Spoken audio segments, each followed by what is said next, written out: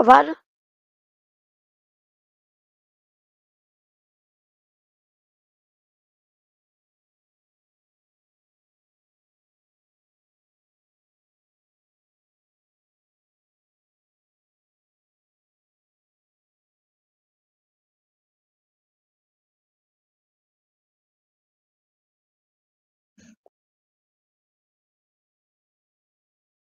אה...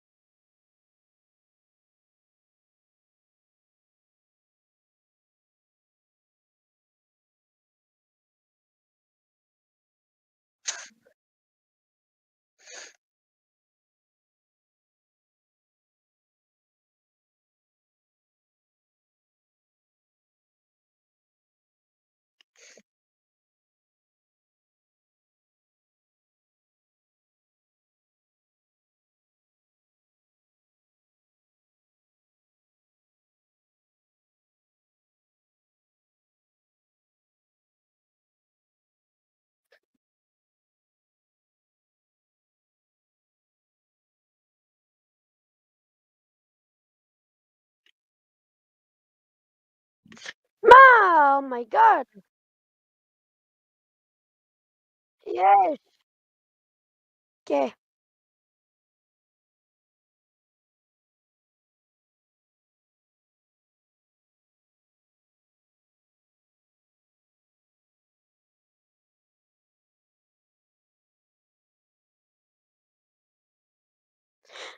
אומייגאד, נו.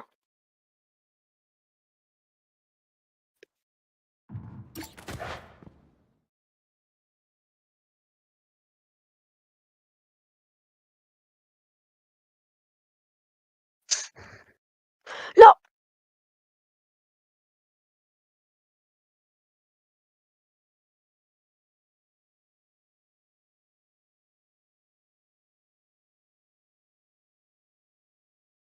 אתה יודע, אני כבר אכנס?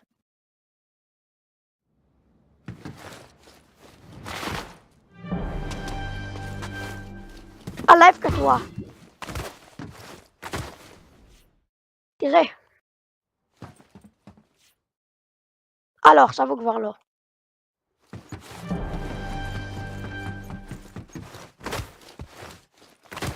כן.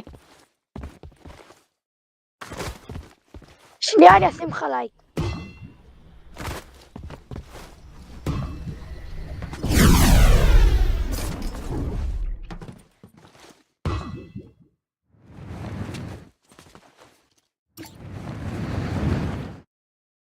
למה?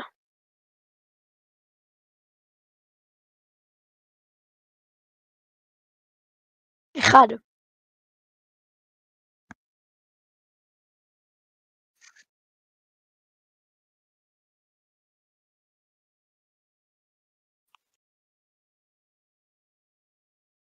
מה?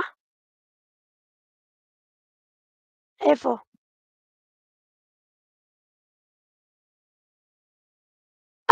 עזוב. מה אכפת לך אבל, נו, למה אתה בודק לי את הערוץ?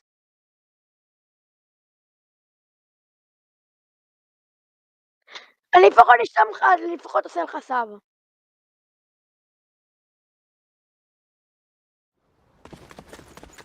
יופי.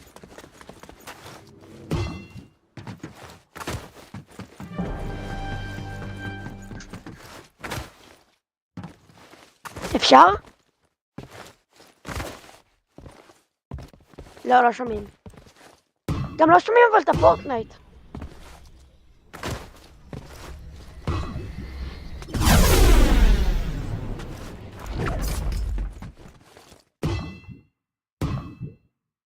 טוב.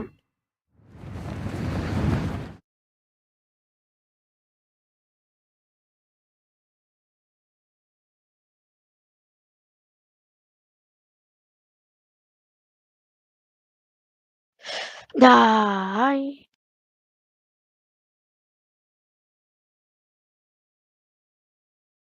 מה? נראה לי. אתה יכול לבדוק? למה? למה כן? למה כן? מתי? כן, היא התקשרה אליי, דיברתי איתה בזה. לא זוכר. היית חמוד? כן, כן? או שהיית חסר סבלנות? הייתי חמוד. כן? כמו שחמוד כמו שאני אוהבת? ברור. ראשון, כתוב אדר, עברי, ויש לי מדעים ב-12 עד 20 עד 1. יופי אליי. למה מפה? נכון. טוב שאני באה.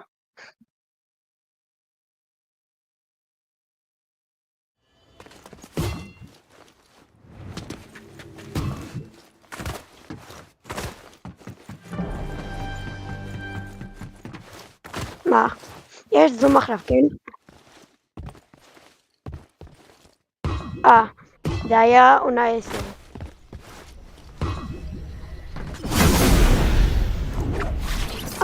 עונה 8. כן. הנה אמא ביקשתי, יכולה ללכת.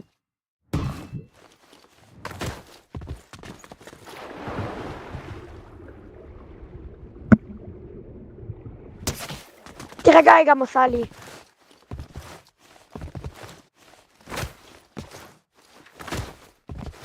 כן.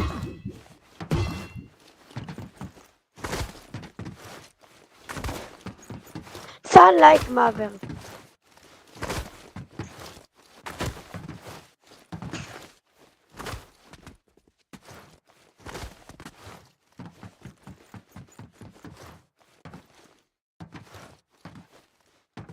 כן. יש מדעים עכשיו.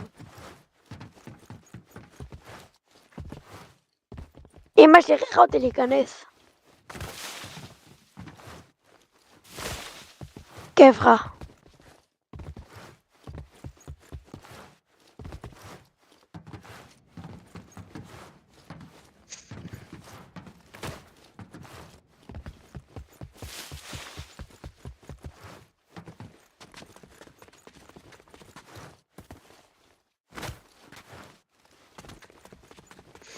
אני עוד רגע בעונה 2. אוקיי, פיו. לא.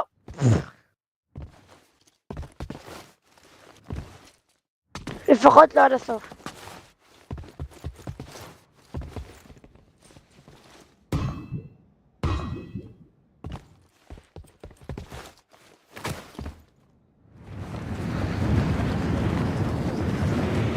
אני רואה אותך לפני.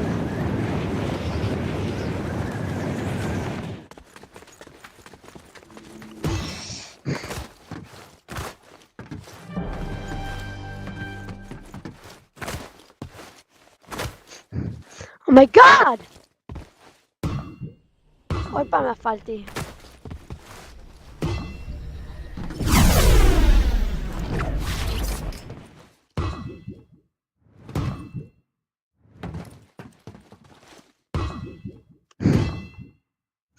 ניפגש בטלטל. לא. כן. תתחילו להצטרף שתיהם. אם אתה מגיע לטלטל ואתה אז תן לי להראות לך איך עושים את זה קודם ואז תבוא אחריי. לא.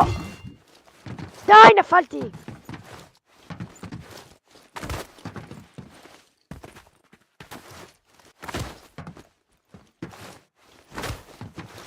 מה?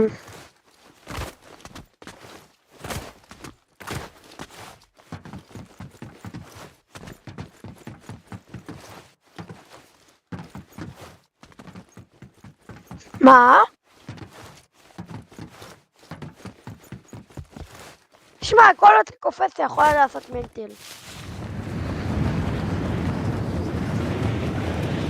ניפגש בטילטל.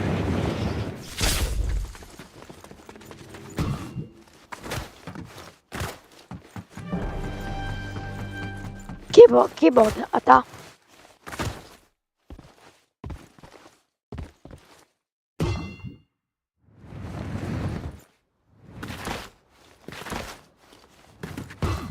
מה? לא. It's me? כן. זה החבר הזה שלך.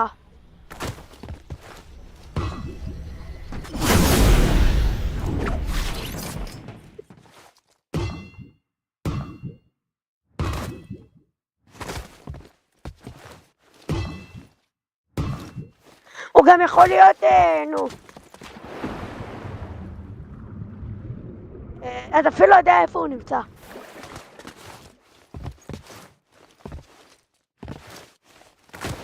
ומה הוא אמר לך? איזה מדינה הוא? יכול להיות שהוא משקר לך. הוא בכלל ערבי. ערביק. מה אמרת לו?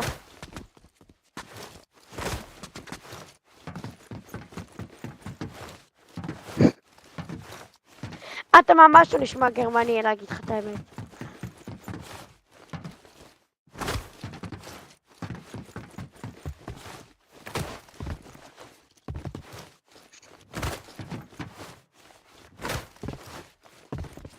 אני צופה בך.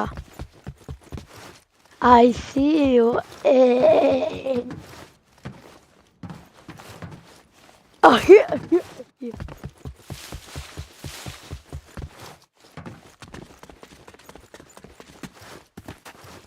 אתה רואה אותי? אני על הפינה.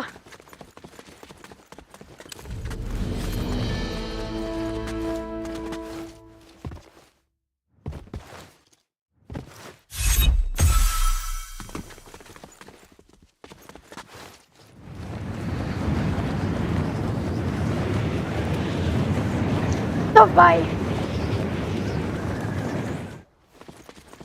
אתה הורס לך את הלייב.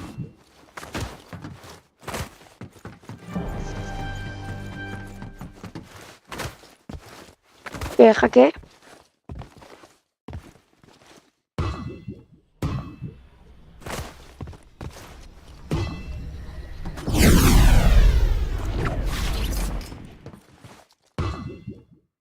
רגע, הנה, only up. יש לך צפייה אחת. כן, זה אני.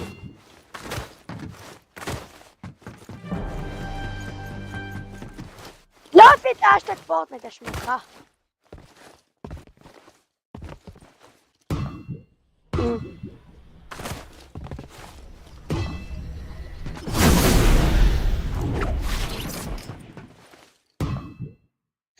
כן.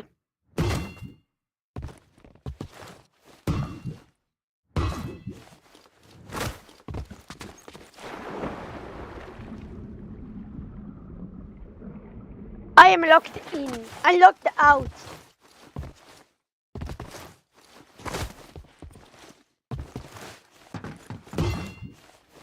מה? אמרתי I'm locked out. עזוב. כן, לא, אמרתי. I locked out. כן, אמרתי בצחוק.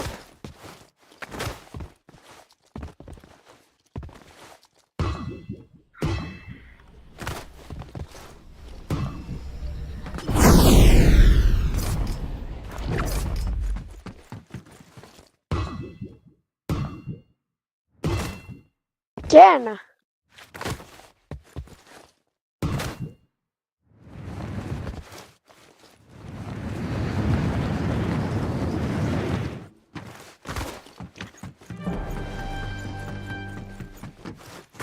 כן. רק כמה האחרונים לא היית.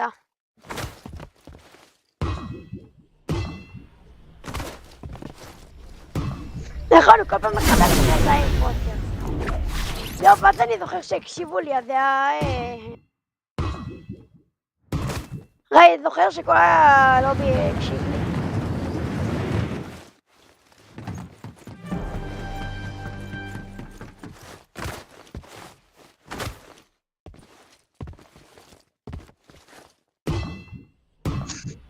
שמה?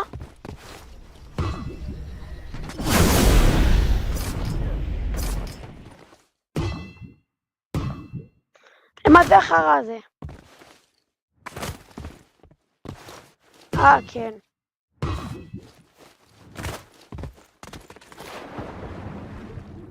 כן. מרחוק.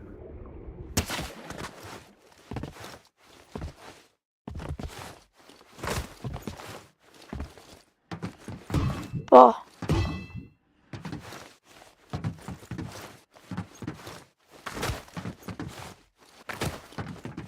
נכון. בסדר, אבל אתה יודע למה מתכוון. עוד פעם נפלת. אני רואה אותך בלייב.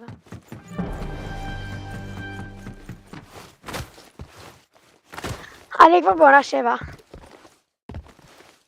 ואני בעולם כן, אפשר. אני לא יודע איך. ואני לא יודע איך לעשות שזה יעשה לי רק על הפורטנייט.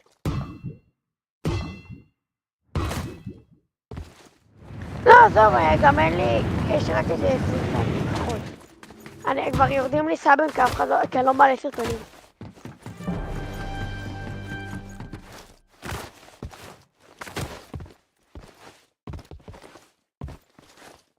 כן. למה, יכול להיות שפשוט מישהו הוריד לך סאב ואז מישהו אחר שם לך סאב לפני שראית.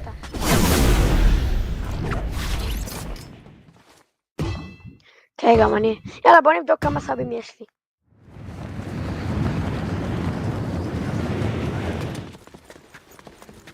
עשרים.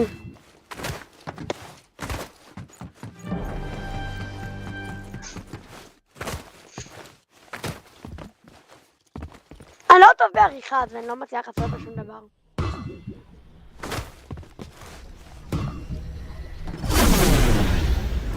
לא, אני גם לא כל כך יודע איך לעשות את הסרטונים האלה, אז עזוב.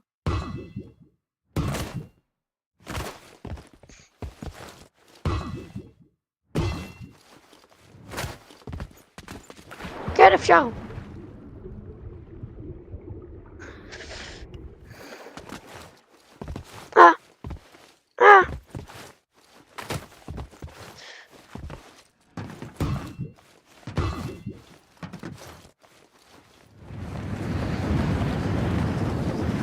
כן! יואו, אני בהרגש.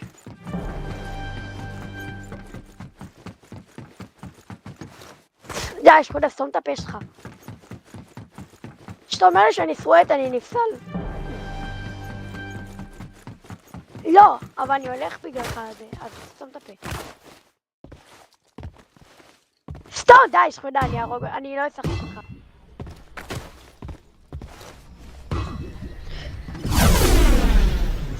לא, יש.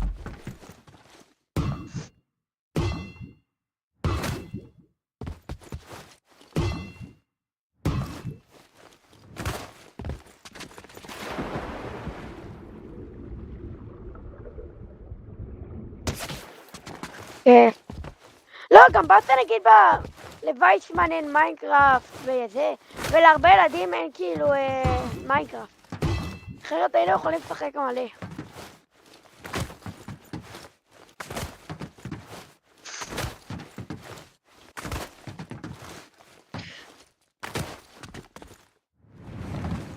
אני כבר 1280 ומשהו.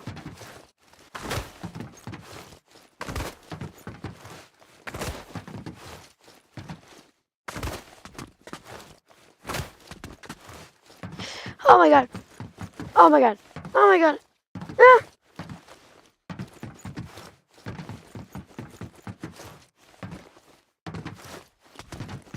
לא! לא כלום.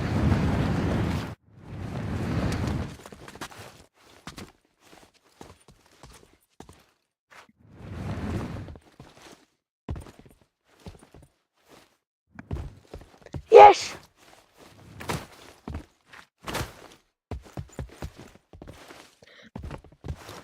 רגע, פאק. אוקיי, לא פתחה לי את זה אוטומטית.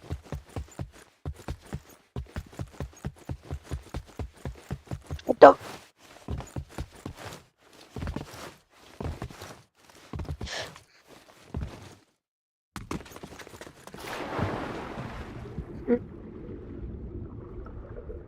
למרות שאתה הולך...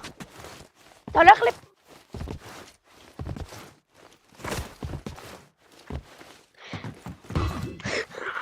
אתה בטוח תיפול מתישהו, זה לא חשוב.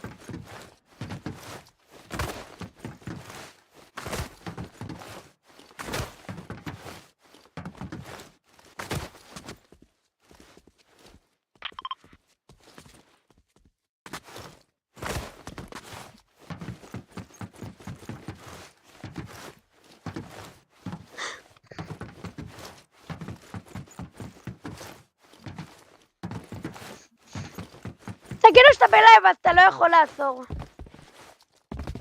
See the next!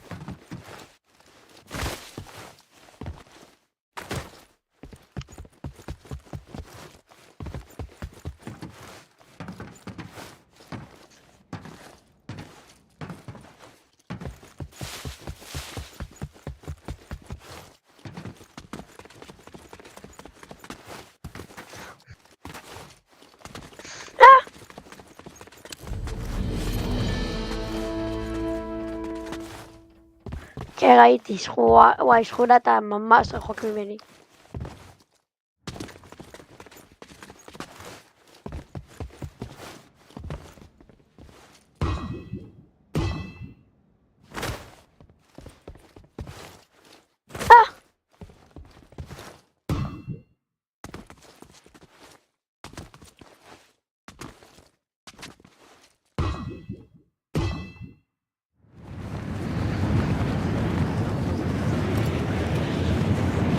מה קרה? לא! לא!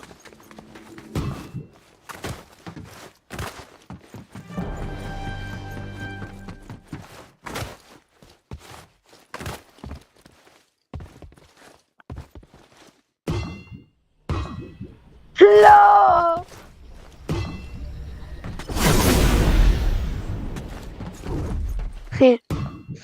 זכותה, לא אכפת לי מה, אני חוזר לשלב הזה.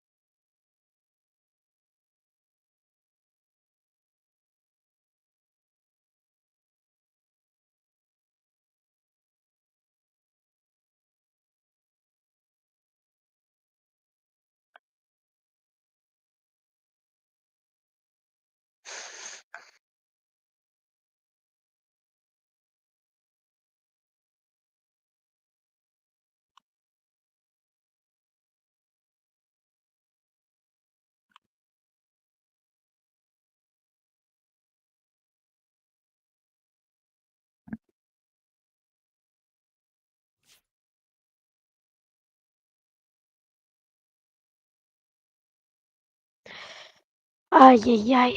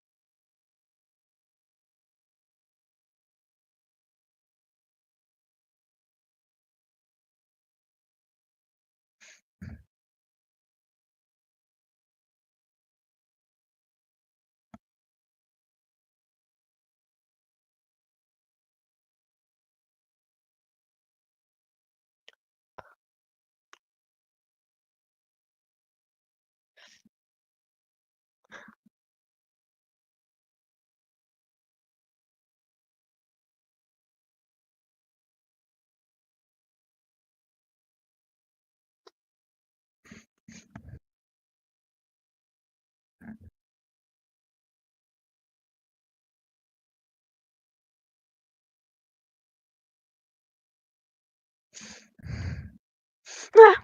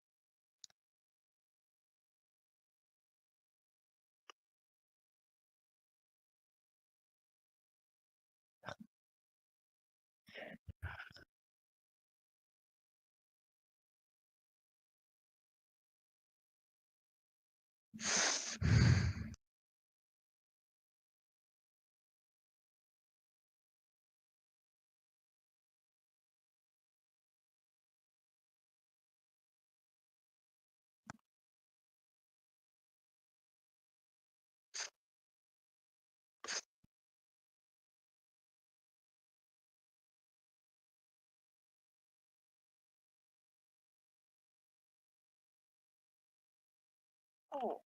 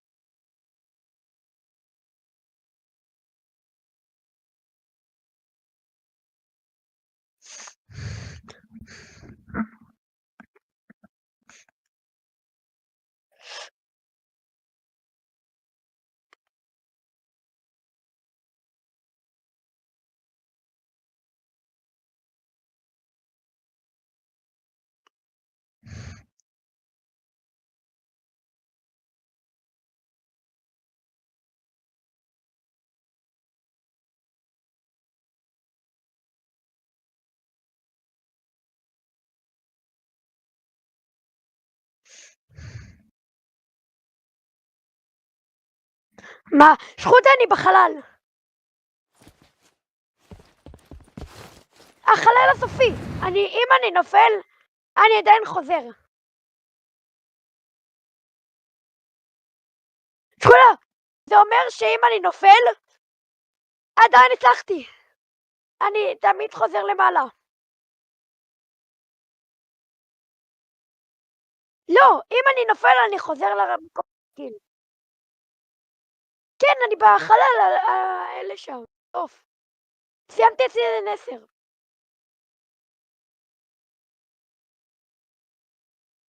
לא, זה כאילו אני עוד רגע בסיום המשחק. אני רואה פה את המקום.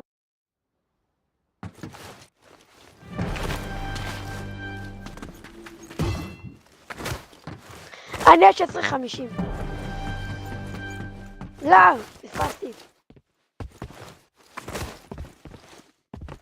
אוקיי, הבנתי, בסדר.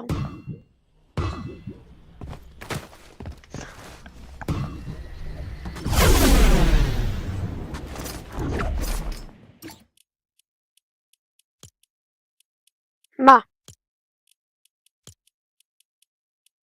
אתה עדיין בלייב, נכון? כן, נכון, אני רואה אותך בלייב.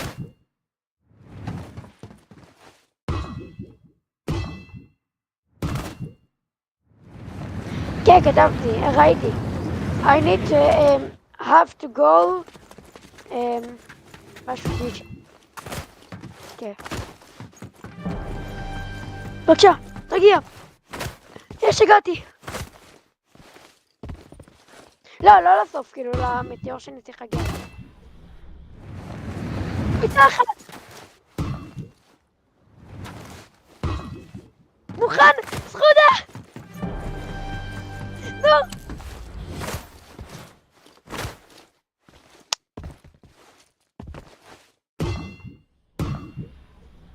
ניצחתי! אתה בטוח שתסיים את זה? טוב, שפולה, אני אעשה לך קואוץ'. זה רגיל, יופי, תמשיך ככה. יופי, בלייב. תמשיך קדימה, תעלה במים ותירגע, שפולה, אל תהיה לחוץ. אתה רואה את זה, תעלה על זה, יופי, תקפוץ גם פה, תזהר. פס! יופי, תשאר פה, תאכל ביס. קח ביס. יופי. יופי, עכשיו תירגע. שכולה, תירגע. אתה עושה מהר מדי, שכולה, אתה עושה מהר מדי. למרות שאני רואה אותך בדיליי, יש מצב אתה עושה לי share בדיסקורד.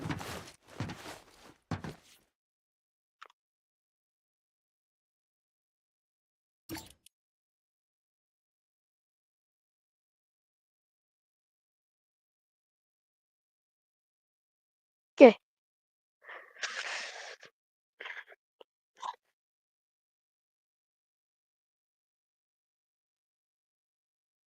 מה?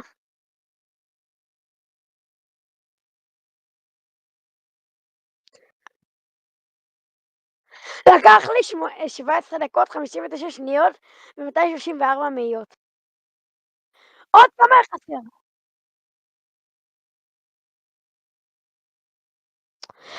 נכון, תעשה את share, אתה על share your screen? תעשה entire screen. יש לך screen 1 ויש את הסקרינים. לך ל-entire screen.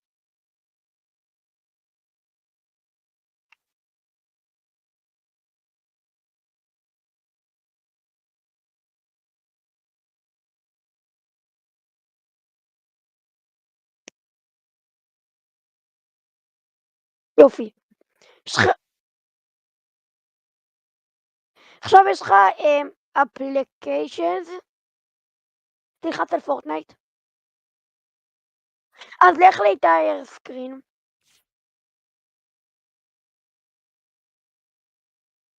שתף. הנה, ראיתי.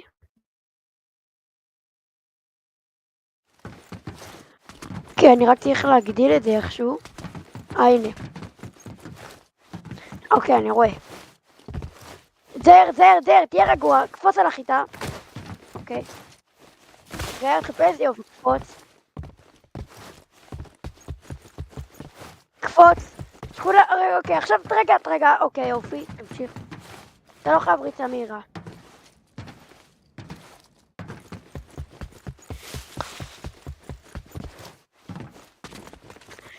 תשאר בימין, יופי. עכשיו תהיה על הצד כדי שלא תיפול. שכונה זהר, עכשיו תעצור רגע את הריצה מהירה. יופי. עכשיו, חכה, לא, עוד לא. תסתכל על זה, יופי, עכשיו תתחיל לרוץ ואז תקפוץ.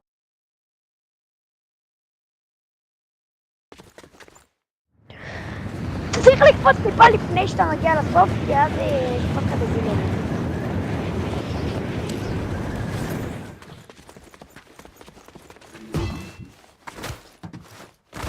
כן, אבל תנסה לא הרבה לפני. יופי.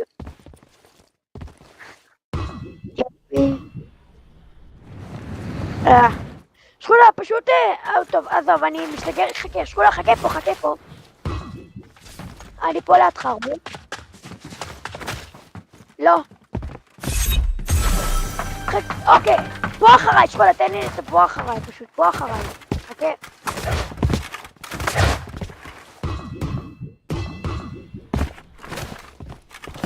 קפוץ ככה ואז תשחרר.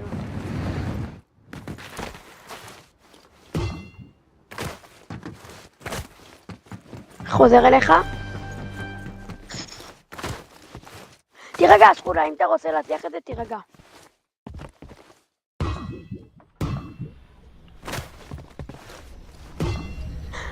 כן. אני מחכה לך פה, תחכה לי או משהו? תחכה לי בבולט.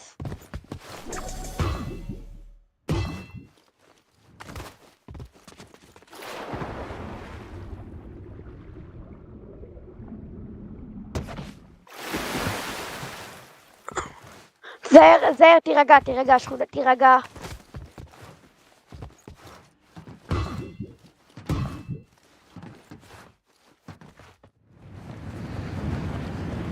שכונה, אמרתי לך, תירגע. אתה ממהר.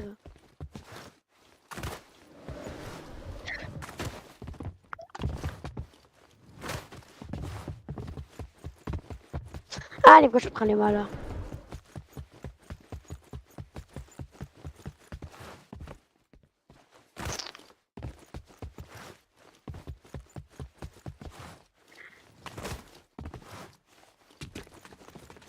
חכה.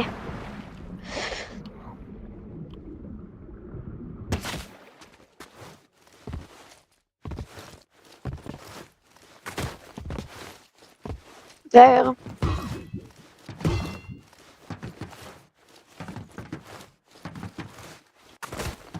אתה יכול גם ללכת על זה של דגים, תירגע, אתה עושה סקיפים להכל. ובגלל זה נפלת, שכונה, צריך להירגע.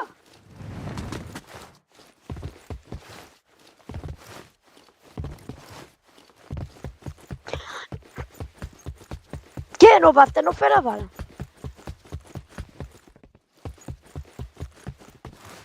אני אבדוק כמה זה יש לך בלייב. יש לך רק אני.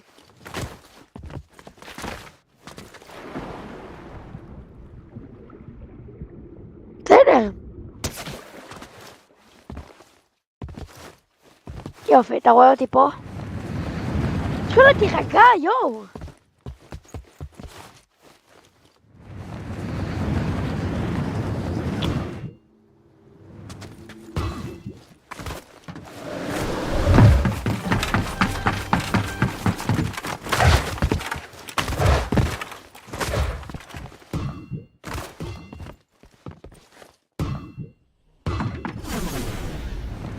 מה? מה זאת אומרת אדיט?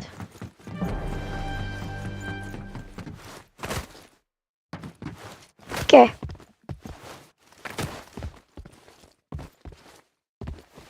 יופי, 1, 2, זר.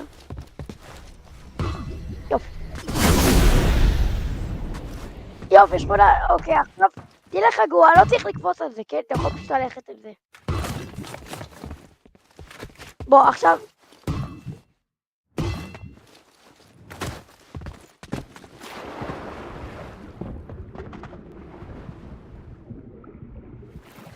לא, גם אותי אתה לא מצליח מהזה.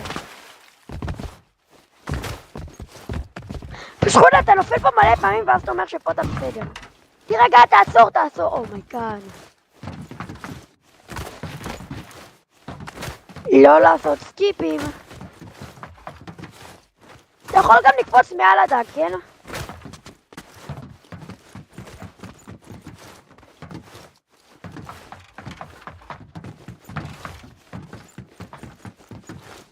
אתה יודע שאני יכול לראות אותך.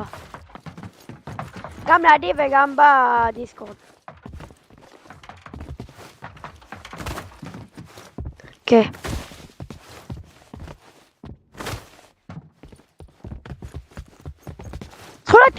תירגע.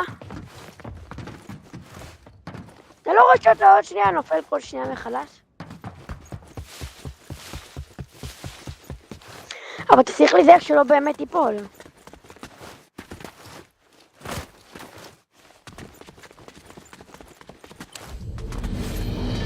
אם אתה רוצה אתה לא חייב לעשות את טילטד בכלל. אם אתה רוצה אתה לא חייב לעשות בכלל את טילטד.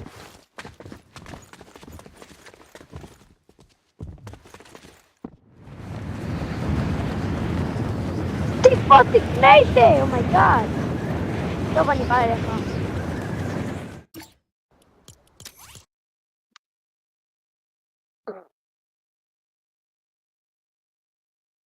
You might as well put them to good use. From the safety of your chilly perch, you're all set to put the finishing touches on your trap. Place one end of the wire into the water that's accumulated below, and wait for the sound of the grabber entering the room. As soon as he sets foot on the soaked floor, jam the other end of the wire into the socket beneath you, and be careful to only handle the portion still covered by the protective shielding. You'll be safe from harm inside the freezer while the grabber rides the lightning straight to hell. Now, there's a good chance this little maneuver will trip the circuit breaker, so timing is everything. Once the grabber is good and fried, kick the wire free from the outlet, just to be safe and get the hell out of there. But hey, this is all highly theoretical. If Finney lacks the courage to fight back against some bullies, who knows if he's got the sack to mess around with high voltage lines. No, if he's going to get out of this, it's going to take more than some elaborate trap. He'll have to find a way to summon his bravery from within, and he'd better do it soon because the grabber is almost finished toying with him. Exhausted and defeated, Finney breaks down as the phone rings yet again. This time it's his old buddy Robin. He tells Finn to dry his tears. He's with him, and he's not going to leave him. He assures his friend that he won't meet the same fate as the grabber's other victims. Today is the day he finally stands up for himself. Robin tells Finn to use the phone as a weapon. Packed with dirt, it could be heavy enough to do some damage. He talks Finney through some footwork to aid in his attack, hopefully providing the strategy he'll need to best the grabber one-on-one. Robin tells him to use what they've given him and wishes him a final goodbye. From here on out, Finn is on his own. He cuts the phone free and packs. So when a client comes to us with an ask to launch an influencer marketing campaign, the process is pretty streamlined. So what we'll do is we'll get into the... So picture this, you're trapped in a psychotic boogeyman's basement, and your only connection... Now that the glass is force the doors open to it. As the lights come on in the basement, Finney readies his weapon for the... Hey, this is all highly theoretical. If Finney lacks the courage to fight back against some bullies, who knows if he's got the sack to mess around with high voltage lines. No, if he's going to get out of this, it's going to take more than some elaborate trap. He'll have to find a way to summon his bravery from within, and he'd better do it soon because the grabber is almost finished toying with him. Exhausted and defeated, Finney breaks down as the phone rings yet again. This time it's his old buddy Robin. He tells Finn to dry his tears. He's with him, and he's not going to leave him. He assures his friend that he won't meet the same fate as the grabber's other victims. Today is the day he finally stands up for himself. Robin tells Finn to use the phone as a weapon. Packed with dirt, it could be heavy enough to do some damage. He talks Finney through some footwork to aid in his attack, hopefully providing the strategy he'll need to best the grabber one-on-one. Robin tells him to use what they've given him and wishes him a final goodbye. From here on out, Finn is on his own. He cuts the phone free and packs it full of dirt as Robin instructed. Back on the hunt for the house she saw in her dreams, Gwen rides her bike through the rainy suburban streets. Suddenly, she's face to face with the apparitions of the missing boys, causing her to lose control and crash. When she gets up, she realizes she's right in front of the house that she was looking for. She rushes home to alert the authorities. Finney's time is almost up. The grabber procures some supplies for the final steps of his twisted game, while brother Max ponders his evidence in the living room. Across town, the detectives spring into action after receiving Gwen's call. Meanwhile, Max begins to put the pieces together. His brother's house is within the radius he'd established for the grabber's hideout. Could the answer have been staring at him all along? As the lights come on in the basement, Finney readies his weapon for the fight.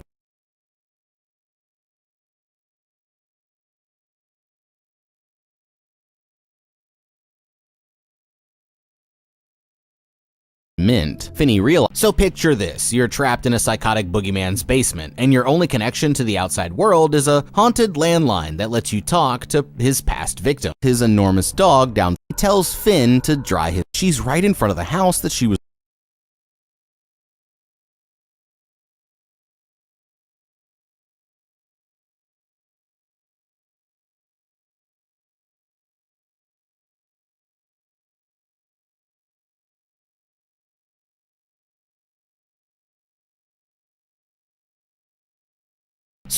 So picture this, you're trapped in a psychotic boogeyman's basement, and you lose control and crash. When she gets up, she realizes she's right in front of the house that she was looking for. She rushes home to alert the authorities. Finney's time is almost up. The grabber procures some supplies for the final steps of his twisted game, while brother Max ponders his evidence in the living room. Across town, the detectives spring into action after receiving Gwen's call. Meanwhile, Max begins to put the pieces together. His brother's house is within the radius he'd established for the grabber's hideout. Could the answer have been staring at him all along? As the lights come on in the basement, Finney readies his weapon for the fight, but instead of the grabber, the incredulous Max steps through the doorway. Max promises to go for help, but an axe blow to the head quickly puts a stop to that. The grabber has come home early, and he doesn't look happy to see Finney. Outside, the police arrive at the scene where Gwen is waiting. She points them to the house, and they pound on the door with their guns drawn. They breach the entryway, but the place seems to be empty. The grabber and Finney aren't here. In the basement, the grabber retrieves his axe from his brother's skull and calls his enormous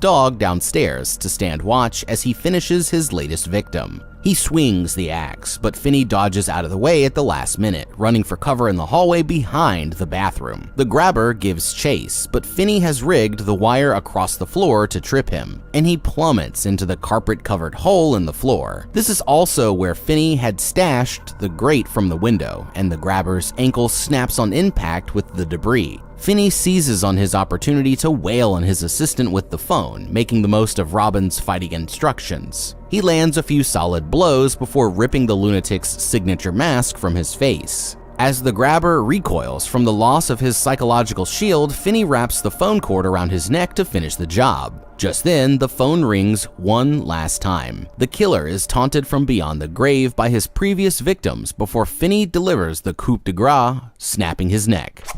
Okay, finally this bastard gets what's coming to him. You know, for some hotshot boogeyman, he really has a lot of holes in his game. From the very start, it was almost as if he wanted to get caught. Grabber, you f***ed up. Let's start with a choice in wheels. A blacked out van is already the most conspicuous vehicle a kidnapper could drive, but emblazoning the logo of your part-time magic company on the side, that just screams, I come in close contact with other people's kids. Notice me, senpai. I mean, you might as well just strap a big neon sign with the words boys inside on the top of the thing. Next, the tendency to snatch your victims in broad daylight and in plain view of the public shows a serious lack of common sense. I mean, the fact that you weren't caught in the act countless times is nothing more than sheer dumb luck. It's also exactly the level of thoughtfulness that I would expect from a guy who lets his cokehead brother crash at the place where he stashes stolen kids. Never mind leaving Max alone in the house for hours with the door leading to the basement unlocked. What if he had wandered into the kitchen for a midnight snack to find your freaky ass sitting there shirtless in that goofy ass mask?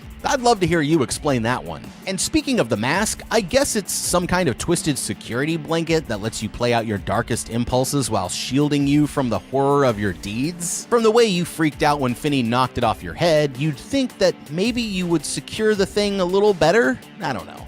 Just an idea. Like, hey, no big deal. My entire psychological state hinges on this mask, and if it happens to fall off, I'll squeal like a pig and completely drop my guard. One thin elastic band ought to do the trick. But you probably thought you'd never be in this position in the first place. I mean, all you did was leave a desperate, unsupervised kid alone with enough supplies to MacGyver himself up an elaborate multi-part trap. Seriously, dude? Carpet remnants and a busted old phone? Here's a thought. The next time you're putting together a kitty torture dungeon, maybe take the extra effort to clear the junk out of the room.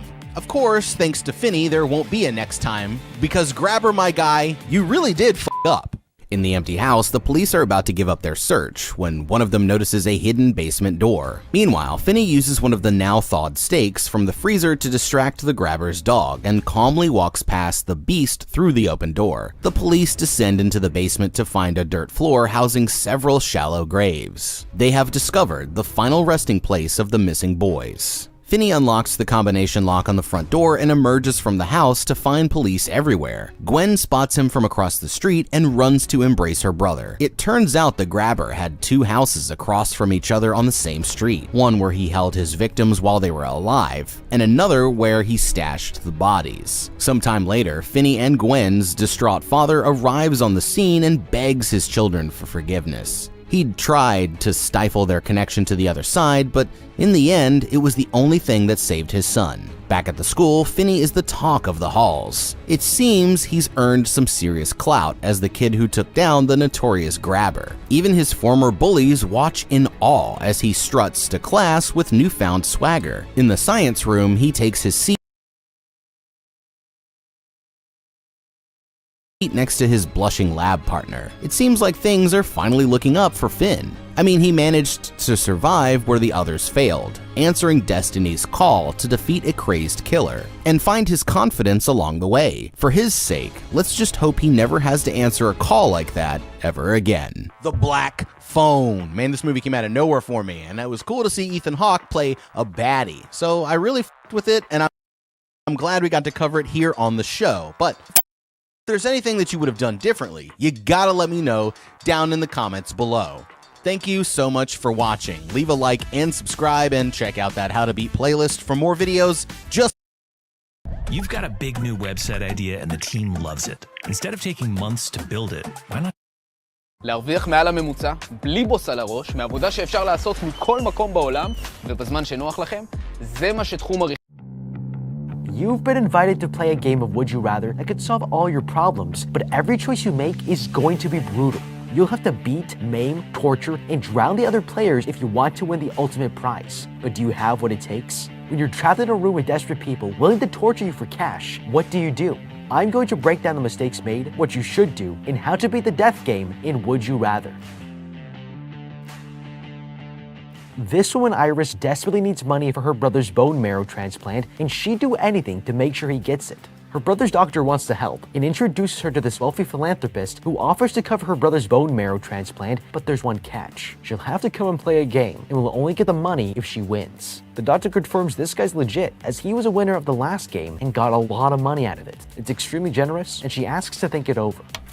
Alright, there's already enough here to tell me this is a sketchy deal. If he wanted to donate his wealth to people in need, making a private game out of it is completely unnecessary. There must be an ulterior motive here, but this girl doesn't have a lot of options. A bone marrow transplant can cost up to $675,000, which is insane. If she worked 3 jobs like the one she applies for at this restaurant and didn't spend a penny for 8 years, she still wouldn't have enough money to afford the procedure. If it's my brother, I'd still join any game short of an underground Russian roulette ring to make sure he could live. But not without some basic questions answered first. If we're going to play a game, we need more information to prepare, study it, and devise a strategy to win. This girl didn't even ask what the game was, and that was her first mistake. The best source of information is the doctor here, because he was the winner of the last game. I wouldn't leave until he told me his advice and strategies, so I have a competitive advantage. After returning home, she finds out she's been rejected from her recent job application, and she realizes her brother will die a slow and painful death unless she decides to join the game. The next evening, she heads over to the mansion where the event is being held and meets 7 other guests. It's a real mixed bag of people. There's a woman in a wheelchair, a professional gambler from Vegas, and even an Iraq War veteran. All of them are here out of sheer desperation and looking for a chance to win big, but none of them are prepared for the horrors they'll be facing tonight. Okay, they might all seem friendly right now, but this is a room full of desperate people, which makes them dangerous, and we should expect they're all sizing up the competition, so we should too. We can actually tell a lot about these people based on their positioning in the room, body language, and drink selection. Every single one of them is drinking alcohol except this guy, who just has water. This seems irrelevant, but it's incredibly important. If you're about to play a game, you want to be sober. It tells me this guy's taking the competition more seriously than the others and is already strategizing. If they offer me drinks, I'm refusing. I can also tell that this girl and this veteran have trust issues because they've distanced themselves from everyone else in the room. They're not here to make friends. They're here to win, and I expect that neither of them will easily cooperate with the group. The butler comes in and tells the guests to remove any of their personal belongings before they enter the game as a way to make sure they don't cheat. It makes them feel nervous, but with money on the line, everyone hands their phones and bags over and makes their way to the dining room. Okay, we are playing a game, and phones might be an easy way to cheat, so handing them over is actually a reasonable request. But this is exactly why I would do everything I could to take mine inside. If I'm already desperate enough to be here in the first place, why would I suddenly want to play by the rules? If my brother's life hangs in the balance, I need every advantage, fair or not, to gain the upper hand. When they ask for my phone, I would tuck it inside my waistband behind my belt and simply say that I didn't bring it with me. There's no metal detection, no x-ray, not even a pat-down. This is a flaw that we can and should exploit. Dinner starts and they're served a main course of steak and foie gras, but Iris here has some gripes. She's a strict vegetarian who's sworn to never eat meat, and this is where the night starts to get interesting. The host offers her $10,000 to give up her lifelong commitment and eat the steak. She refuses at first, but everyone has a price as she takes that deal and swallows her pride. He then notices the old man here is drinking only water and finds out he's a recovering alcoholic. Offering him $50,000, he ups the ante and tells him to drink an entire Scotch decanter. After a lot of hesitation, he finally gives up 16 years of hard-fought sobriety. Okay, there's a pattern building here. The host wants to make us do things that go against our principles and morals for cold, hard cash. Fortunately, this can be easily manipulated because both of these challenges were based on information that they volunteered. I would create a lie that would make him give me easy challenges that I didn't morally object to, such as telling him I'm Jewish and only eat kosher. I might even say I'm celibate just to see what happens. Now this is probably going to escalate quickly, and if we stay too long, he might be asking us to do things that are downright evil. With a room of desperate people, only God knows what some of them might be capable of, especially when things start getting competitive. We should be taking this opportunity to grab as much cash as possible in these simple, isolated challenges and leave before it gets out of hand. The host then reveals the main event of the evening. They will all be playing a game of Would You Rather with some important differences. In each round, every player will be given 2 unpleasant choices, with only 15 seconds to choose. They're eliminated if they don't act in time, and the last remaining player wins the game. Before they start, he offers them a chance to leave, but no one gets up and the game begins. The host reveals that his butler used to be an interrogator for MI5, as he brings out one of his old tools for torture, and they'll be using it to electrocute their guests. The alcoholic wants no part of this and tries to leave, but the butler makes it clear that's no longer an option by shooting him in the head. If they want out alive, they need to win.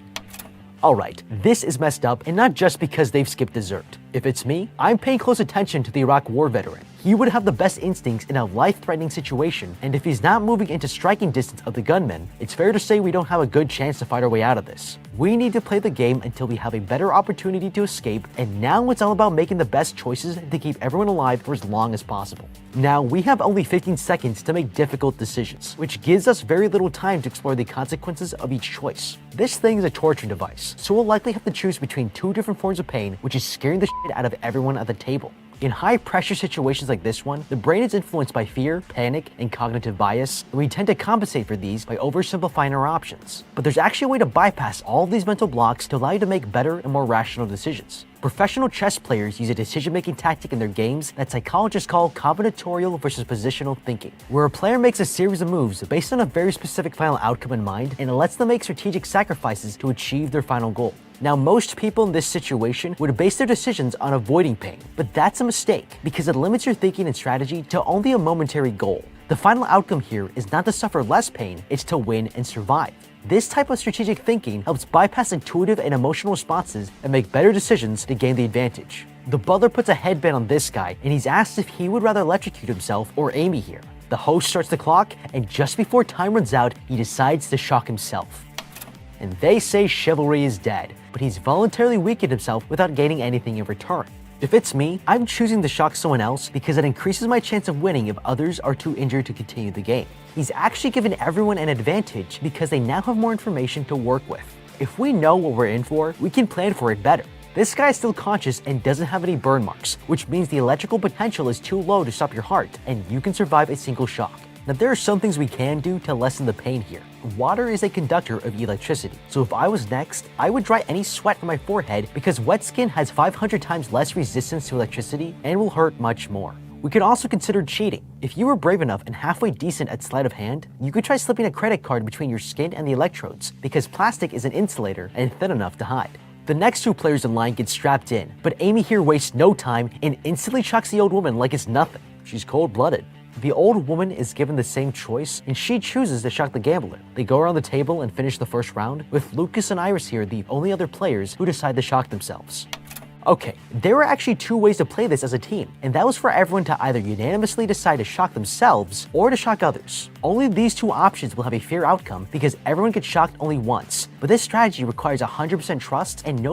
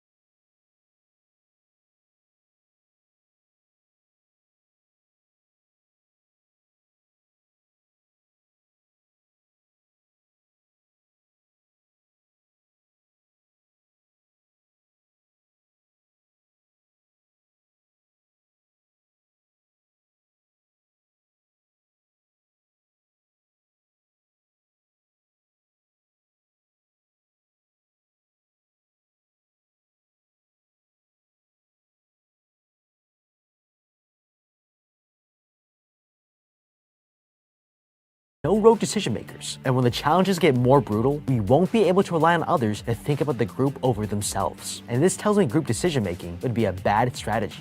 The staff prepare for the second round. With their only chance, the group secretly discuss taking down the guards, stealing their guns, and taking their keys to escape the house. Before they can come to any agreement, the host's son Julian comes in to taunt them. The veteran starts mouthing off, and the son makes it clear that he'll regret it later. Alright, bad decisions are made when you let emotions get the better of you. Now, studies show fear drives people to make pessimistic decisions, and angry people will make optimistic ones. Deciding to curse this guy out optimistically assumes that there will be no consequences, and that's stupid. We already know that the host will have us killed without blinking an eye. I'd want to stay quiet so I don't get any special attention. Now, it's cold-blooded, but I'd also encourage others to speak out and get emotionally triggered. This situation is scary as hell, and I'd be pessimistic enough to think there's no way out of this without winning. Meanwhile, Iris's doctor has snuck onto the property. He won the last game, so he must know what's going on, and it looks like he's here to help them. But he can't take out all the guards by himself, so they'll have to survive the next round until he can figure out what to do. Okay, there's no reason for this doctor to be on the property. If he actually wanted to save lives and avoid suspicion from the host, he should have stayed home and called the police or the fire department from a burner phone to avoid any trace of the call back to him. If the authorities get involved, it gives the guests an opportunity to escape. This guy doesn't consider any of this, and if he was my doctor, I'd definitely be seeking a second opinion. The next round has begun, and this time they will have 30 seconds to make their decision, but the choices will be a lot more sadistic. The first player to go is Iris, and she's asked if she would rather stab this guy's thigh with an ice pick or whip the veteran with the staff 3 times. Okay, things are getting really serious now. We have to be a lot more careful of our decisions because not only could they kill someone, but we should also be expecting retaliation if we make the wrong choice. I'd be very tempted to beat someone as a lesser punishment, but in this case, choosing the ice pick is actually the safer of the 2 options. This whipping staff is called a jambak, and it's a fucking nightmare. Often made from hippo or rhino hide and used by cattle herders and South African police during apartheid, this thing can cause enough damage to experience symptoms of crush syndrome, which leads to kidney failure, and rhabdomyolysis, which kills muscle fibers and releases it into the bloodstream. A shallow stab in the thigh, however, can be quickly treated, but placement is absolutely vital. Stabbing someone on the outermost side of their leg avoids major arteries, and depending on someone's build, there can be a thicker layer of subcutaneous fat on the thighs, which might decrease the chances of causing a life-threatening injury. Iris decides to use the African whipping staff, but the bigger mistake here was letting him take off his jacket, because he's removing a layer of protection. She tries to take it easy on him, but the host won't count them unless she uses full force. Now, the back has a lot of weak points. There are vital organs, nerves, and bones without a lot of muscle or fat to protect them, making it much more dangerous. This guy didn't specify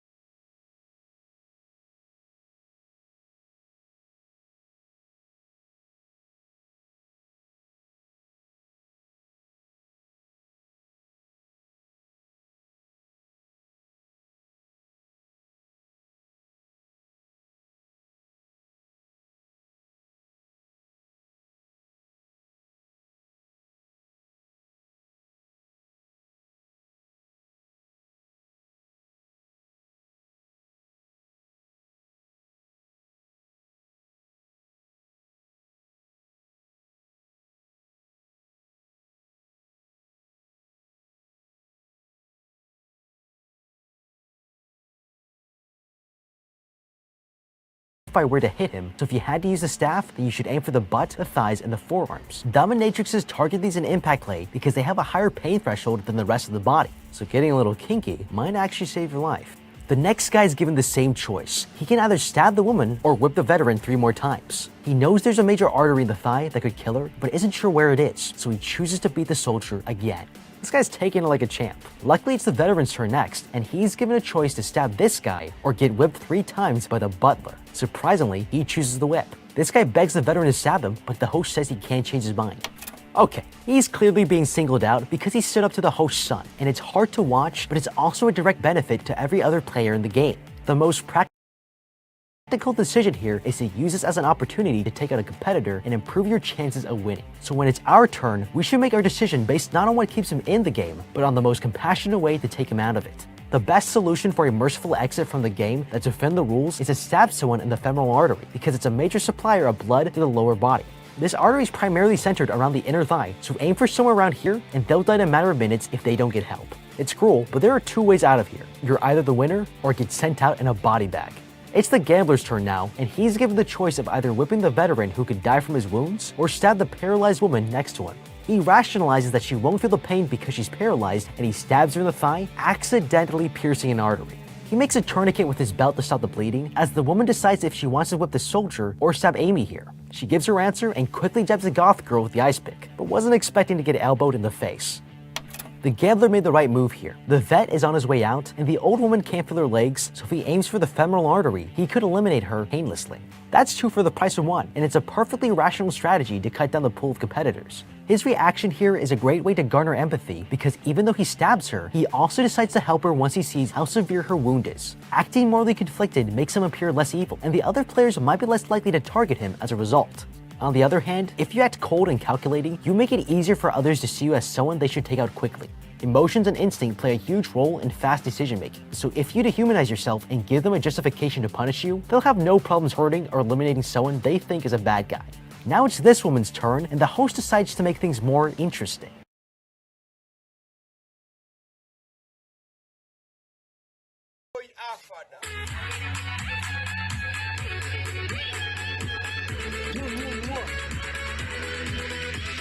She can either whip the soldier or stab anyone she chooses. She makes it clear to everyone that this is a competition where teamwork does not pay off, and she's dead set on winning this. She chooses Iris as her target and asks the host if she can stab her anywhere. He tells her she can stab only below the shoulder, and immediately the girl jams the ice pick into her side. It didn't penetrate the lung, so she's going to be okay, but as she's recovering, the veteran collapses from his injuries and isn't getting up. Okay, they've introduced a new choice into this game, and this is important to our strategy because we can now selectively target who to injure. With 1 person eliminated and 2 on their way out, we should consider who's most likely to survive the longest. Out of all of them, the old lady is the weakest due to her age and fatal stab wound, so I'd want to keep her around. These 2 guys are healthy enough to take quite a beating, but they've also shown a willingness to sacrifice themselves for the group, so they might be easier to manipulate and are therefore less threatening. Amy is most likely going to stab others in the back, which makes her the first person you should take out, as she's too dangerous to be left alive. Iris here is in this for her brother, so she'd do anything to make sure he gets what he needs, making her just as dangerous. As for the gambler, I expect he's better at calculating probabilities and risk assessment, and will eliminate any other competitors who get in his way. If they give us the freedom to choose, the top 3 people we need to take out are Amy, Iris, and the gambler, and winning the game depends on making sure your last remaining competition is weaker than you. Downstairs in the basement, the doctor is breaking in, and he's decided he has to do something about this to rescue his friend Iris before she dies in the game. The butler determines the soldier is unconscious, but still able to play, but they realize the old woman has quietly died from her wound, and she gets eliminated. It's now this guy's turn to choose, and he decides to beat the veteran so hard that he can't continue, leaving 5 people left to play. But before the weapons change hands, the players make signals to each other, and they wait until the host starts speaking with his butler to seize their opportunity. The 3 men attack the guards, distracting them as Iris here runs out of the room. The host shoots one of the players dead and ushers the remaining guests to the table. But when he realizes that someone is missing, he commands his butler to find the woman and lets his son join the search. Okay, this was their best chance at escaping, and they took it. We have 2 weapons that we didn't have in the first round, and they would have been taken away once the next one starts, so it was a perfect time to strike, and they nearly got away, but they made a few mistakes here. The first was assuming the hosts don't carry guns. There's no way I'm thinking they aren't armed for any number of unexpected outcomes, and if they've been doing this for years, they would know better. This guy should have left as soon as he had the chance instead of walking up to the host. Secondly, splitting up will divide the outnumbered guards, giving someone the opportunity to look for confiscated cell phones to call the police. The windows aren't barred, so I would look for a room on the first floor of a window and lock myself in. Meanwhile, you should grab a knife in case you need to force open any locked doors in the escape. This is actually not that hard to do. As long as the slanted part of the latch bolt is facing you, the knife can slip into the small crack of the lock to force it open, and you can run away. Iris here tries to break out through the basement window, but the host son finds her and tries to take advantage. She fights back and stabs him in the leg. Her doctor suddenly shows up and tries to rescue her, but seconds later, he gets shot by the butler, who takes Iris back to the game.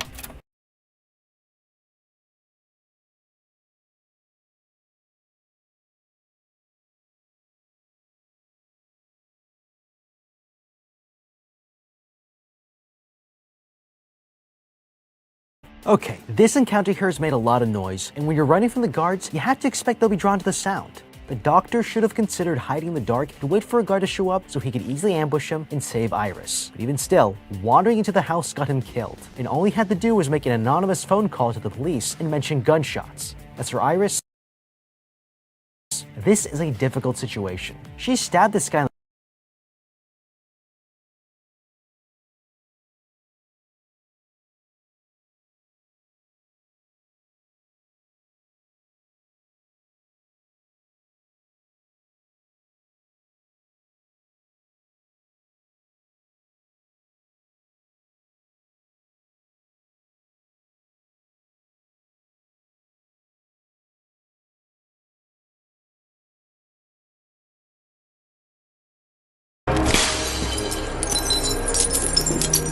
So even the greatest minds can be broken. You won't be mad anymore.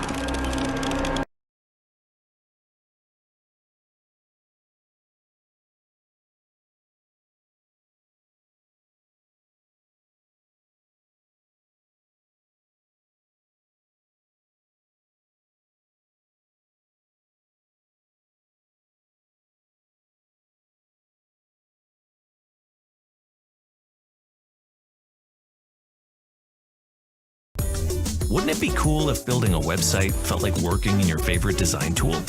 With Frame Mob Entertainment has finally taken their first step towards the Poppy Playtime Chapter 5 hype, releasing a VHS tape style video titled Restricted OmniTool.mp4. And in this video, we'll be analyzing what little new info we were given to try and make connections for what's to come for the upcoming chapter. And this does include a hint of an experiment that we haven't seen or even heard of yet. The video starts off as a regular Poppy Playtime grab pack tutorial introducing the Omni Hand, what we got near the end of chapter 4. As we know, this hand allows you to access doors that would normally require higher clearance, letting you see more of Playtime Co.'s areas and equipment. What's weird about this VHS tape specifically though is that it basically withholds the info on how to use the hand remotely through static being at the bottom of the video. But we, the player, actually know how to do this, and not only did we do it in chapter 4, but we do it pretty shortly after what's shown to us in the video. It shows Harley Sawyer's point of view of watching Yarnaby exactly at the spots that we end up defeating him. This looks to be the part of the factory that included stealthily navigating around Yarnaby, which is evidenced by the console here with a thick cord stretching along to another console. A small sticky note on the left side of the monitor that Sawyer's viewing seems to have a checklist on which toys to watch, and he switches the camera over to Yarnaby, giving us a nice glimpse of the location. Now you would assume that the experiment number with the black dot beside it is Yarnaby, but his experiment number is 1166. Which means that Yarnaby being shown here isn't relevant to the note itself, and there might be a toy that we haven't seen yet. But this scene of Yarnaby going through the door does seem familiar, but more on that in a second. Sawyer looks down to reveal the Omni chip that he's holding and inserts it into the console, allowing Yarnaby to head through the door. Around halfway into the chapter, after successfully avoiding Yarnaby and reactivating the power, we're met with a red and blue scanner on opposite sides of this door. Once scanned, the door slowly begins to open, but before completely opening, Yarnaby pulls up behind us with the door seemingly opening on its own. And this scene seems to align exactly with what we see in this new Omni-Hand video, as the scratchy roar that Yarnaby does once the door opens for both scenes match perfectly. We go through here, and then we use both of our hands, 1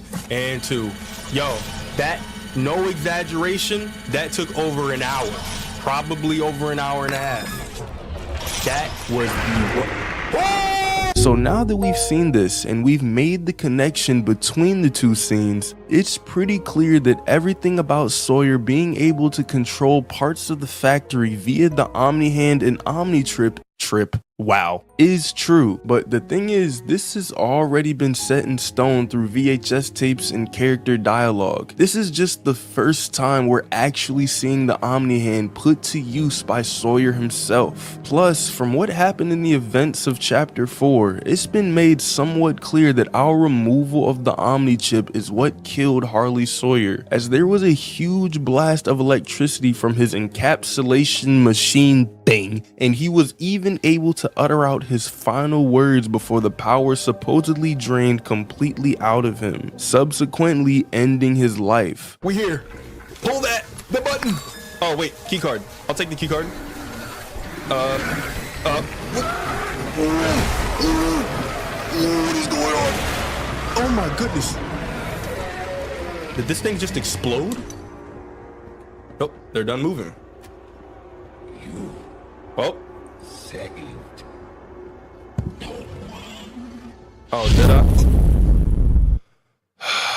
So the main question that we should be asking is, why is this being shown to us? Why would Mob Entertainment show us the back end of a scene that seems to have already been dealt with? Well, let's look at the facts. We, the player, managed to lure Yarnaby into his own death by getting him caught dangling on a chain and having his own weight and struggle lead him down into the scorching pit below. We also managed to, as said earlier, take the Omni-Chip from Harley Sawyer, effectively killing him. What I didn't say yet though is that we make the Omni-Hand shortly after this, using the same Omni-Chip that we took from Sawyer. So with all of this being said, there are 3 things Mob has brought to our attention: Harley Sawyer, Yarnaby, and the Omni-Hand. The chip and the hand go together, by the way, but Sawyer and Yarnaby are dead. So in a sentence, this new video that Mob Entertainment has posted is a reminder to us that we've acquired something that may have the power to end all of the torment, let me inhale, that we've been going through, and this short clip with Sawyer and Yarnaby just strengthens that reminder. How do I know this? Well, let's remind ourselves of the ending for chapter 4. We all know that it ends with Leith-Pierre trying to sound all high and mighty, saying that this part of the factory is of the highest clearance and of highest security. Shortly after this, Huggy Wuggy speedily limps over to the door, basically emphasizing the security parts of Pierre's little speech. But no matter how much emphasis you put on the highest clearance part, the alarms, the locked doors, the VHS tape itself, it doesn't matter. The way the Omni-Hand functions is going to be the exact reason we end up getting out of this room unscathed. There should be nothing stopping us from just using the Omni-Hand to escape deeper into the factory through the door opposite of where Huggy Wuggy was. And it's possible that chapter 5 will start off with a chase scene just like that. Now that we've made this connection, let's go back to when Sawyer was viewing Yarnaby in the VHS tape. As stated earlier in the video, there was a sticky note with the identification numbers of 3 experiments, 2 of which we actually recognize and have seen before. Experiment 1172 has been heavily alluded to be Kissy Missy, and experiment 1322's identity is Doughy the Dough Man. 1007 is an experiment number that is pretty foreign to us, but what's especially interesting about it is the fact that it is one singular experiment. The RGB on this gaming setup is reacting to the Valorant spike timer. You can do this with experiments above the prototype. This fact in itself changes things. Have we seen this experiment before? Is it an ally, an enemy? Why is Harley Sawyer supposed to be watching over it? It would make sense for him to be keeping an eye on Doughy and Kissy because they're technically his enemies. But if they're both on that same note, then does that make that 1007 experiment his enemy as well? Some kind of vigilante toy? Regardless, the guy that was supposed to be watching over the experiment is pretty much dead, so any info about the potential whereabouts of this toy is pretty much impossible to get. And I think the most interesting angle on this is speculating on whether or not this experiment is more capable than the prototype simply due to its number. We already have tons of other toys with numbers above that one, and the numbers have never been stated to be linked with the toy's individual strength, but rather it seems to be just chronological, as you'll see that some of the very first toys that were created in Poppy Playtime have experiment numbers that are quite small. So with that being said, does that experiment have any relation to the prototype at all? There hasn't really been any toys that have proven themselves to be on par with the prototype, and the character that we initially thought had exceptional knowledge of the factory and its experiments turned out to be the prototype himself, which was Ollie. But what's weird is that near the end of chapter 4, Poppy asked if there was ever an Ollie, to which the prototype responds, "Yes. I knew it! That was a very long time. Ollie was the prototype. Now, I know this is a stretch, so y'all are perfectly reasonable for thinking this is crazy, but could there be a connection to be made here? Or did Ollie really get mollywopped by the prototype a long time ago? What do you guys think about all this? Let me know down in the comments. Thanks for watching, subscribe, and click on this video right here. What will happen in Chapter 5 of Poppy Playtime? Shortly after the release of Chapter 4, we got confirmation that Poppy Playtime is going to have a Chapter 5. But what's actually going to happen in Chapter 5? I mean, we've literally lost every ally we've ever had. We're now alone with Huggy banging on the door to get us, and even Poppy has connections with the prototype. So if you thought that predicting Chapter 4 was hard back when we were only in Chapter 3, this is about to be 10 times as hard. But let's actually start with my old Chapter 4 predictions. That way we can see where I went wrong, and hopefully it'll give a better idea as to the direction Mob is taking the game. And let's start with my first prediction, which honestly wasn't even a prediction, I just told the future. The prediction was that Ollie is the prototype, and let me tell you this, I did not get a single thing wrong. With Ollie being a child who never referred to himself as one of the orphans, I was a little bit suspicious as to who he could be. But when we also realized that he could send us keys and batteries throughout the factory, I got a little bit more suspicious. And when this dude asked us if we were hurt, saying no ouchies or lost body parts, I knew this dude was an imposter. Hey, are you alright? No ouchies or lost body parts? However, I did make a lot of wrong predictions as well. For example, I said that Chapter 4 could take place in an amusement park kept underneath the factory, since one of the posters does talk about Playtime having one. I also said that we might see what happened to Kissy Missy in the end of Chapter 3. And honestly, this prediction should have been right, bro, because why did we not know what happened? But what's interesting about the end of Chapter 3 is that Kissy is the one lowering us down, but when she starts to get attacked, the elevator starts to come back up, most likely meaning that she needs our help. And we even see that we're almost to the top with the hatch shutting on us. But then in Chapter 4, we're brought into a conversation with Poppy almost as if we didn't even try to go back up in the first place. However, this does tell me something very important. If there is a cliffhanger in the end of the chapter, it's possible that Mob will just totally divert our attention and keep it a mystery, because in Chapter 4, we never really got an answer as to what happened to her. But I did have have a few more right predictions as well, such as the location of chapter 4, possibly being the labs, and that we'll also see more of the prototype.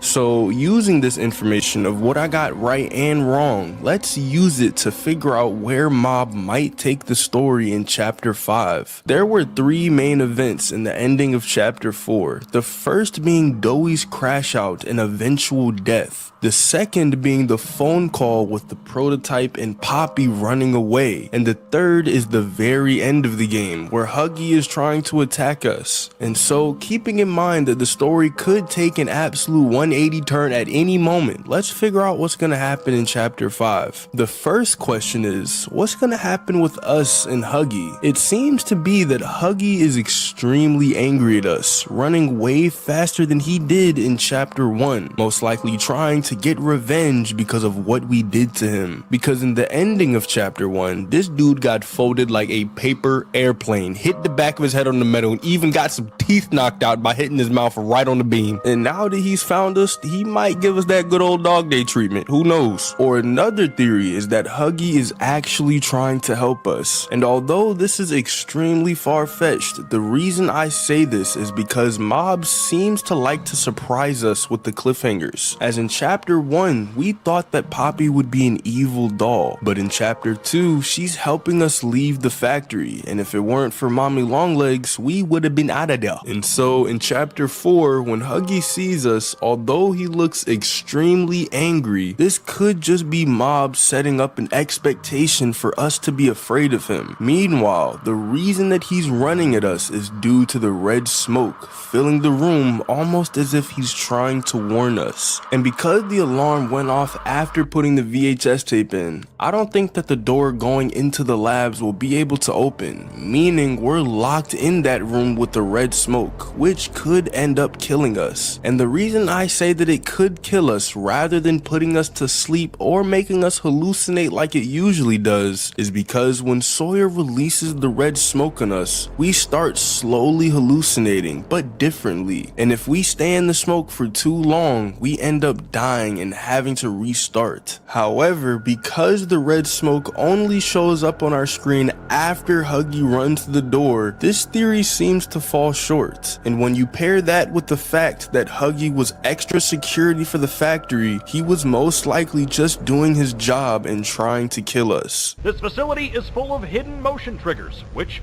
once set off, will turn on the factory's emergency alarms and directly contact the authorities. And that's one of the more tame aspects of our security system. No spoilers. So, you've got my warning. It's not too late to turn around.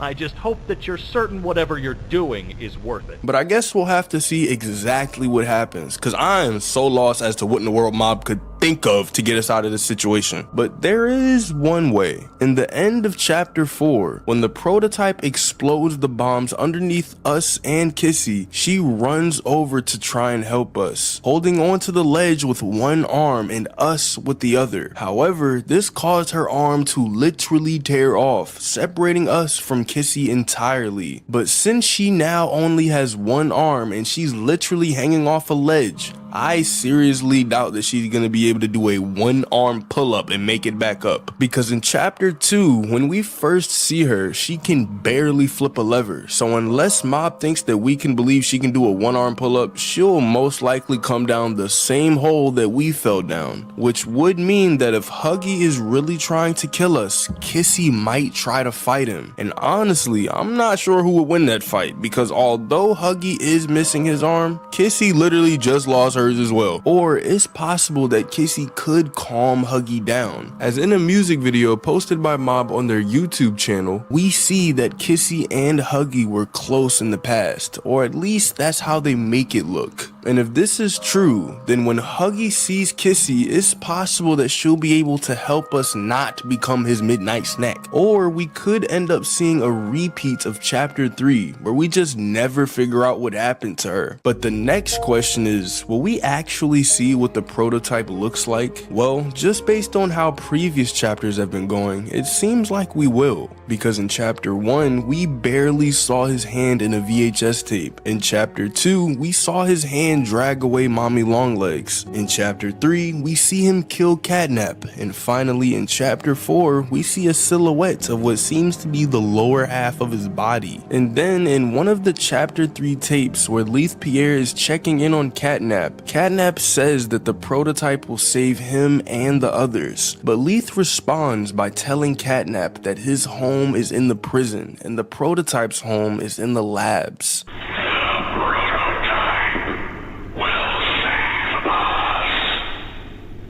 Theo, nobody's gonna save you. This prison is where you belong. We'll let you out here and there to go see the kids in play care, but your home is here. And as for the prototype, his home is in the labs. This is your life now. Get used to it. Then Poppy even tells us that the prototype lives in the labs when she's explaining the plan to blow up the entire factory. The orphans weren't killed during the Hour of Joey. They were taken. They're below, in the labs. The prototype's home. And even in the tape named Time, Sawyer and the prototype are talking about something that they're working on in the labs. And when Sawyer talks about having lab access in order to make it easier on both of them, the prototype immediately shuts him down and says that it's out of the question. We just need more time to perfect the time. Time is precisely what we do not have. Then I suggest you find some more. That will give me labs access. At least with the two of us. That is out of the question. You listen more.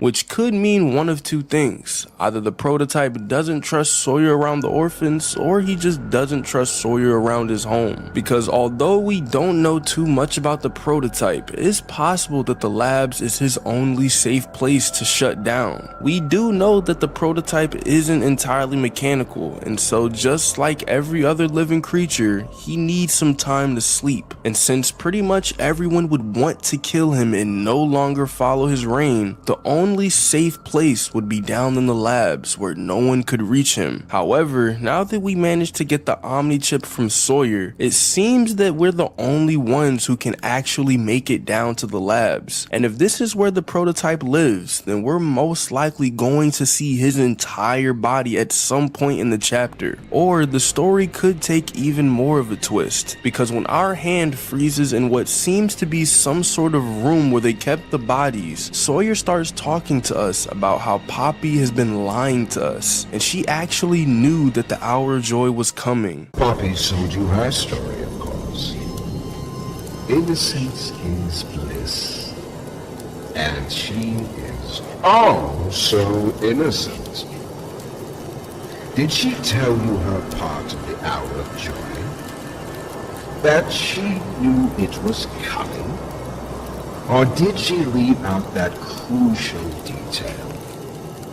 Yes, that wouldn't surprise me.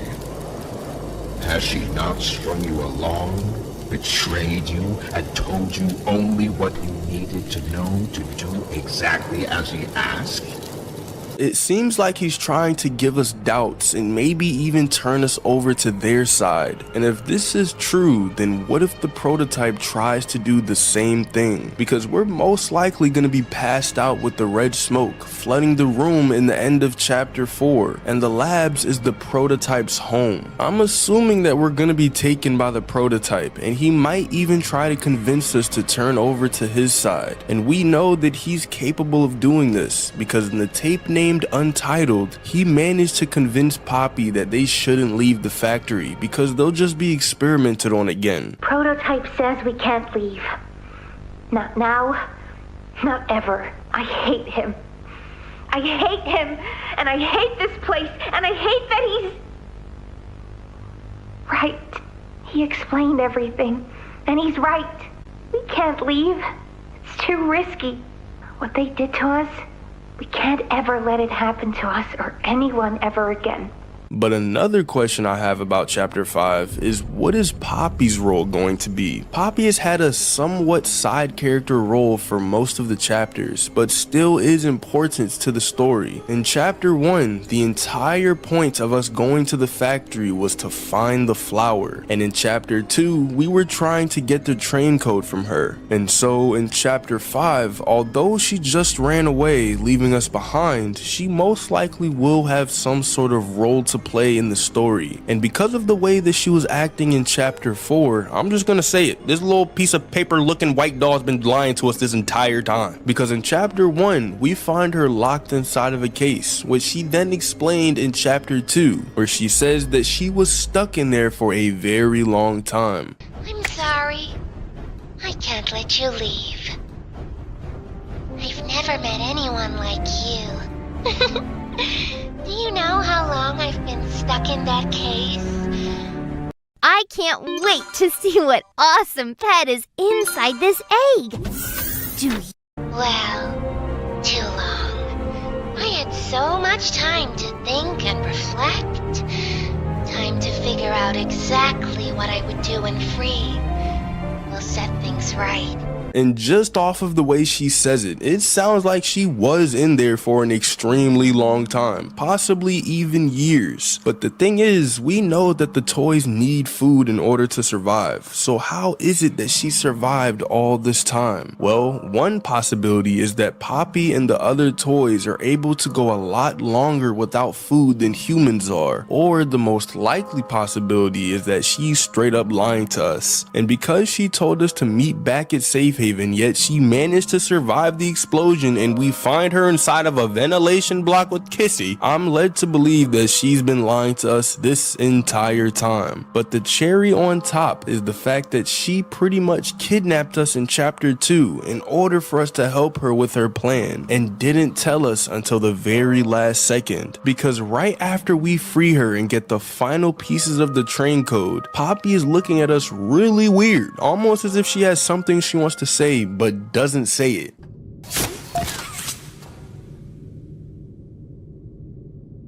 Did you kill her? Good. I'll board the train. We need to leave. Which makes me think that she was looking at us as if she knew she was gonna keep us here by switching the tracks on us. But yet she still let us get inside of that train thinking we were about to obtain some freedom, and we didn't get any of it. And because the prototype seems to want to convince Poppy of something, and she's been convinced by him in the past, it's possible that in chapter 5 we could see Poppy join the prototype side. And as the saying goes, if you can't beat them, join them. And if Poppy is just looking out for herself, I wouldn't be surprised if she joined the prototype side, because now that Doughy and all of the other Safe Haven toys are dead, it's either she joins the prototype or she dies, because the prototype killed Catnap even though he literally worshipped him and served him until the very end of his life. So if the prototype won't spare Catnap, then how much less would he spare Poppy if she doesn't join him? And while it is technically possible that the prototype will keep her alive just based on the way that we hear him talking in the chapter 4 phone call, it still seems likely that Poppy's gonna be motivated to join his side now that she's completely alone. And so here are the chapter 5 predictions. Kissy and Huggy might fight each other. We might see the prototype's full body. The prototype might convince us to join his side, and Poppy might join the prototype side. But what do you guys think? Let me know down in the comments. Thanks for watching, subscribe, and click on this video right here. כמעט לכל אדם בישראל שצופה עכשיו בסרטון הזה, וכנראה גם לך, יש לפחות רעיון אחד שיכול working factory for like a second. Then it turned into this, then into this, and then this, and also some of this. Eventually we reach nuclear power. It produces a lot of energy, but more than that, it produces beautiful toxic byproducts. So much so that it hurt to exist here, and we had to flee. So after that, we slid our way over to Oranger Pastures, and this time we did it right. We erased all of this nature, we put down a beautiful working factory, and we can't forget about hypertubes, which is good for normal transportation or linking them together, and going so fast, you leave this dimension. Or if you split the difference, you can create a machine where we can aim this cannon back at our old base and see if we can reclaim that irradiated nightmare. And that's what brings us to here. So we have a couple of pressing concerns. Each and every one of those barrels that's actively hurting me while I talk. That's okay though. I've got my handy dandy inhaler here, so whenever my health is getting me down...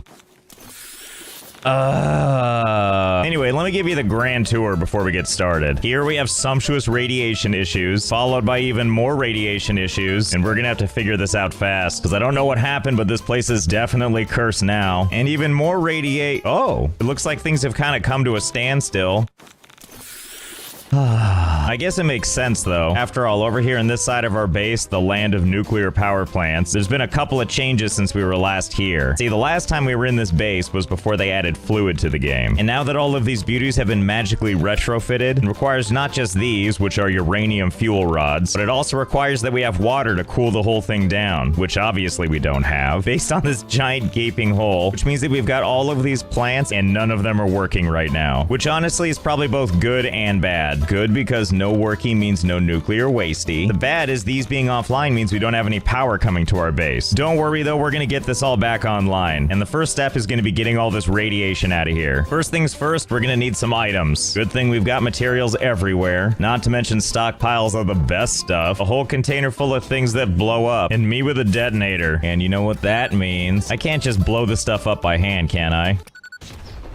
Well, it was worth a shot. Good to know where these things are anyway. So step one is we gotta flush out all of these barrels, or else I don't think reality is ever coming back together again. So we're gonna go all the way over here to the outskirts of this madness. I see you flying up there, don't judge me. And basically we need to figure out how to get all these barrels out from our base. Let's just use this convenient thing called a splitter, and then we'll build out a conveyor belt from there, and we'll just keep running this, and we'll just take it all the way to the edge here. I'm not really sure what the plan is, seeing as how there's nothing down here. But hey, at least it's getting all this waste away from the rest of my factories. And at the end of all this, we'll go ahead and put a nice big storage container. There you go, fellas. Welcome to your temporary new home. So while we wait for all of this stuff to finish filtering out of here, let's get some other vital stuff done. As mentioned, for the time being, none of these are working. You know, I know where there is working power though, and it's just one quick slide away. Ah, home sweet second home. I missed you, security blanket of pipes and conveyor belts and materials. Anyway, we're not here for sightseeing. No, we're here for that power. That dirty, environmentally unfriendly coal power. Let's just go ahead and connect one of these power lines, and let's go ahead and build all the way back. Starting from there, this is us, all the way back to our other base. Super easy to just run these forever. Don't worry, this isn't gonna take any time at all. And we always know when we're getting closer to home, because the frame rate takes a dive and everything hurts. Although, now that I'm in the main part of the factory, I think all the radiation's been filtered out, and I'm not taking damage anymore. I'm so happy it's time to use my inhaler again.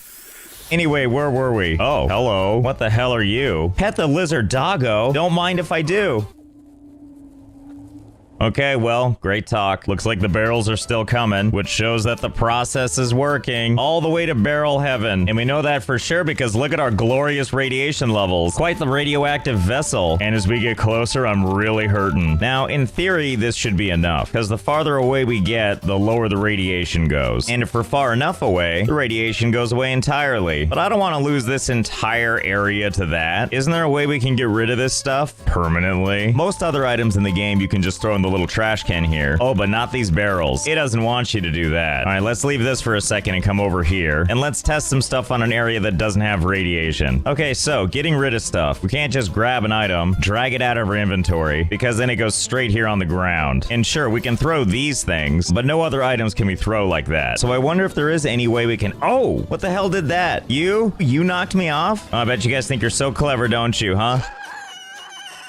Oh, well, we learned something new just now. Those guys can throw themselves off. So the question is, can we somehow attach the radiation to these fellas and then just lead them off a cliff? Okay, hold on. I got an idea. Let's build out a couple of little platforms, and then let's add some walls. Okay. Hey, come back here. I have need of you. Come on. Come on. Okay, better. Stay right there. I'm just gonna put something on top of you. Easy. Well, technically it's on top of him, but I don't think it's part of him. Nope, definitely not. So I think it's safe to assume assume that there's no way to actually attach this to these creatures. Well, thanks for trying. So for my next idea, we're gonna need one of these. A paleberry. So do you remember that lizard doggo that we saw? As you can see, he's a little bit timid if we get too close. But if we take these here paleberries, go ahead and just put them on the ground. Little doggo friend loves them. And now he trusts us. Aww. And now we have the message to see if lizard doggo found anything. Basically now he has an inventory and occasionally he'll find stuff and bring it to us. But we can also put things in that slot. And now it's just carrying it around while it follows us. So of course I think we have another question. Can this little guy carry a stack of barrels? Only one way to find out. Come on, little guy. Okay, where were we? Get ready for a journey. Oh, hey, he found me some flower petals. That's so sweet. I love you too. I'll take those. And here, you have these 258 barrels of toxic waste. And Lizard Doggo seems unaffected by the tremendous amount of radiation. Well, you know what happens next, right? Now, let's see. How am I gonna get you to want to be down there? What if we build some platforms all the way out here? Come on, come on, come on, come on. Who's a good boy? Who's a good boy? Who's a good boy? You're a good boy. Oh no. Oh no. Oh, mission successful. Oh, let's do it again. Hey there, little guy. I've got something for you. Good God, that took forever. But at least we got them. Make yourselves at home in the waiting room. Here, I'll even give you a window to look through. All right, so here's the thing. I've been doing some thinking, and I don't know if I can bear to watch them fall down onto the cliffs below. I mean, after all, look at these little guys. Look at those little faces. They deserve better than that. That's why instead, we're gonna use something else. Jump pads. Let's see. Let's just go ahead and... Excellent. All right, I guess we need to test if it works. Yep, that'll about do it. All right, come on, little guy. Let's get you all suited up. Okay, okay, okay. You know what to do. Well, I'm gonna go ahead and say that was a rousing success. And before you know it, our nuclear waste problems are solved. Okay, come on out, fellas. You look all ready for prime time. Let's not just wander them over here. Instead, let's aim a bounce pad back this direction, build a couple layers up, and we'll put the other bouncy thingy at the top here. Okay, there you go. Oh, you guys spread each other out. Well, at least that one made it. Oh, God. And for this one, let's see if we can get nothing but net. Oh, close enough. Who knew that getting rid of radioactive waste would be so much fun? Okay, we only have a couple more to go here. Have fun, guys. That's a victory, looks like. One last straggler, huh? You might want to avert your eyes for this. Well, looks like that took care of the radiation. Time to deal with the next mess. Getting all this back online. We do still have to deal with radiation, of course, because to power these plants, we use these uranium fuel rods. But it shouldn't be too hard to deal with. All we need to do is focus on the water part. And don't worry, I haven't forgotten that this one needs water too. First things first is we need to locate a water source. And you know, I think I know just the place. Oh yeah, and this reactor over here too. Okay, so all we really need to do is find some nice deep water. You know, this water doesn't appear to be terribly deep. Maybe it'll work anyway, let's see. Time for some water extraction. Yep, looks like it's gonna be just fine. Okay, and now all we need to do is run some pipes. Hey, I'm sure this will be just fine, right? Pretty sure water doesn't naturally want to go uphill like that, but what do I care what water wants? I just care that it connects. Okay, and with that all connected, the entire base still doesn't have power, so we need to draw upon our power lines that are from the other base. I'm glad that you can drag these power lines out over to a cliff and then right into a waterfall. Whatever, they'll allow it, so I'll do it. Okay, let's see, how are we doing? Water appears to be extracting at a perfectly whatever flow rate, and you can tell it's doing its job by this little thing here because of the things doing things. As you can tell, I totally understand how water works in this game. The important part is that if we come all the way over here and we check the pipes, we can see the water's running all the way here just fine. And if we look at the plant itself, water's all there, uranium's all there. Looks like power is back on the menu. And onward to the other power plants. All right, excellent. I think we've done some really fine work here. Let's see if everything connects as planned. Let's start with one initially. Well, it doesn't appear to be any water getting here, at least not yet. What do you mean this weird, gross, illogical pipe system isn't working? I mean, if you take a look at our splitter here, this one's getting plenty of water, as is this part right here. Oh, wait, the flow sucks. So without really knowing what we're doing, we're gonna use this pipeline pump. Allows fluids to be transported 20 meters upwards. Okay, well, great. Work your magic. Okay, there we go. Looks like we have more flow coming through this thing, sorta. Water sure is weird. Ah, yes, much better. Full capacity in the pipes, that's what I like to see. Okay, how are we working, you big behemoth? Ah, yes. Burning water too fast and occasionally offline. That's what we call progress. You know what? Why am I trying so hard? After all, this is a pretty large space. Let's see, how many of these can fit? And then 2, and 3, and 4. Okay, that seems better. We have a couple more. Quite a bit more. I have no idea how many are in here. All I know is it's more than I had, and I hope it's enough to siphon up the entire ocean. Now it's time to get to the piping. Ta-da! Pipes, pipes, and more pipes. I spent a little time building just a couple of pipe systems. Here, let me give you the grand tour. Basically, they start here, and then they extend out here, and then they route over here, and then God only knows where they go next. Pretty much if there's ground to cover, that's where we put pipes. And I do mean anywhere where there's ground to cover. Or if it's cliffs, also now pipes. Heading past this first power plant, that's right, pipes. And we just follow this very comprehensive pipe system. How you doing there, buddy? You having a good time? And we just keep on going and follow where the pipes go until eventually we make it over where we can see water making it to all of our power plants. Who would have thought pipes were so easy? All you gotta do is just have so many running everywhere that eventually everything can connect and have water. And yeah, sure, when these things are producing power, they also produce nuclear byproducts, but that's a solved problem. Everybody wins. And with all these glorious power plants up and working again, so too are our factories. Yeehaw to beautiful, endless manufacturing. Oh, and don't worry, I haven't forgotten about this guy. I know we need to get water up here too, and I know that seems pretty daunting, but don't you worry, I've got an idea, so hold, please. And connected. See, that wasn't so hard to get water up here. All I had to do was build a couple of water pipes. A lot of water pipes. A lot of water pipes. Yep, this is what I did. I started with a pipe on the ground, ran it all the way to the start of my conveyor belt tornado, and then just kept building and building and building. And before you know it, fresh water straight from the source. And boy, howdy is this doing amazing things to the frame rate. I'm just glad that it turned out putting all this pipe down was easy. That said, while I noticed the radiation nightmare is over, oh boy, have I noticed some cursed stuff still happening. You know, I think I know what we can do. Granted, I don't want to waste all this beautiful manufacturing prowess or this gross thing, but I think I have an idea to salvage our factory and our frame rate. So let's head back over to Red Base, where we've got our hub. In the hub is where we unlock new milestones. And over here in Tier 7, we have something called Aeronautical Engineering. And in that, we have something called drones. Transports available input back and forth between its home and destination ports. I like the sound of that. So in order to unlock these things, we need to amass all of these items, and then we just feed it all into the machine. A big old button appears, which will send this cargo container right here into orbit. But before we do that, I have kind of an idea. Can you take an explosive to outer space for me? Only one way to find out. And launch. Okay, have a nice summer. Oh, that does work. Well, nice to see it's completely unaffected. And now, because of our generous contributions, we have fun new toys. So for starters, we can't just put a drone down right here in the sand. It needs to go in the drone port. Okay, I see how this works. It's like a little carrier thing. Batteries to power the drones go in here. And these are like in and out points for importing and exporting materials. Easy peasy lemon whatever. Couldn't be more simple. Okay, yeah, and drones fit right here. Look at that, ready to transport. Okay, first things first, let's go ahead and connect this thing all the way through our pile of crap. I mean, surely somewhere in here are batteries, right? Wait. Those look like batteries to me. Quickly, new conveyor belt, add a splitter, and now take some of those batteries. Now that these are well underway, we're gonna put 2 storage containers, one for the imports and one for the exports. And for stuff to transport, I'm just gonna use copper. Not for any reason, just because I have it. And now we need to configure the drone port. And we're gonna name this first port Sendy Offie. And now let's move a little bit a ways from this station here and add another drone port over here. And we'll set up another container. This one's gonna be just for receiving, and we're gonna name this second port Gimme Goodies. Excellent. And we're gonna set it up so that Sendy Offie has a destination port of Gimme Goodies. Oh, and the moment we set this up, look what's happening. Wait, don't leave without me. Let's see where this thing goes. Wow, we're really high up here. We're flying as high as my railgun even.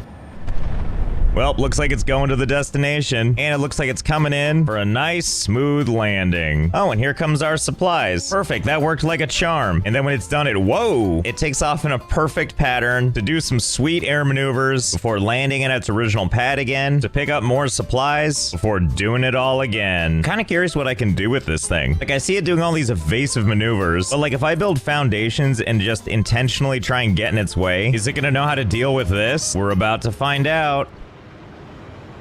Huh, it doesn't care at all. And then off it goes. Well, that's an interesting first test. If it doesn't care about collision, this gives me an idea. So here's my master plan. We're gonna use those drones to take all these luscious supplies and transfer them to our other non-cursed base. Because after all, we don't want all these supplies or all this luscious power to go to waste now, do we? Of course.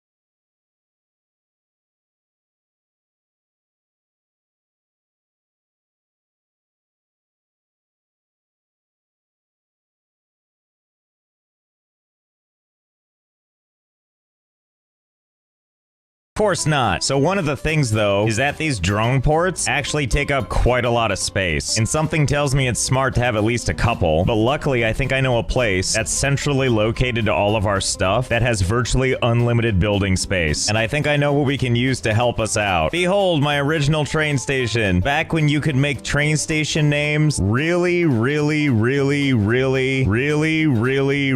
long. Those were the days. Anyway, we're gonna take a little trip because if you recall, I made a nice little railway that doesn't give a crap about the rules of terrain at all. And now here we are underneath the world where there's so much open space for us to work with. Anyway, look at all that space out there. Let's see if we can use it.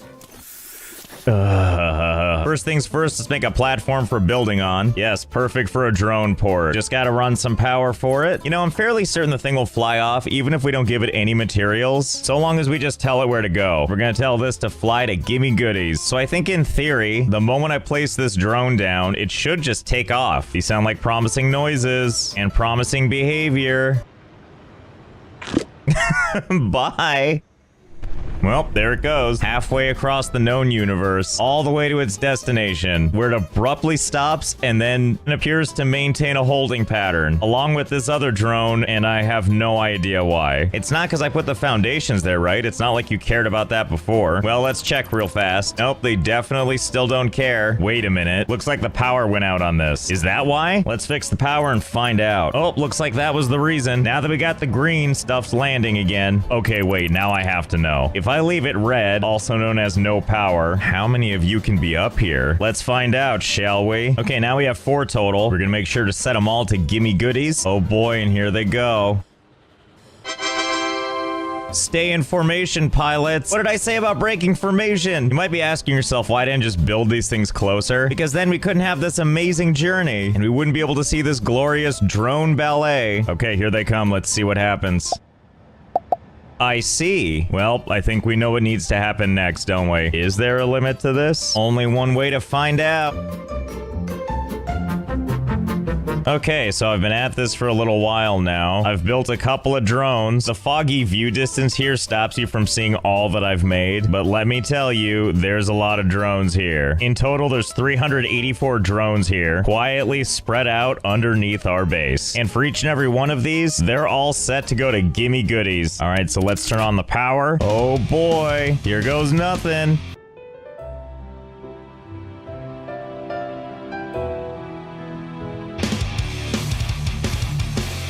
Oh my God.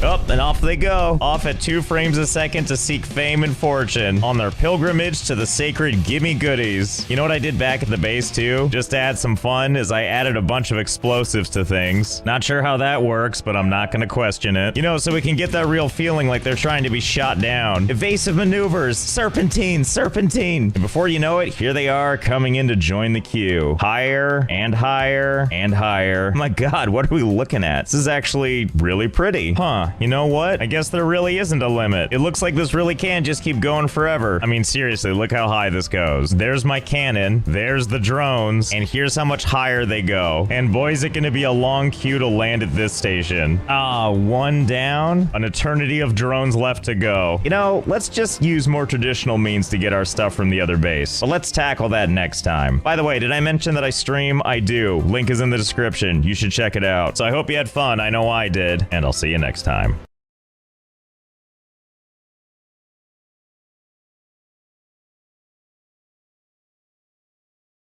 Hey there, it's Josh. Welcome back to Let's Game It Out. We're checking out Drive Beyond Horizon. Hey there, it's Josh. Welcome back to Let's Game It Out. We're checking out Streamer Life Simulator 2 today. I love everything about this title screen. Gaming chair, green screen, cat creature, and this ominous thing up here. And hey, developers, thank you for the key. And for this rock-solid description, Streamer Life Simulator offers a challenging experience. Attempts to deliver the real Streamer Life experience. I like how it goes from wow to aw. First things first, we gotta make our stream.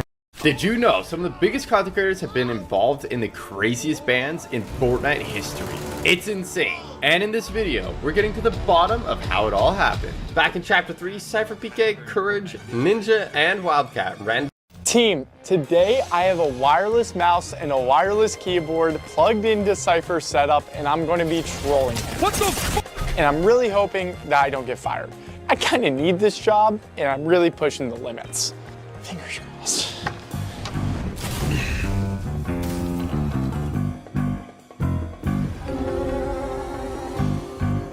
80% of the time, and then only at the end decided to give him loot, or decided to listen to his demands to give him loot.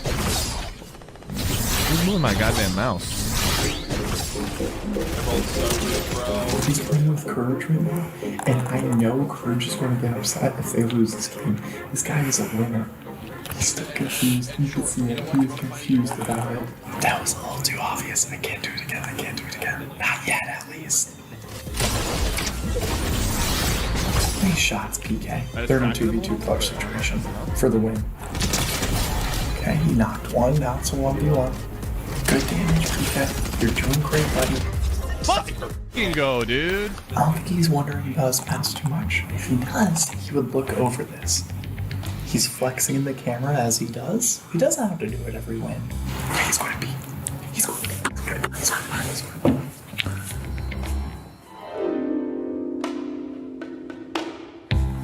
Hi. Can you? Okay, I think I saw him. I'm going to close the door. Okay, close the door. Okay, that was a really close call. He almost got us. I hit. Hopefully you didn't see the giant light and camera, but I think we're good. Close the door. Okay, he just ran back to the office. He jumped over the chair. You don't have to do that, PK. Okay. I'm like the Citadel. I made him jump early. Yo, Rex, are you in the facility right now? Do you have a keyboard plugged into my shit? Because I did not jump out of the bus right there. I think he's getting a little suspicious. Man saw the keyboard video, got almost 1 million views, and I'm definitely getting trolled by something. I don't know what it is. Oh, he's getting a little suspicious. Okay, I'm typing in his chat right now, just to try to make it seem a little bit more believable that I'm not setup. Open up the task manager? Hell no, dude. I don't want you guys to see what I'm downloading in the background. I'm just gonna do just a little keyboard. With a little crouch right here. Yeah, but John and his chat approved all his PTO. That's all that matters. This is so good. Oh no! Whoa, you're on somebody? Oh. I couldn't make him back out of the game.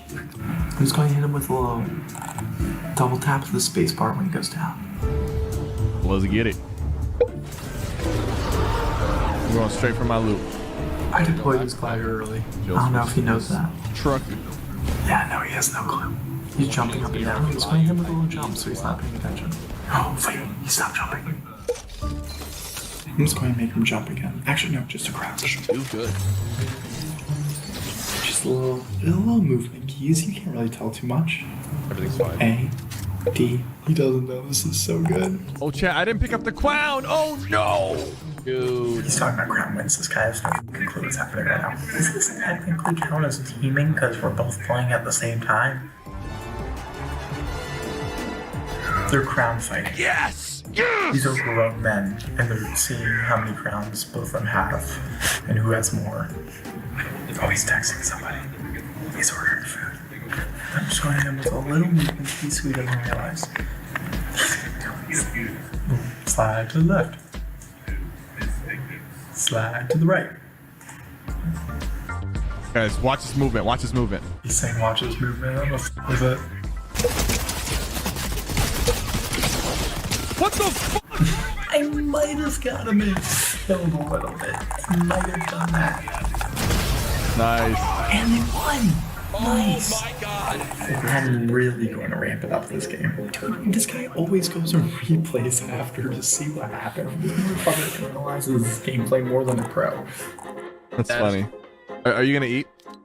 Yeah, I'm gonna eat, but I'm down to keep like playing if you want. Or... Yeah. He's moving. I told you. Yo, Denson. Oh, it was Denson. Now I can actually start really messing with him. Denson's right here. Oh no. Courage is escape. I was going to double tap space bar. I pulled his glider a second early. Like a millisecond early. I don't think he realized it. Here, I'm gonna give you the pump back. I'm gonna do that. I didn't shoot there. I did not shoot there. I actually don't think anyone's pranking me. I think think there's something going on with my, I don't have it. The Chun-Li keyboard's not plugged in. It's going to be a little tap. He's confused. His eyebrows just went. If you give me the rock stare, just move the mouse slightly. Move the mouse again. Stop eating and play? No.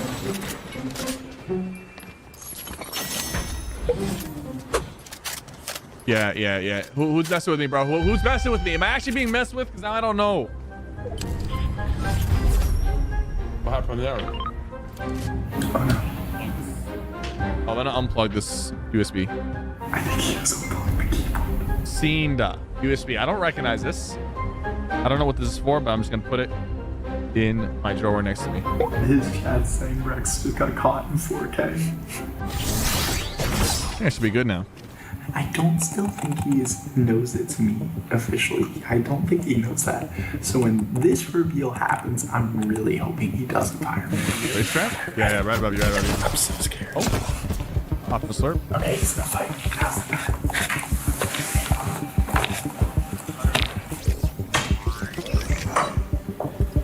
Yeah, you're good. Yeah, that's good. Oh, he's looking.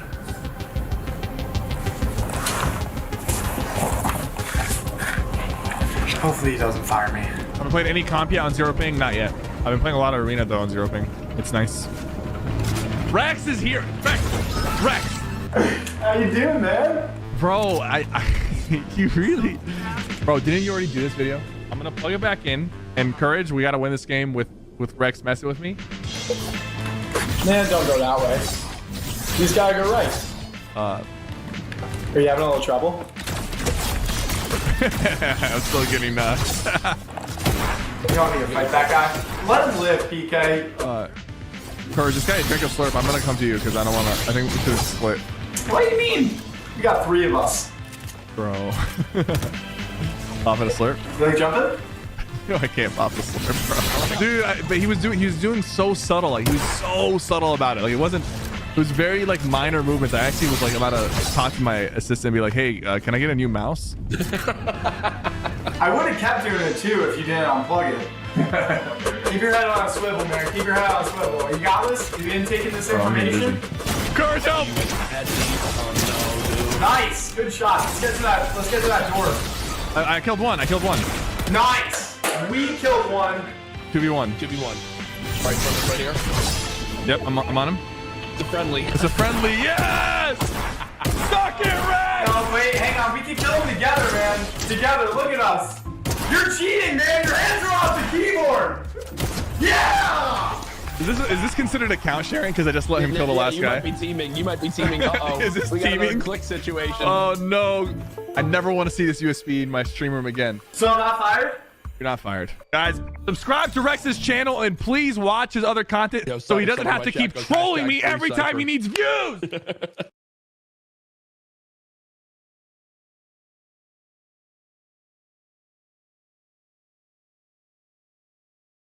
Automate workflows without a single line of code. You're in command with one click. I'm good. I actually just got married. Oh, congratulations. Who's the lucky lady? Her name's Lisa. Oh, that's pretty interesting. I had a girlfriend named Lisa. We actually broke up last night. But how'd you guys meet? I actually met her at church. Beautiful girl. Light skin, curly red hair. She also has a tattoo of a troll on her arm. I fell in love with her when I seen her. Yeah, I'm blessed to have her. She was in a bad relationship. She just broke up with this bum. Apparently he went to get his doctorate's degree and failed at that and a bunch of debt. He settled to be a chiropractor or whatever. No offense to you, brother. Well, yeah, anyways, we've been dating for about 6 years now, actually. Oh! And we got 4 kids. Oh! And we probably gonna have 2 more tonight, if you know what I mean, brother. Woo! Baby, that's exactly what I needed. Where you going? I got a knot in my butt cheek that need to get loose. Get back here! Mr. Haynes, how you doing? Oh, I'm good. I actually just got married. Molly.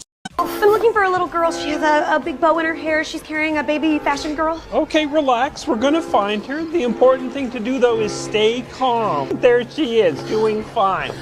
It's all good. Thank God. Trevor, we got a baby fashion girl.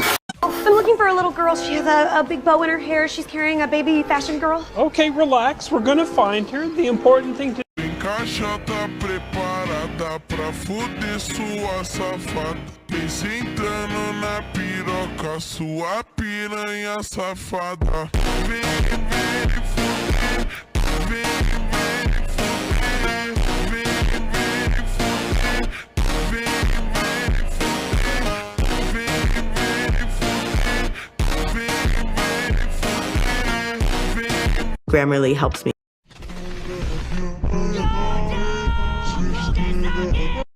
On the leg, and we saw how vengeful he was to the soldier. If we get caught and dragged back to the game, we'll die for sure. So with this in mind, I'm deciding to stab him in the neck for the kill and run out of the hallway so I'm not caught standing over the body.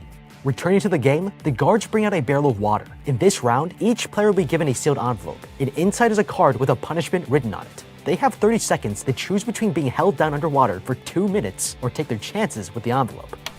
Okay, as soon as I see the tub full of water, I know where this is going. So before even being presented a choice, I'm going to start breathing exercises to prepare in advance. Also, opening the envelope takes away your ability to make an informed choice. Now with that said, 2 minutes held underwater is totally possible to survive. The magician David Blaine once held his breath for 17 minutes using a technique that pearl divers use known as oxygen-assisted static apnea. David Blaine's method is to take a minute to breathe in and out deeply, then purge your body from excess carbon dioxide by inhaling quickly and exhaling strongly. If you do this, a normal person with no prior experience can hold their breath twice as long as they would normally. The trick here is to keep as still as possible in the water, slowing down your heart rate and not to panic and thrash, because the body will send oxygen to the muscles, creating more carbon dioxide buildup and making it much harder to hold your breath. Thankfully, we as humans have the mammalian dive reflex, which naturally occurs once our faces are submerged. This will cause your heart rate to decrease, narrowing the blood vessels to ensure that organs like the brain and the heart have a continued supply of oxygen.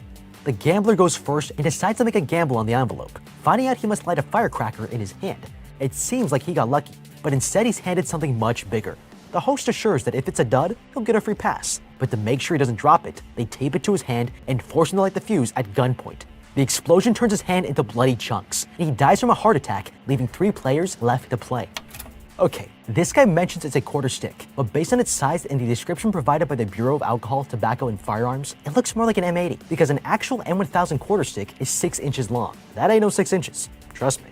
These explosives are illegal to own without a license because they're so dangerous. There's no way out of this situation other than to cheat. He had more than 30 seconds before the explosive went off, so I would have tried using my fingers to slowly pull the wick out of the explosive container and rip it out of the socket it's glued into.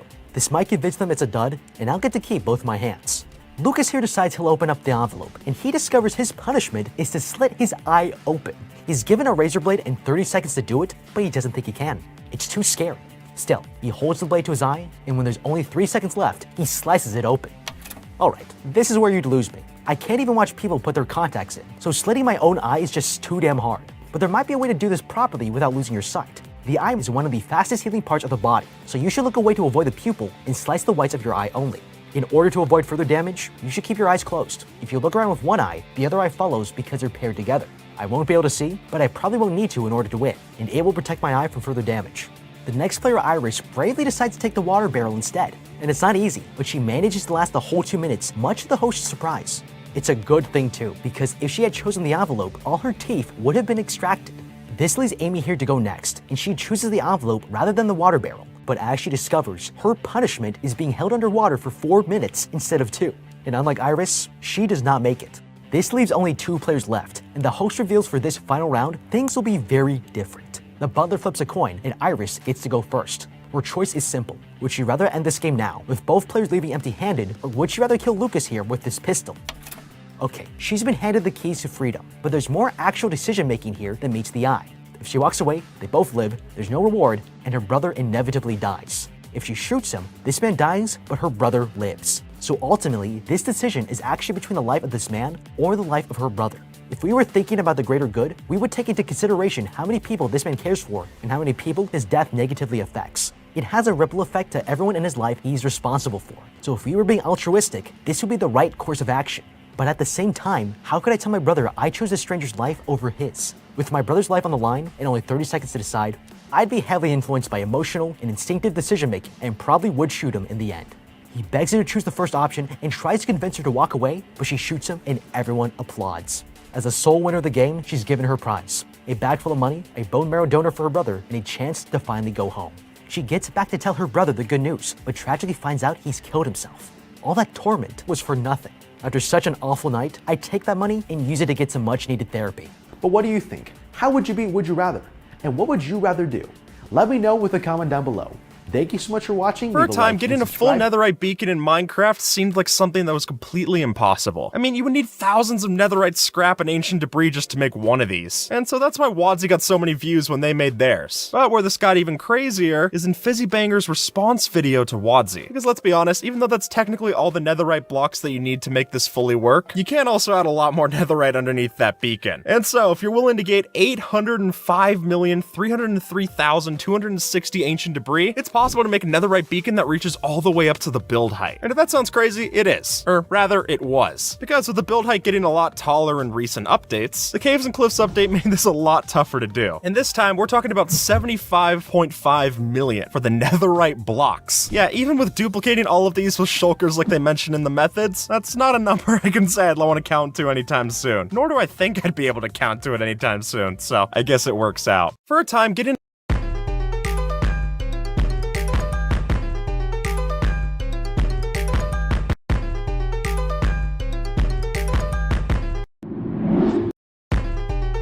For a time, getting a full netherite beacon in Minecraft's million.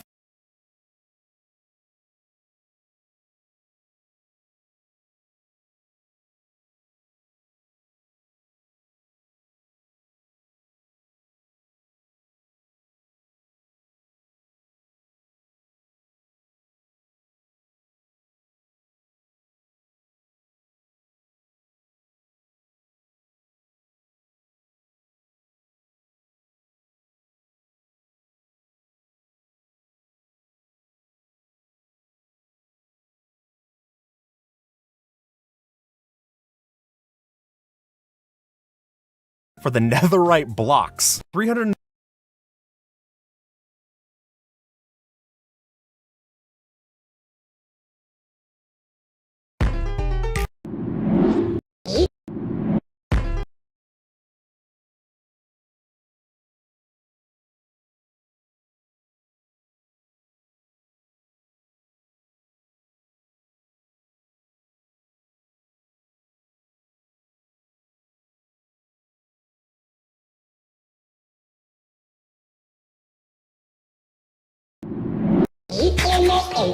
Then the rain opened up the sky to get one last kiss. I love you like an alcoholic. One last kiss.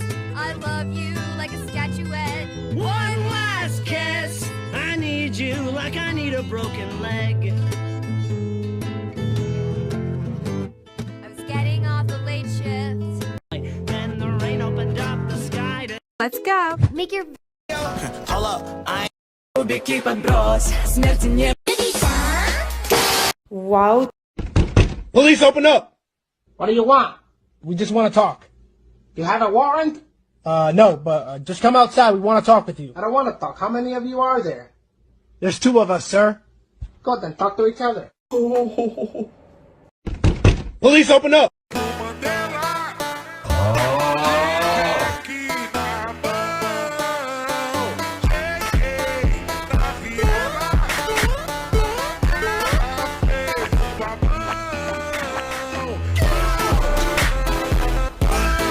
When you drag a song into this website, this is everything it gives you. It can extract the vocals, split up the Do you know where this audio came from?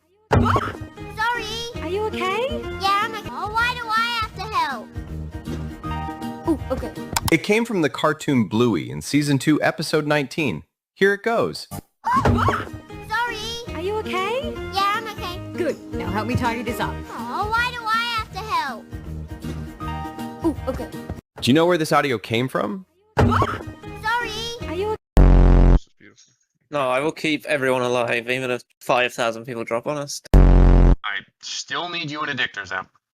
I'm not bringing a fucking dictor. Does anybody else want to be useful? I'll be Our the- strat FC refuses to.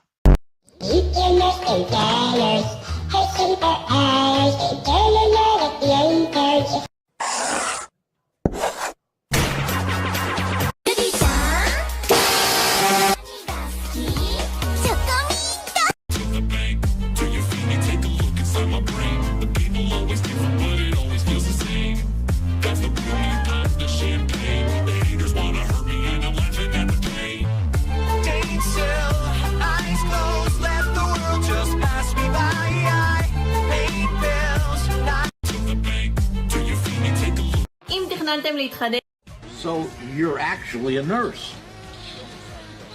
And you studied 5 years to become one. A nurse. But why? I mean, you could have studied the same and become a doctor. Why a nurse? Oh, nurse, I'm ready for my sponge bath. So you're actually a nurse. And you studied 5 years to become one. A nurse. But why? I mean, you could have studied the same and become a doctor. Why a nurse? Oh, nurse, I'm ready for my sponge bath. So you're Vem cá, chata preparada pra fuder sua safada. Vem cá, chata preparada pra fuder.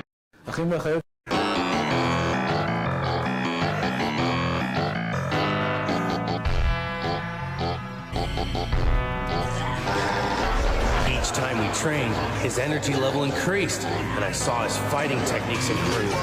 It wasn't long before he was as good as me.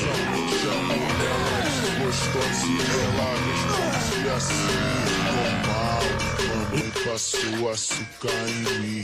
Bem normal, mamãe passou açúcar em mim. Passou!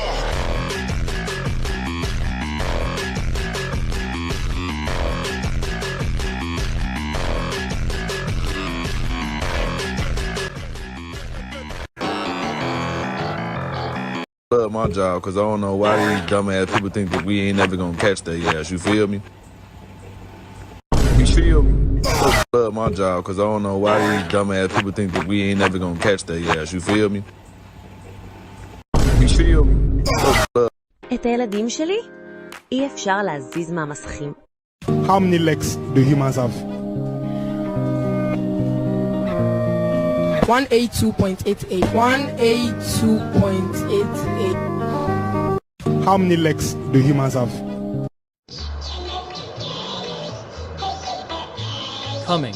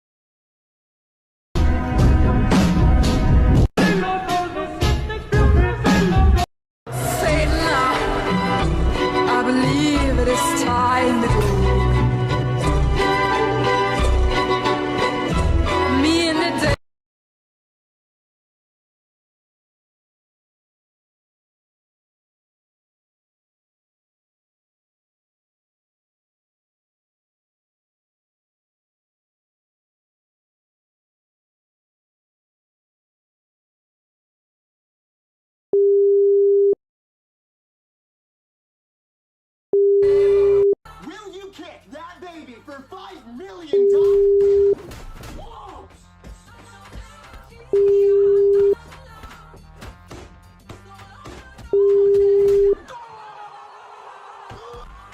Will you kick that baby for $5 million? Whoa!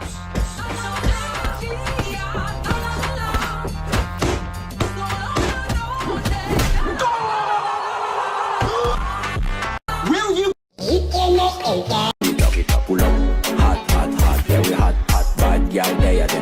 I'm looking for a little girl. She has a.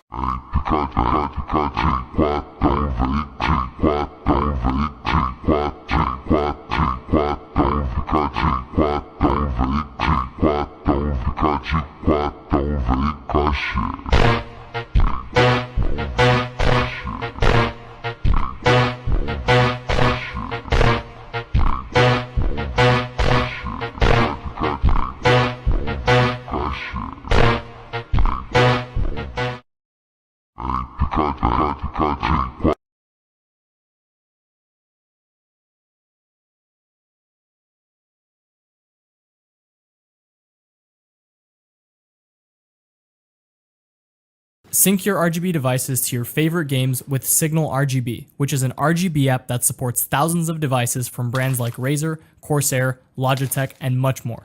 You get easy control over every device in one clean interface instead of using multiple RGB. We bought every single rip-off Minecraft merchandise from Temu, Alibaba, you name it. And what better than reviewing all these products in Minecraft, okay? Minecraft! We might have just built the entire Minecraft set just for a video. Is there a baby villager? Why do you want to know if there's a baby villager? Why not a grown full adult villager? Yeah. First item, we have the mystery chest item. In here, it's filled with all the items. Look, it's like a grand opening. Dun, dun, dun, dun, dun, dun, dun, dun. Dude, that is a lot. That is a lot of stuff. Yo! Wait, what do you guys think it is? Wait. Your birth certificate. Because now I own you. What is this? What do you mean? It's all the Minecraft ripoffs. The amazing Minecraft cardboard head! Ah, so finally I can cover up my ugliness. Oh my god! Hey, I'm Steve. Chicken jockey. Wait, we gotta see if this is real diamond armor though. Yeah! Wait, if it was real diamond armor, it would survive a diamond pickaxe, right? That went through? You went through the table! Dude, the cloth is stronger than the diamond armor. Dude, there was a lot of stuff. What did I get for Christmas? It's like, I feel like Christmas. I feel like, oh, like a building block. Oh, they're so cute. Wait, they stick together. Are they doing? What? Look. Yo. Oh my god. Dude, we can all build something. Wait, this is my package. Was your name on it? Was your name on it? Yeah. You know what? I'm doxing that way. Put his full address, full government name, full. I'm gonna build an airplane because Minecraft is all about the power of imagination. I'm building a wall between us. What do you mean a wall? I will bust down through any wall. Yeah, because how big you are, fatty. Lose some weight. You know what? This. No! Wait. That place. Do you guys like my Nether portal? Wait, that's not. Can I do the grand opening? Can we do my favorite? Mommy, can I get the fat black? Can I get the fat man action figure, please? You know what's crazy about this? This is not even rip-off. This is official Minecraft movie merchandise. Dude! Oh my god. They have a fishing rod. Does it work? Does it work? Of course it works. Dude, you can actually fish it. Look, it has like a little hole in it. Ooh. Oh, Socks, you should probably let go. It's a choking hazard. Why are you saying me? You just put random stuff in your mouth. Dude, I never put anything in my mouth. Don't! It's so cute. I want to pet him. It's a little fox. You actually open it from here, but... Oh. What have you done to him? Oh my god, look how cute he is. He's so cute. I know what to do with him. Guys, look how cute he is. Don't you dare throw the fox. He would never throw it down. He would never do anything horrible. The fox! Oh, he's perfectly okay. Dude, I think we need to do a durability test on fox sticks. We are doing this with trained professionals around, so don't you try this at home. Oh my god! Oh god! Is this video gonna get taken out for animal cruelty? Oh! That was a pretty good product. What do you guys That rate was pretty it? good. What do you That guys was pretty rate it? good. That was probably my favorite product We didn't so get far. to see it light up. It lights up too. Oh, it does? Yeah. It lit up my world. This isn't Temu. What's like a good way to open this? I don't know. Yeah, I can't be asked to open up a cardboard box. I don't know. I just did my nails. I really don't want to. Dude, you broke through the table again. I don't know. The pickaxe seems pretty happy in here. I don't know. Seems like it lights the box. It really does. I know the issue. This really needs to open. Let's take the pickaxe out. The pickaxe is stuck in here. It's inside the product that we were going to review. Dude, this thing is untouched. Oh, wait, check this out. We got a Minecraft gas? Dude, the diamond protected him. Oh. What is inside this thing, though? This is a water bottle creeper. You broke it. Okay, so we have a water bottle. I realized that hole is not supposed to be there. Wait, this one's actually kind of sick. I imagine if I had this, I would get bullied in school, but it would be cool. Feel the microplastics while I hold on to this. Okay, we got Mr. Oh my god. This is he slimy? Oh my god, it feels so weird. Yo. No, would stretch out his hand. Oh. Yo, wait, this is gonna hurt. Oh no, oh no. Keep pulling. Keep stretching? Keep pulling. I don't want to Keep stretch. pulling. I don't want to Keep stretch. pull I'm harder. pulling. Oh. We decapitated him. My hand. You killed it. Oh, ew, it's leaking. Wait, look at this. Oh my god, we can get all the jelly out of it. You guys are evil. You guys are evil. Oh, you guys are evil. Here comes the airplane. Oh, this is actually sick. Can it shoot fireballs? Wait, I think they can shoot stuff. Are you serious? Dude, check that out. Wait, you lock it in? Put it in, and then you close this. And open fire, Juicy. Shoot the camera. Try again. You have 4 more slime balls. Oh my god. Why am I peeling them off of your hand? It's my skin slowly falling off. Rapid fire.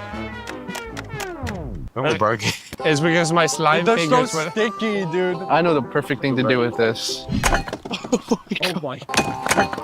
Oh! No, straight through the mouth. He's stuck. I got it. Oh my, it's in pieces. Oh, wait, what? Dude, there's no way. Yo, it says subscribe. Oh my. Next item. Enderman. We're gonna open it the legit way. The legit.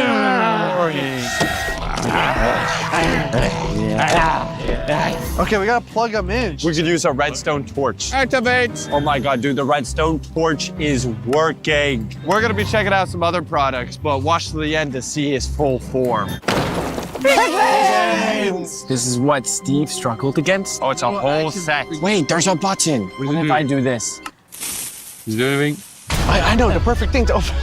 Really? What? I gotta kill the piglet. You got it. Damn, poor Steve. He can't... He's got netherite on. He's fine. Yeah, now that's open. Dude, why do we have disabled Steve? They're inclusive. Don't eat him. Don't eat him. It's useless. Please. No, you can't eat him. No. Oh my god, dude, this is cool. We're having like the whole set. Dude, let's build like a scenario. Dude, we need to build a scene. Oh look, I'm Steve and I'm running. No. Not yet. Oh no, Steve and I lost a leg. I gotta limp to safety. You got no gold, boy. You got no. Where your gold at? You're blocking the set, Juicy. Back up. Wait. I'm going slow. Wait. He's not that crazy, right? He's not crazy. I have a perfect solution to deal with these. Why didn't Steve just do this in the Minecraft movie? Why didn't he just pickaxe them, you know? Can we get your socks poster from socks.store? Get it right now. It's signed. It's hand signed? Hand signed poster? You should definitely get the hand signed poster at socks.store. We'll get to it by the... Yo, what are you doing? This... Don't care. I don't want to sign anything. I'm taking off my pants right now. Next item. This is Toys R Us. Toys R Us doesn't even exist anymore. Yeah, didn't they get shut down? Someone opened this and just retaped it. Yeah, you definitely ate this or something. Is this what Temu is, bro? They just send you a package that like this already open? Dude, this is how we cut it. Oh my god. Oh, wait. Dude, I know the perfect thing to do. You guys set this up while I set up my other thing. Let's verse each other. We're gonna set this up. We're going towards you, see. Okay, we gotta lock in. We gotta make sure this works. We got this. Oh, look, we got the bullets in and we got the thing. All right, let's Let's verse each other. Where did you get that? Minigun versus crossbow. Let's go, Juicy. It's me and Juicy versus you. Juicy's my body shield. I'm your body shield. Ready? You named that. 2, Wait, 1. Wait. We get 5 seconds to hide in the Minecraft village. Yeah. 1. I can see them going inside the house. Ready or not, here I come. Oh boy, he goes. Put down the gun. Put down the gun. You must stop no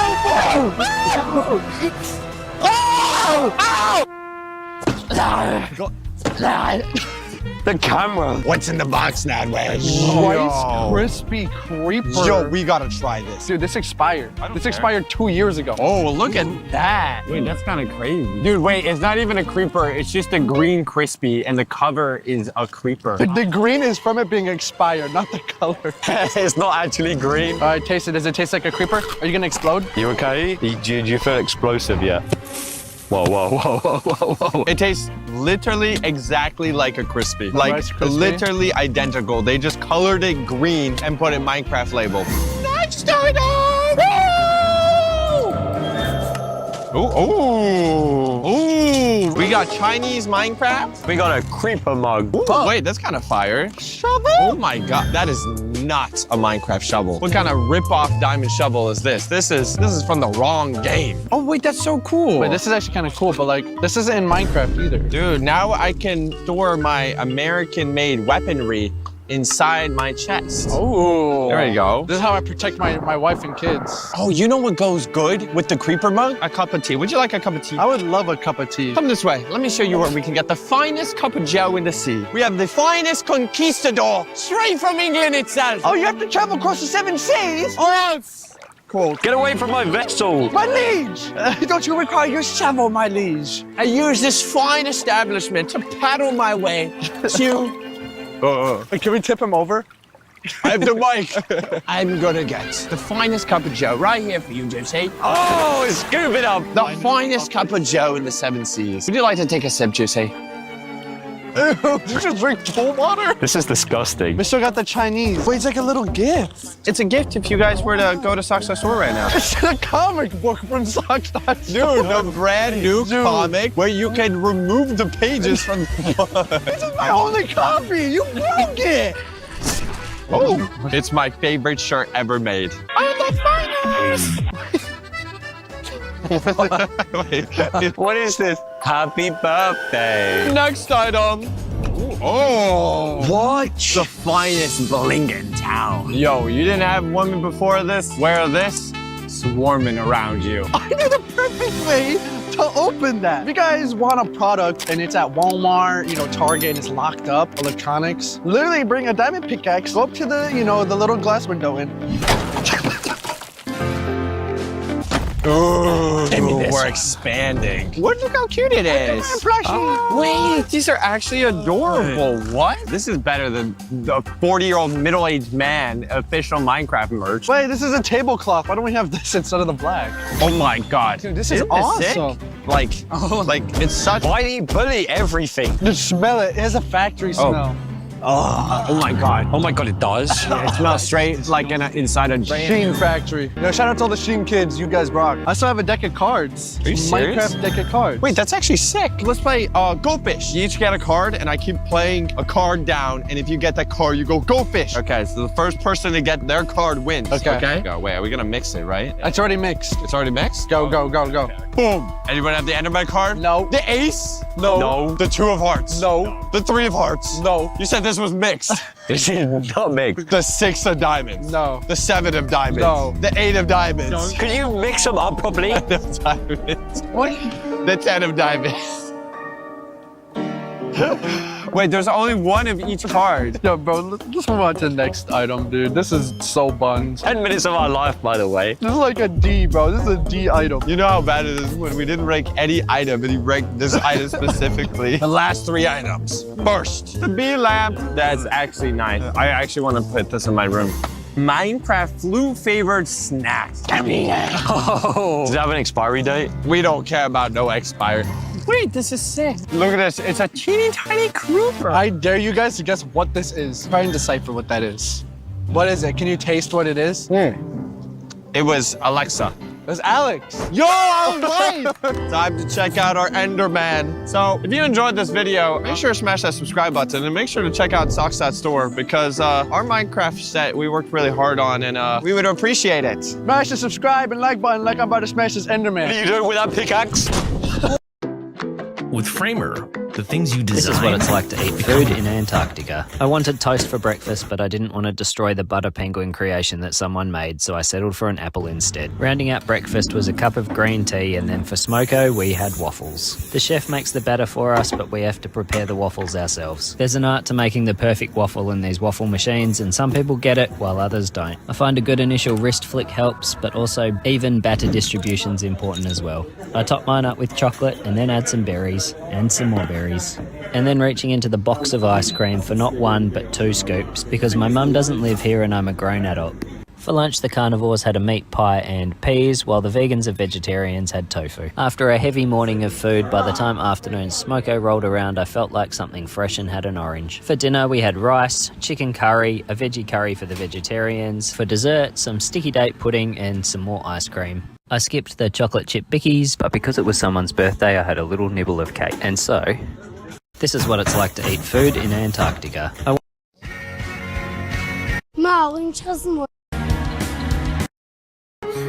In IQ. A janta preparada pra fuder sua safada. Bem sentando.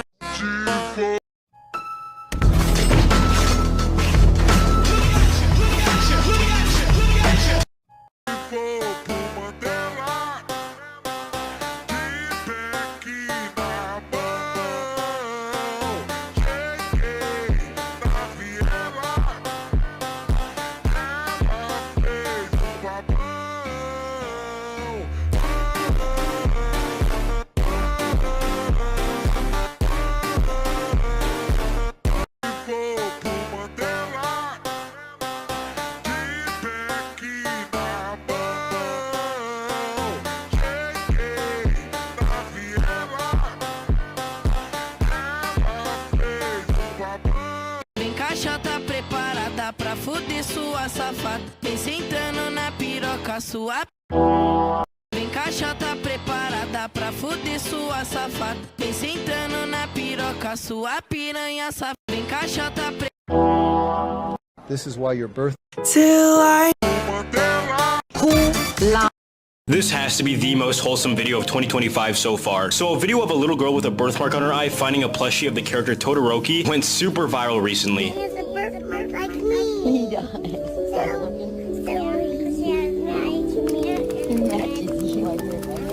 Not only did this get a bunch of fan drawings of the situation, and even this great animation, And he has a birthmark like me. He does.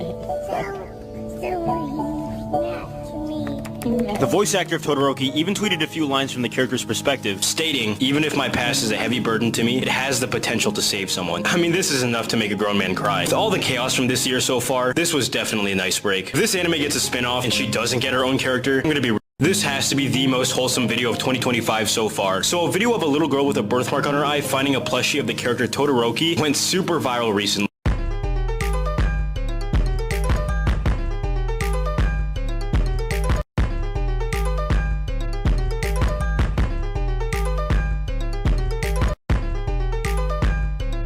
Safada, vem sentando na piroca, sua piranha safada. Vem fuder, safada. How my hordy. Safada, vem sentando na piroca, sua piranha safada. Vem fuder, safada. Vem sentando na piroca, sua piranha safada. Vem fuder, safada. Vem sentando na piroca, sua piranha safada. Vem fuder, safada. Vem sentando na piroca, sua piranha safada. Vem fuder, safada. Vem sentando na piroca, sua piranha safada. Vem fuder, safada. Vem sentando na... How my hordy under. Sorry it took me so. Ooh, hen! Did you know AI Sorry it took me so. How am I already underwater? Sorry it took me so. Hey! Did you know AI?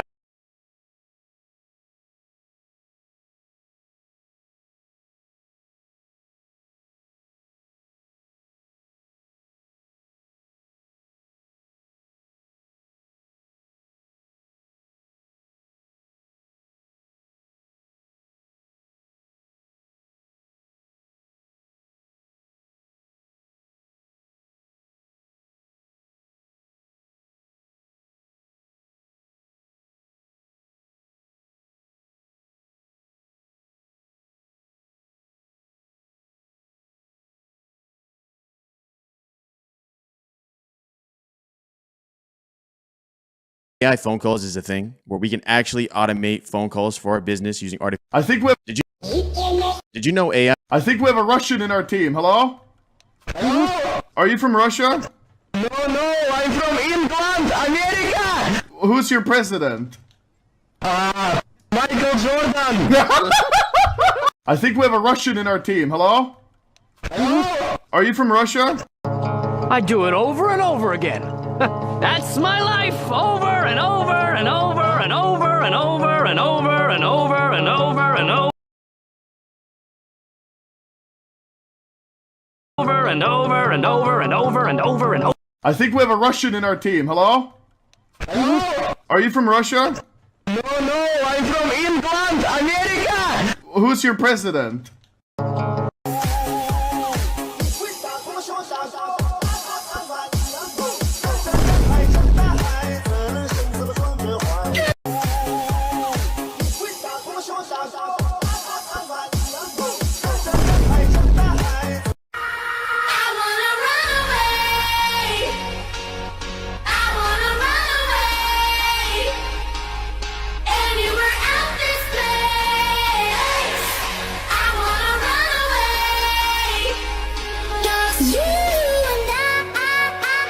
Sync your RGB devices to your favorite games with Signal RGB. Pra fuder sua safada, vem sentando na piroca, sua piranha safada.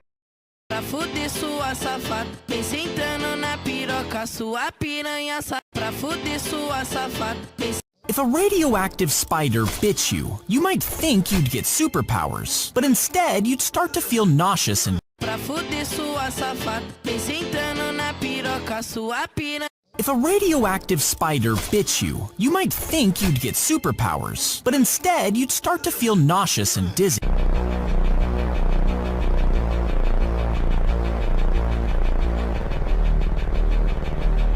If a radioactive spider bit you, you might. When you drag a song into this website, this is everything it gives you.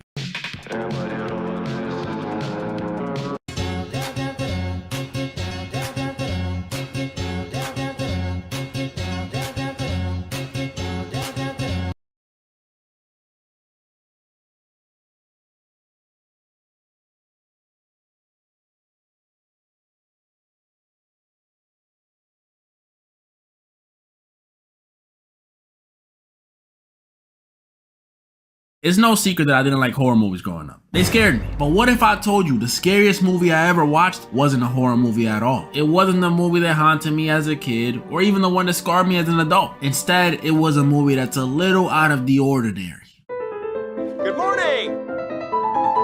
But why? How did such an innocent looking movie scare me so much? Well, I'ma show you. Today, I'ma go over The Truman Show. My goal by the end of this video, to help you truly understand why it's the scariest movie I've ever watched. I ain't gonna be alone in this. And what better place to start than at the very beginning? We open up the movie with our very ordinary main character, Truman Burbank, talking to himself in the mirror, as ordinary people do. And Truman is just your average Joe. He actually might be better than one. He wakes up in a jolly mood, greets his neighbors with a big smile on his face, holds the door for people at work. I mean, it's Jim Carrey. How can you not like him? He's just a good guy surrounded by good people in a very nice ordinary town. At least, that's how it seems at first. Until one day while going about his regular routine, you know, greeting his neighbors, greeting the dog, Truman hears something coming from the sky. Then, a loud crash on the road right next to him. He goes to investigate, and it's some sort of studio light. Ow! I'm sure it's nothing. After that silly little incident, we see Truman go about his day and go to work. And see, even the radio conveniently said it was nothing. It was just some plain cargo that fell out the sky. See, I told y'all it was nothing to worry about. Just plain cargo. Just plain cargo. And while Truman is on the way to work, this is when we get a really good look at the town that Truman lives in, Sea Haven. And I see why it's considered a haven, cause it looks great. Freshly cut grass, no heavy traffic in sight, no dog boo-boo on the sidewalks, not even a single crackhead. Mwah, mwah, mwah, it's perfect. A little too perfect. After picking up a magazine and a conversation with these kinda aggressive twins, alright bro, you don't gotta push me, we can stop and talk, just ask. We see Truman at work, and after some dude shows Truman a newspaper saying their town is the best place on earth, yeah okay buddy, I said it's perfect, but not that perfect. We see Truman on the phone with someone asking for a lady named Lauren Garland or Sylvia Garland. Wait. I don't think that's his wife's name. When Truman is interrupted by his manager who tells him he has to handle some work at the harbor, which may seem like it's, you know, whatever, but we see Truman is hesitant to do this job. Why, you may ask? Well, it's cause Truman, like some of you probably watching this, is scared of the ocean. And not like, oh, I'm scared to go into deep water, or oh, I'm scared a shark gonna take a chunk off my butt. No, this is like me and dolls, woman and Axe body spray wearers, Rod Wave and a salad. Truman is not even comfortable going near it. He won't travel on it, won't stay on structures built over it, and he's definitely not dipping his toes in. Nada. And again, you might be wondering, why? Why is he so afraid? Well, we get our answer that very same day, when later at night, after a convo with his best friend Marlon about leaving Sea Haven to go to Fiji. Really? Fiji? You don't want to weigh your options? Maybe Greece, Japan? I don't know. At least Detroit got the Pistons and Corey Kenshin. I'm going there before I get up and leave to Fiji. What's in Fiji? We see Truman sitting by the beach, reminiscing. Dang, that moon... That moon's really detailed. Reminiscing about what, you may ask? Well, his fear of the ocean. It turns out the reason Truman is terrified of it is not because the ocean almost drowned him or held his family for ransom or anything like that. It's because one day during a boating trip with his dad, Truman and him got caught in a powerful storm. So powerful that it knocked Truman's dad off the boat, and his dad didn't make it. So that's why Truman fears the ocean so much that he refuses to travel on it, even if it's for work. Yeah, I mean... you win some, you lose some? And while Truman is dramatically sitting on the beach, out of nowhere, another weird occurrence happens. When it starts raining, but only on Truman. What the? Eventually it starts raining around him, but I'm sure at this point, you can see there's some weird stuff going on in this perfect town Truman lives in. And it only becomes more clear as we continue. Truman comes home, clothes all soaked. And for the record, don't try this. Nothing good comes out of it. Unless good to you is an apology after a whooping, just don't try it. Truman sits down with his wife Meryl and tries to convince her to come with him. They can leave together, explore the world. But Meryl tells him, no Truman, we have bills to pay, a whole life here. We can't just leave it all behind. And I thought we were gonna try for a baby. Boring. I don't want no baby. I want to go to somewhere spontaneous, like O Block or something. After Meryl turning down Truman's idea, we cut to the next day. And this is when stuff gets really weird. We again see Truman do his normal routine, you know, say hello to the neighbor, drives to work, picks up his magazine, all that stuff. But as Truman is heading into work this time, out of nowhere in this crackhead-free town, he sees what looks like a crackhead, or at least a meth head, right in the middle of this busy street. And to those of you who don't deal with these kind of people often, don't worry, they're harmless. Most of the time. So the weird part isn't that people are ignoring him. That's normal. I do it all the time. The weird part is when Truman gets close to the crackhead and realizes it's his dad. Then out of nowhere, while Truman's trying to figure out what the heck is going on, these two people drag the man away. Truman chases after them, but after a bunch of convenient obstacles get in his way, a bus takes his potential father away. This combo with all the weird stuff happening lately, yeah, Truman had questions. So he goes to the one person we all go to when we need answers, our mama. Truman tells his mom that he saw his dad dressed on the street as a homeless dude for some reason, and his mama tells him, oh Truman, you tripping. Your daddy ain't homeless. He ain't even alive. Truman tells her it was him. I know it was. But she tells him, look Truman, you're just feeling guilty about the boating trip. That may or may not have been your fault. But I don't blame you, Truman. I don't judge you. But it was too late. Not even the words of his mama could stop what was building in Truman at this point. A suspicion of the world around him. Once Truman gets home, we learn these events aren't the first time weird occurrences like this have happened to him. You see, something even weirder happened to him back in his more youthful days. We get a flashback to Truman in high school when he was a part of the band. I was more of an art class kind of guy myself, but band did seem fun.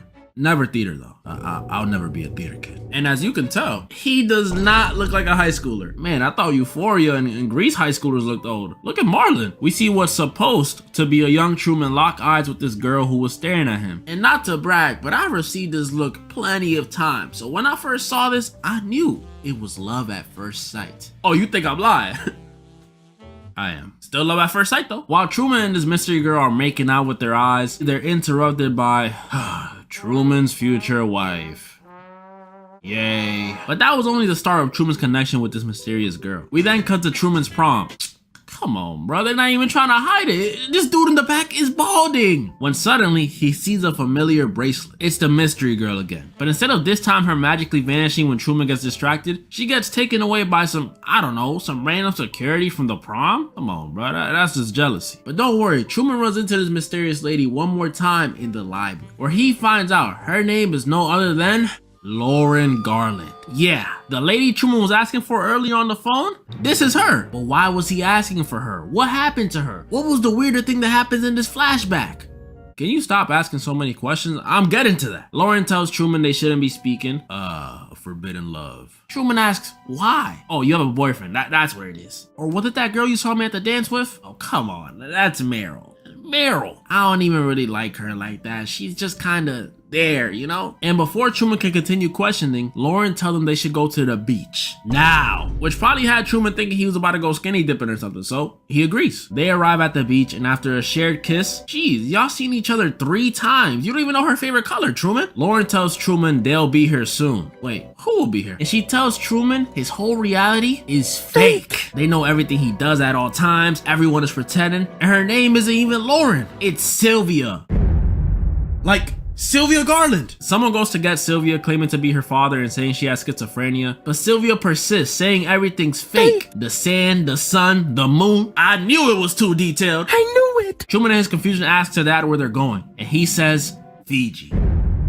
This moment was mind-blowing on the first watch, because this is when we realized the crazy possibility that Truman doesn't love his wife at all. And also, the world he lives in might be fake. Either way, all these weird occurrences reminded Truman of Sylvia and made him even more suspicious of the world around him. Suddenly, he starts noticing even more things. The radio malfunctioning and picking up what sounds like someone announcing his exact location. Newspapers conveniently talking about the homelessness issue in the city after he saw that crackhead. And craziest of all, cars stopping for him in traffic.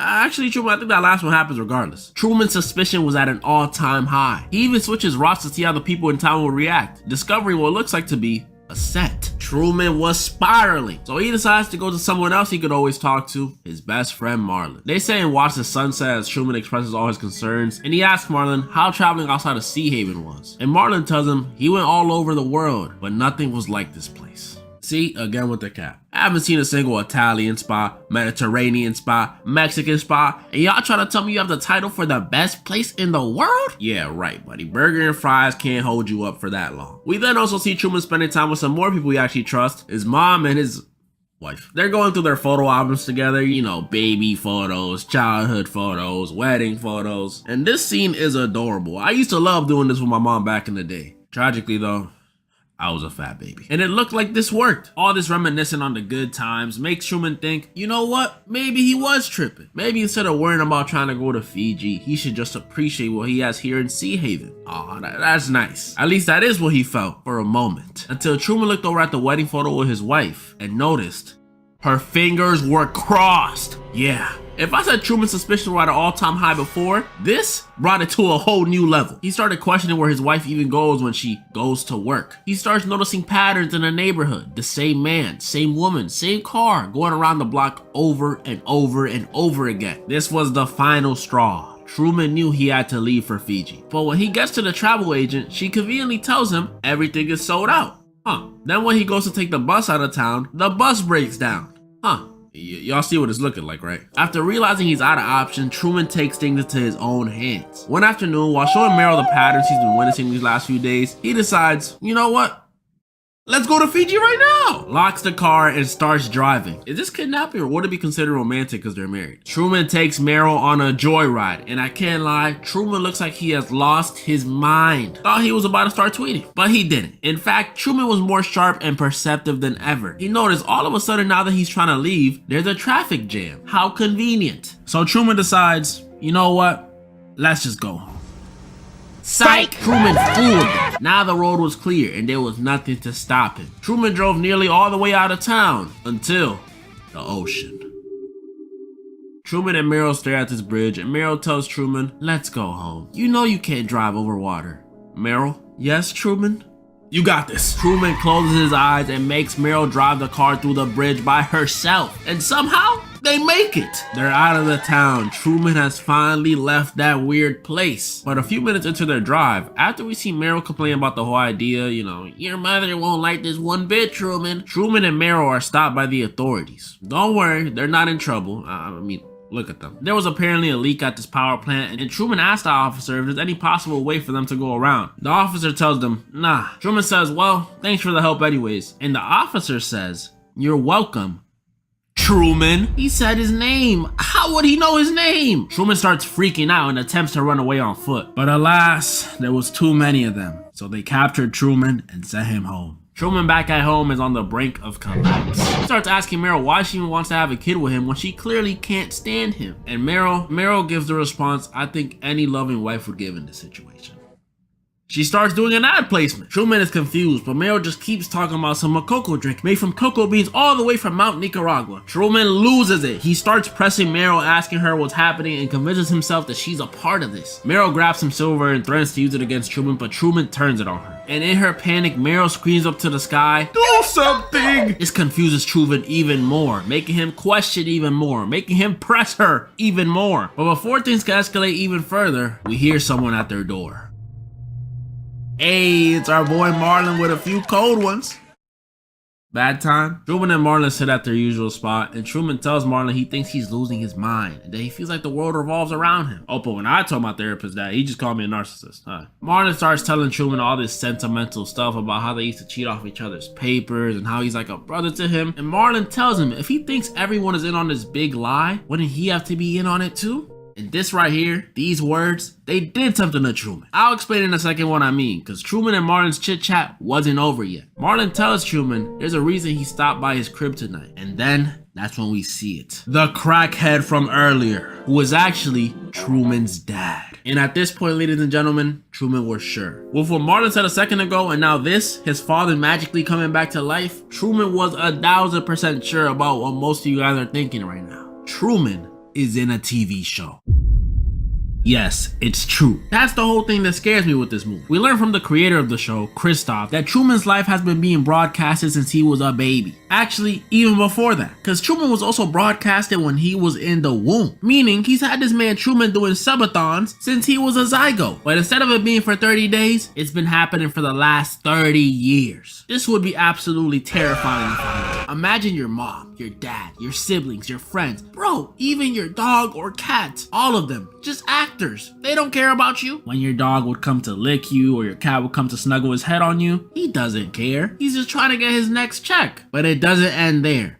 What would you say to somebody that hasn't tried therapy before? Just ask yourself if what you're doing in your life right now is working. This whole you in a TV show thing also means your whole life, the one you are living right now, has been orchestrated, planned out. All those times people roasted you, your first heartbreak, even that one job you took that summer that you absolutely hated, was really just a group of people in a writer's room like, James, wouldn't it be funny if we made it so Derek has like a horrible accident when he's young and he's forced to get braces? I know. And then we can make his dad leave. That's literally how the show works. And the main man running the show is Christoph. We see him doing a Q&A, you know, them old school calling and asking questions, things like they used to do on the radio. And we learn this show is extremely insanely popular. Like, forget Kai and Speed for a second. This dude Truman is the biggest streamer on earth. He even got people in Japan watching, which is another scary thing. Not the fact that they're Japanese, that's okay. Imagine 1.5 billion people. No, wait, we don't gotta do that many. Imagine just 30 people, the size of a classroom, watching you day by day, week by week, year over year. All your good moments, your bad moments, and scariest of all, the moments you're doing something you would even want your mama seeing. Yeah. Truman's puberty arc must have been real awkward to film. Kristoff is still answering incoming calls when we see him get a call from someone familiar. It's Sylvia, who we find out the whole time was actually an activist trying to free Truman from the show. Kristoff tells her that he's actually letting Truman live a normal life and that the real world is the sick place. Well, he is right about the real world being sick. Did y'all see they said GTA 6 might be $100? Like, what? He also tells Sylvia Truman can leave whenever he wants and that she's just mad that he prefers his cage. Right. Sylvia hangs up saying that Truman's gonna prove him wrong, and then we cut to the next day, where it looks like the father thing worked. Truman's back to normal. He does his routine, goes to work. They even introduced a new love interest for him. Truman divorce arc coming soon. But when Truman gets home, he makes an interesting decision. He decides to sleep in the basement. And Kristoff notices this and tells the guy monitoring Truman to zoom in and isolate the audio. Ain't this the 90s? What kind of Spy Kids technology is this? They hear Truman snoring, but that wasn't enough for Kristoff, so he sends over Marlon. And when Marlon gets there, he discovers Truman is missing. The town immediately goes into high alert panic mode. They check every camera, pull out every main character, side character, and extra. They even brought out the son. Still, they couldn't find Truman. Side note, I told y'all about them dogs. Dude went from super sweet to looking like Sonic Unleashed. Kristoff was panicking until he realized they weren't looking everywhere. They were missing one spot. One spot they never ever expected Truman to go. The ocean. And that's exactly where he was, on a boat sailing away to finally leave Sea Haven. But Kristoff wasn't about to let that happen. Like something straight out of Hunger Games, he calls for this dude to cast a storm over Truman's boat, but Truman is resilient, so he holds on. Kristoff though, Kristoff is even more stubborn. He strikes Truman's boat with lightning over and over and over again, but Truman still stands. He even starts singing. He tells them to up the winds and to capsize him, but the dude controlling it refuses to, knowing it could potentially kill Truman. So Kristoff does it himself. Powerful waves come crashing down on Truman's boat over and over and over again. Kristoff eventually calls off the waves, but it looked like it was too late. Until he's alright. He survived somehow. Probably got some fractures though. Now with no one trying to stop him, Truman sails all the way till he runs into a wall, realizing the sky was really just a painted studio wall the whole time. See, this only proves my childhood theory that the sky is some sort of painting / hologram thing. I'm still working out the kinks. Truman walks along the water until he finds a staircase that leads to an exit sign. Truman Burbank? More like Truman Skywalker. Am I right, fellas? But before he could walk out, Kristoff starts speaking to him. He tells him the truth about how he's in a TV show and he's the star, and he also tells him that he knows him better than anybody else, and that he knows that he doesn't want to leave, he's too scared to. And Truman delivers the perfect response that nobody was expecting. In case I don't see ya, good afternoon, good evening, and good night. And then he just leaves. To where? I have no clue. The movie ends with Sylvia running out to look for Truman. Does she even know where she's going? And these two dudes watching as the Truman Show cuts transmission for the first time ever. And then they're like, well, what else they got on? Let's check. As you guys can see, this movie is very, very scary. Or at least the concept is. And it's very worthy of the title, the scariest movie I've ever watched. Now, the creepiest movie I ever watched, that's probably a horror movie. Comment down below any more movies you guys want me to go over. Or DM me them.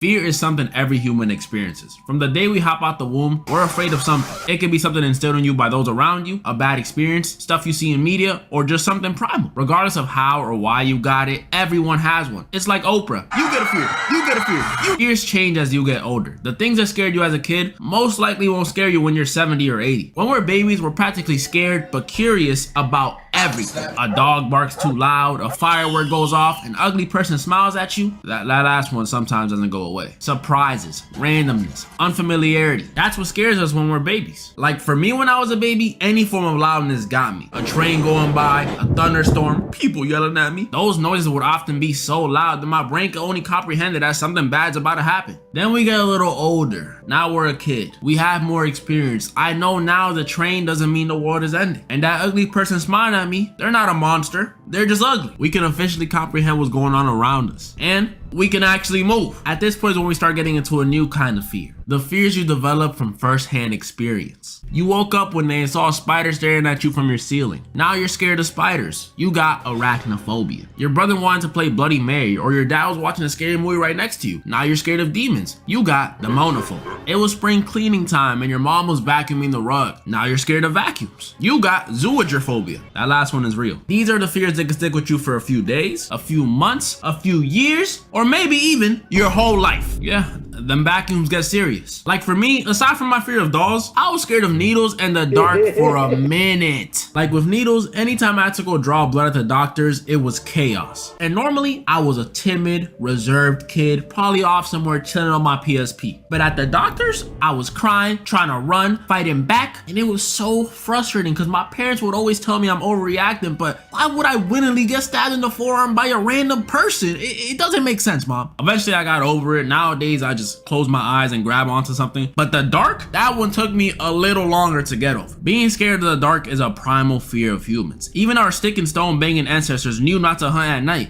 and they were stupid. The dark is like the definition of fear of the unknown, or at least an introduction to it. Because it's not like when you're in the dark, you're scared because you're seeing the color black. Well, the scary part is not knowing what's in the dark with you. It could be Slender Man, it could be Momo, it could be a racist cop. You don't know because you can't see. And since you can't see, it makes it scary. And the room could be perfectly empty when the lights are on. Not a person in sight. But the second you turn them lights off, your brain goes on high alert and assumes every demon from hell just spawned in. And at that point, you don't know. You don't know if it's your imagination or if that really is the king of pop right behind you. That's why I always hated having sleep paralysis growing up. You would wake up seeing pitch black, unable to move, and you're like half dreaming and half not. So you start seeing the scariest things. Like, what is Barney doing here? I was kind of forced to get over my fear of the dark when I was staying in the Dominican Republic. If you don't know, outside of resorts, DR is DR. Over there, there's constant, and I mean constant power outages. Literally, sometimes you won't go more than 2 days without hearing at least one. So being in the dark, although it may be scary, especially over there with the witches, the bats, the flying roaches, it's something you gotta get used to. In the dark, although it may be scary, especially over there with the witches, the bats, the flying roaches. Although it may be scary, especially over there with the witches, the bats, the flying roaches, it's something you gotta get used to. And I did get used to it, but I was 13, so I was already a teenager. And by the time you're a teenager, there's bigger things to worry about because you're officially in high school. That night before the first day of school is the most anxiety-filled night you could think of. I used to be up thinking, am I gonna make new friends? What if my old friends don't like me? What if the teachers don't like me? What if nobody likes me? But what if they rock with the first day fit? At that age is when we care the most about what other people think. Getting embarrassed back then feels like it's worse than anything else that could happen to you. And I knew that all too well. I was a shy background character type of student back then. I avoided everything that could potentially lead to me being laughed at or murmured about. And I especially avoided presentations. Presentations were the worst. Anytime I had to do a project involving a presentation, I'd either avoid doing it or I'd do it, but I'd let my partners do all the presenting. I was that kind of classmate. But there were times you couldn't avoid doing that dreaded solo presentation. And tell me if this ever happened to y'all, but y'all ever had a presentation day and you're nervous, but you're going last, so it's whatever. You walk into class, you sit down, and all of a sudden, you look around and every single person who was supposed to go before you was absent? Looks like Michael is also absent. Well, Derek, you're up. Gotta be top 5 worst feelings ever. I'd get up there and it was all types of,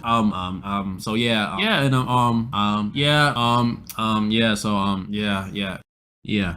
It was terrible. But the thing that scared me more than presenting in school was school shootings. Prior to my freshman year, I don't remember doing a single lockdown drill. Maybe one in 8th grade, but they weren't that common. I was only used to slowly walking out the building during fire drills, so I didn't know why we were doing them. To me, it was just another excuse to not do classwork for another few minutes. I loved it. But when I found out why we did them, it instilled a new fear in me. A fear that I could randomly be sitting in class one day and hear 2 pops down the hall and know in my mind, I'm probably not gonna be saving anyone. It's sad, but it's true. What was I, a 5'7", 114-pound freshman supposed to do? Nothing. We're powerless in this situation. Your only hope is literally to become cool for every white kid in the school. That's the only precaution you can take. Luckily, once you graduate, most of these school fears go away. Even though you're in college, it's definitely not the same. You're an adult now. Yes, you may still carry some of the fears from your childhood, whether it be fear of the ocean, your fear of heights, your fear of vacuum still for some reason. Get over it, bro. You can manage yourself. You can avoid these things. The fears you're really looking out for when you're an adult are the mental ones. Commitment, rejection, loneliness, and of course, failure. Failure is something I think most of us by the age of 18 start fearing, if not at least thinking about. The idea of legacy. What do I want to accomplish in my life? And will I accomplish it? Yeah, I know what I'm talking about. You start looking toward the potential future where instead of becoming an architect, a doctor, a lawyer, or anything else you want to be in life, you just end up working the drive-thru at your local Burger King. This fear of failure sometimes consumes us completely. We imagine all these possible ways we can fail instead of just focusing on the ones where we can actually win. It makes no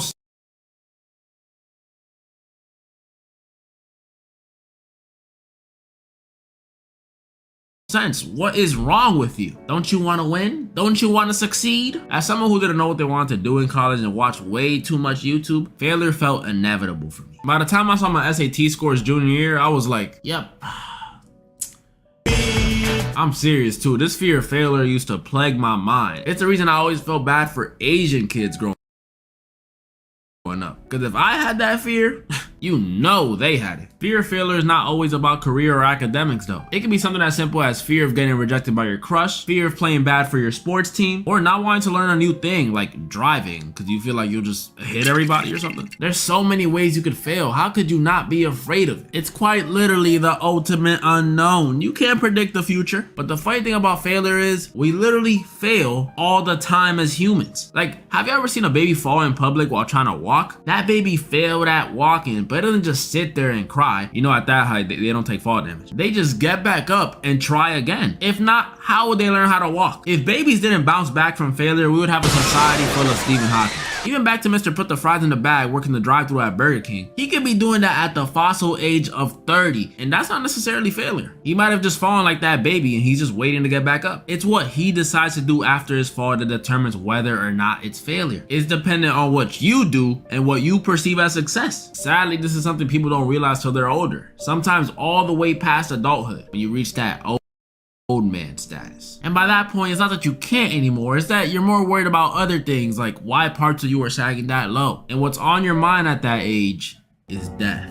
Death is literally something that's gonna happen to every single one of us. You can be watching this video in 2024, 2054, the year 3000. Unless you make like some immortality super soldier serum, it's gonna happen to you. Death is scary. I don't like thinking about death. I mean, I've literally been alive my whole life. I don't know nothing besides living. The idea of not experiencing anything on the face of the earth ever again is hard to wrap my mind around. No sadness, but no happiness. No more arguments, but also no more good moments. No more chocolate ice cream, but also no more salted caramel ice cream. You don't go through any more hardships, but you also lose that great feeling when you eventually overcome that hardship. It's scary, and death is especially scary when you lose someone close to you. Now, I'm gonna share something with you guys that I've never shared on this channel before. About 5 years ago from the making of this video, September 2019, I lost one of my close friends. And at the time, I was distraught. I had lost my grandfather 3 years prior, so I knew that death isn't something that just hits you up like, hey, I'm in town, I brought donuts. Let's link up. It's a surprise, a very, very bad one, but a surprise nonetheless. But with this one, it felt different. When you're older, as sad as it sounds, you expect it eventually. Doesn't mean it doesn't shock or hurt anyone, because it does, it really does. But you know, we tend to die when we get older. But when you lose someone close to you that was at a young age, that's just not something you're expecting. People are less accepting of those kinds of deaths. I was sad, I was angry, I was confused, but more than anything, I was scared. I had close encounters with death before, but these encounters didn't compare to how close death feels when you lose a loved one. It felt like death was right around the corner, just waiting to take another one of my loved ones or to just take me. But let's take a step back and look at this positively. If death is so close to us and unpredictable, then that gives us even more of a reason to cherish, to experience, to try. Cherish those around you. Cherish yourself. Cherish any good moment you can and find a lesson or even humor in the bad ones, because you may not know when your last one will be. Experience new foods, new activities, new anything, and make sure to try.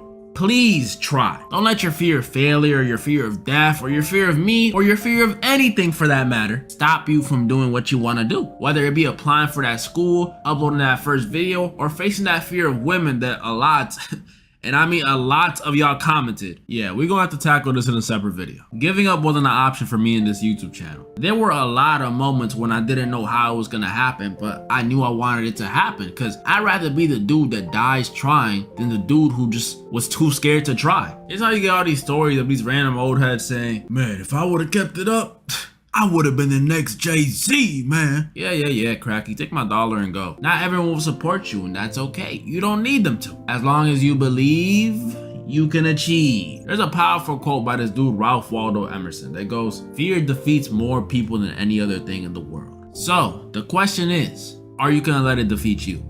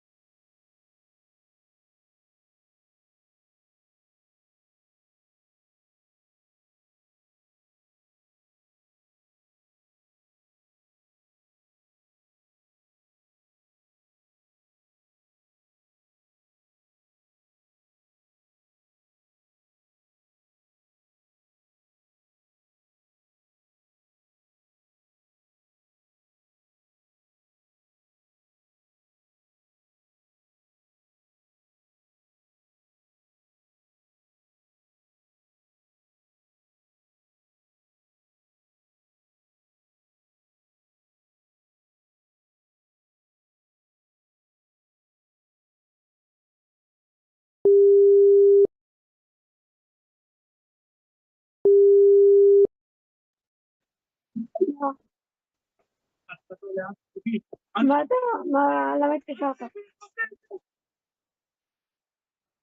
Malamig ko ako sa dito.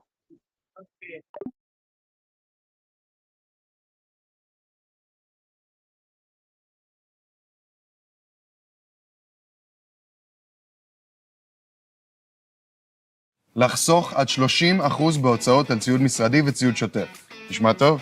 תמשיכו לצפות.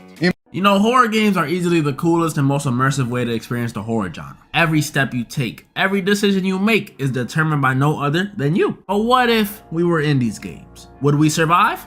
Well, that's exactly what we'll be doing today. Today, ladies and gentlemen, once again, I'll be going over even more horror games I could easily survive. And as usual, say it with me now, I'll be giving you guys my strategy, my game plan, my thought process, and obviously, some of the ones that I can't. I'm starting with a bit of a tricky one, Outlast. We play as this journalist investigating an abandoned asylum after hearing word of some inhumane experiments happening there.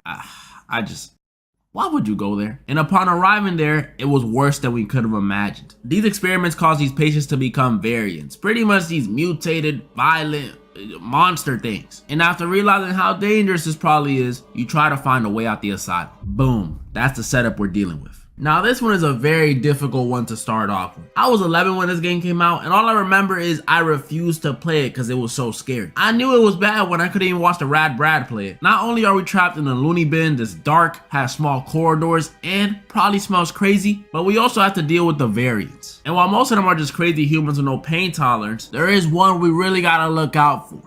Chris Walker, a mutated 6'9", 300-pound plus monster. To put it in perspective, that means we're dealing with someone the same height as LeBron James and around, I don't know, half the weight of Rod Wave. This is a scary, formidable opponent, and might I add, he has experience. This dude isn't like Springtrap just murking children for no reason. This dude murks grown men for no reason. He has bodies. And me, I'm just an investigative journalist with nothing but passion, a Canon camera, and a pair of AA batteries. What am I gonna do? And I sat on this one for a long time.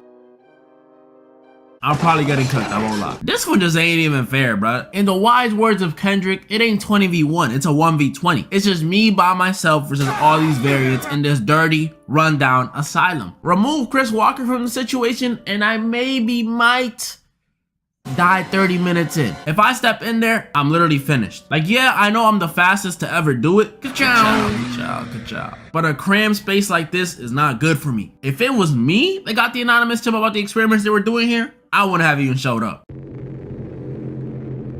For those of you who don't know this one, Fears to Fathom is a psychological horror game series where us, the main character, play through super duper scary and realistic scenarios. Isolation, home invasion, some stalking. On occasion, chill, don't hype me out. And while it sounds like it's whatevs on paper, the atmosphere of these games will change your mind fast. And not only is the atmosphere scary, but even the NPCs are scary. Like these dudes are chopped. And to make things even scarier, every episode of this game is based on a real life event. Like y'all know how the movies be having based on a true story in the beginning or end? Yeah, that's this game, based on a true story. Every single one of them. There's a lot of episodes to pick from in this one, so I'm gonna just go with the one that's scariest to me. Fears to Fathom, episode 3, Carson House. In this one we play as this 18-year-old named Noah back in 2009. Golly, 2009? Some of y'all didn't even exist. We were tasked to look after someone's crib for a weekend for a whopping $100. You know, doing some grocery shopping, fixing the computer, taking a piss, feeding the dog. Still taking a piss? Dang, bro. But as the night goes on, weirder and weirder stuff starts happening. Random knocks on the door, strange text messages, random noises in the house, and that's when it's revealed that someone has broken into the house. We got an intruder on our hands, ladies and gentlemen. I think this is something everyone who has ever been home alone has feared. Random person breaking into your crib at a random given time, scariest being nighttime, and you being forced to 1v1 them. It's a scary thought, but it ain't nothing I can handle. To truly come up with a proper plan to beat this one, I gotta understand two things. One, who is the intruder? And two, what do they want? Throughout the course of the game, we get little hints of who it may be via text messages, flowers at our door, and other stuff. But once we get into the end game, that's when it's revealed that the home intruder is actually our psycho ex-girlfriend, Kara. I know, shocking. And what does she want, you may ask? Well, of course, to get back with your boy. I don't blame her, not a surprise. But now that we know all the background, here's the plan. Since I'm more familiar with the Carson crib than she is, I say we use this to our advantage and do a little bit of camping, if you will. Imagine this. She walks into the crib, roaming the bottom floor looking for me. I'm watching her on the camera as she finishes searching the bottom floor. She makes her way upstairs and approaches the room I'm in. Noah, I know you're in there. Open up, Noah, before I... Hey, Kara? I think we should get back together. Really? Yeah, really. Here, I'll unlock the door. Come inside. Let's talk about it. All right. I just can't believe you really changed your mind that... That's an easy win. Only thing we really gotta look out for with her is her durability. Cause turns out the reason we broke up with Kara is cause Kara be on that meth. So I don't really know if one swing of the bat will do the trick. We might have to do 4 or 5 or maybe even 12 depending on her dosage. Don't do meth. We all know the franchise, Resident Evil, recognizable because of its elite games and its movies. The Resident Evil games have always been known for being scary. Like, I remember trying to play Resident Evil 4 on my PS2 when I was but a wee little lad. And emphasis on trying, because I could not get through that game at all. Yeah, there's been some scary Resident Evil games over the years, but Resident Evil 7, this one is hands down the scariest. I said put your hand down. In this one, we play as this guy named Ethan who ventures onto a plantation in the state of Louisiana after we received a message from our wife who had been missing for 3 years. And after entering a house on the plantation, we find our wife, but she tells us that message was not from her. And after realizing our wife is now some sort of infected zombie thing and a failed escape, we come face to face with the Baker family. A regular Louisiana family turned murderous and cannibalistic after being infected. And the infection didn't just turn them violent, it also turned them into mutants, giving them super strength, the ability to regenerate, extra intelligence, and some, their very own transformation. Is that a sack? And after seeing how truly insane they are, we have to run, fight, and find a way off the plantation. Look, I'm gonna start with this. Plantation and Louisiana in the same sentence would have been enough for me to not go over there. Combo that with the Baker family trying to eat me or make me part of their family or whatever, and I'm definitely good off that. And some of you guys might be like, but Derek, you gotta save your wife. What about your wife?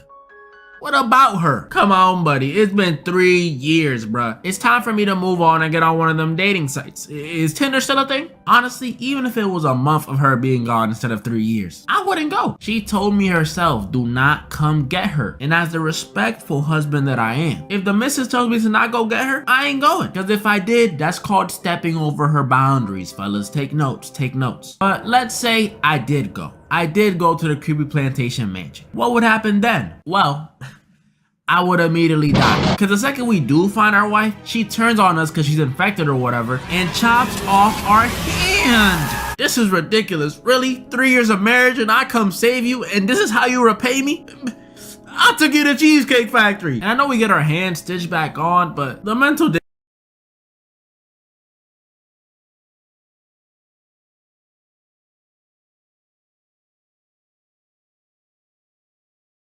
damage is already done. Plus, I don't know how much of that green juice is really gonna help with the broken ribs she gave me earlier after throwing me into that wall. Resident Evil 7, I'm not surviving, sadly. Farthest I get is that fight with that sack lady. After that, I'm finished. Now this one may look all innocent and sweet, but hear me out. Amanda the Adventurer is about this old children's show revolving this girl named Amanda and her sidekick Willie. So think Dora, but instead of being Mexican, she's black, and instead of Boots being a monkey, he's a lame sheep. We find these VHS tapes of the show and watch a few episodes, and everything seems normal. But as we continue watching them, they start to get stranger and stranger until Amanda is straight up talking about death and threatening to turn Willie into lamb chops. And if we upset Amanda, that violence will be turned against us too. So we're dealing with some cursed tapes, ladies and gentlemen. It's sort of like The Ring. And just like The Ring, I know the perfect solution. Maybe stop watching the tapes when stuff gets weird. Really though, how many times do you guys see Amanda intimidate Willie with her evil stares or have her genuinely tweaking out when you get an answer wrong before you decide, yeah, Maybe leave the mystery solving to the detectives. I couldn't even watch Danger Dolan for too long before getting scared, so I know from experience that creepy video stuff ain't my jam. But let's just say for funsies, I watched every tape. And we all know I'm not solving the mystery, so the tall, lanky monster version of Amanda comes after me. What then? Well, judging by the physique of this thing, it doesn't look like it will be that tough to combat. Yeah, it is rocking them British veneers and some gnarly acrylics, but that pelvic bone is giving off a lot of malnourished energy. I don't know what it is. I got it weighing at most $180. And yeah, I know it's fast and all, but with them flimsy joints, all I gotta do is hit him with a little right to the knee and bada boom, bada bing. That's a win for me. Now this one may seem insanely difficult, but like I said for the last one, just hear me out. In Silent Hill 2, we followed this blonde dude named James, who after receiving a letter from his deceased wife, damn, we got a lot of X's in this video, what's going on? He goes to Silent Hill, this town engulfed in fog with monsters everywhere, creepy buildings, and blah, blah, blah, blah, blah. I know what y'all are here for. Y'all wanna know if I can defeat the big bad in this one. Pyramid Head. Dude with a massive pyramid on his head, holding a big sword. Super scary looking dude. Like when I saw the 06 movie, which in my opinion is it's not that bad. The sound of that siren and the image of Pyramid Head were burned into my mind. But now after looking back and after playing the original Silent Hill 2, this dude is not on anything. He's like those muscle heads who don't know how to fight. Just all appearance, no skill. Like, look at this gameplay.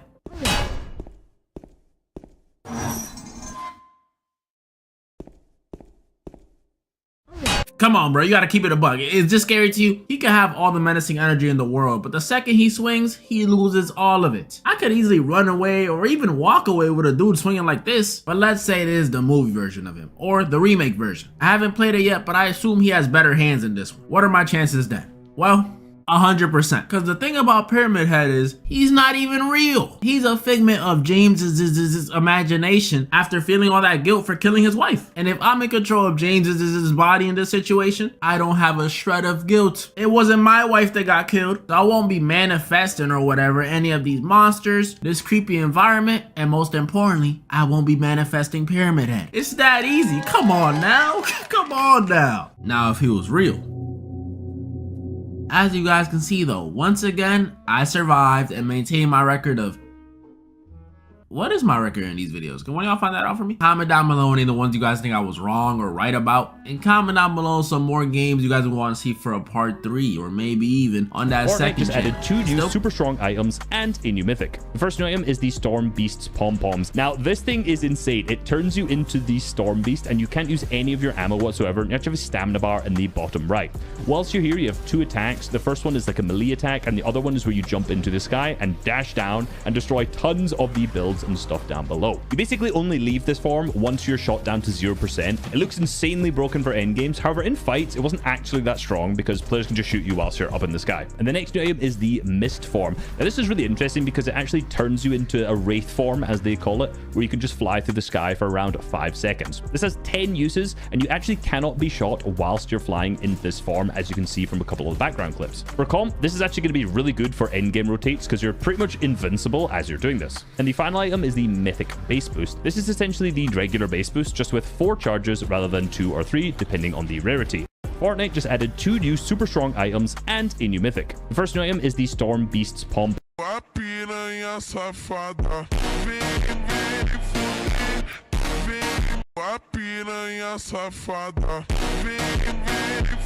Seven years ago, this Fortnite YouTuber clickbaited everyone. Supposedly, if you threw a grenade into the water, then waited a few seconds, a shark would leap onto the island. But that was obviously edited, so I decided to make it real. On my new reload map, Meme Royale, you can spawn the Megalodon to get a secret mythic weapon. First, you come to this pier east of family-friendly fields. Once you're on it, emote in between the 2 wooden barrels. You'll be granted a stack of cuttlefish. You need to throw 2 of them at the starfish in the water, and once you do that, this will happen. Oh my God! But that's not all. A harpoon gun will spawn in front of you. Grab it and then look in the water underneath the dock.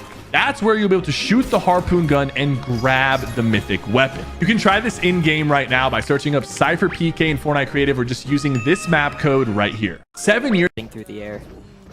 That when I talk to you, oh Cupid walks right through and shooting through the air. that when.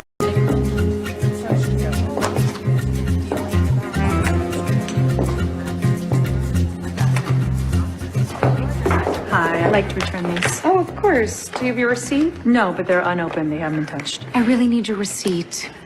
They are sealed. They are brand new.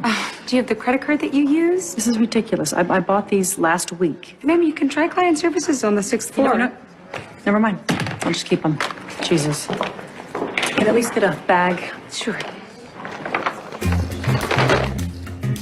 Thank you.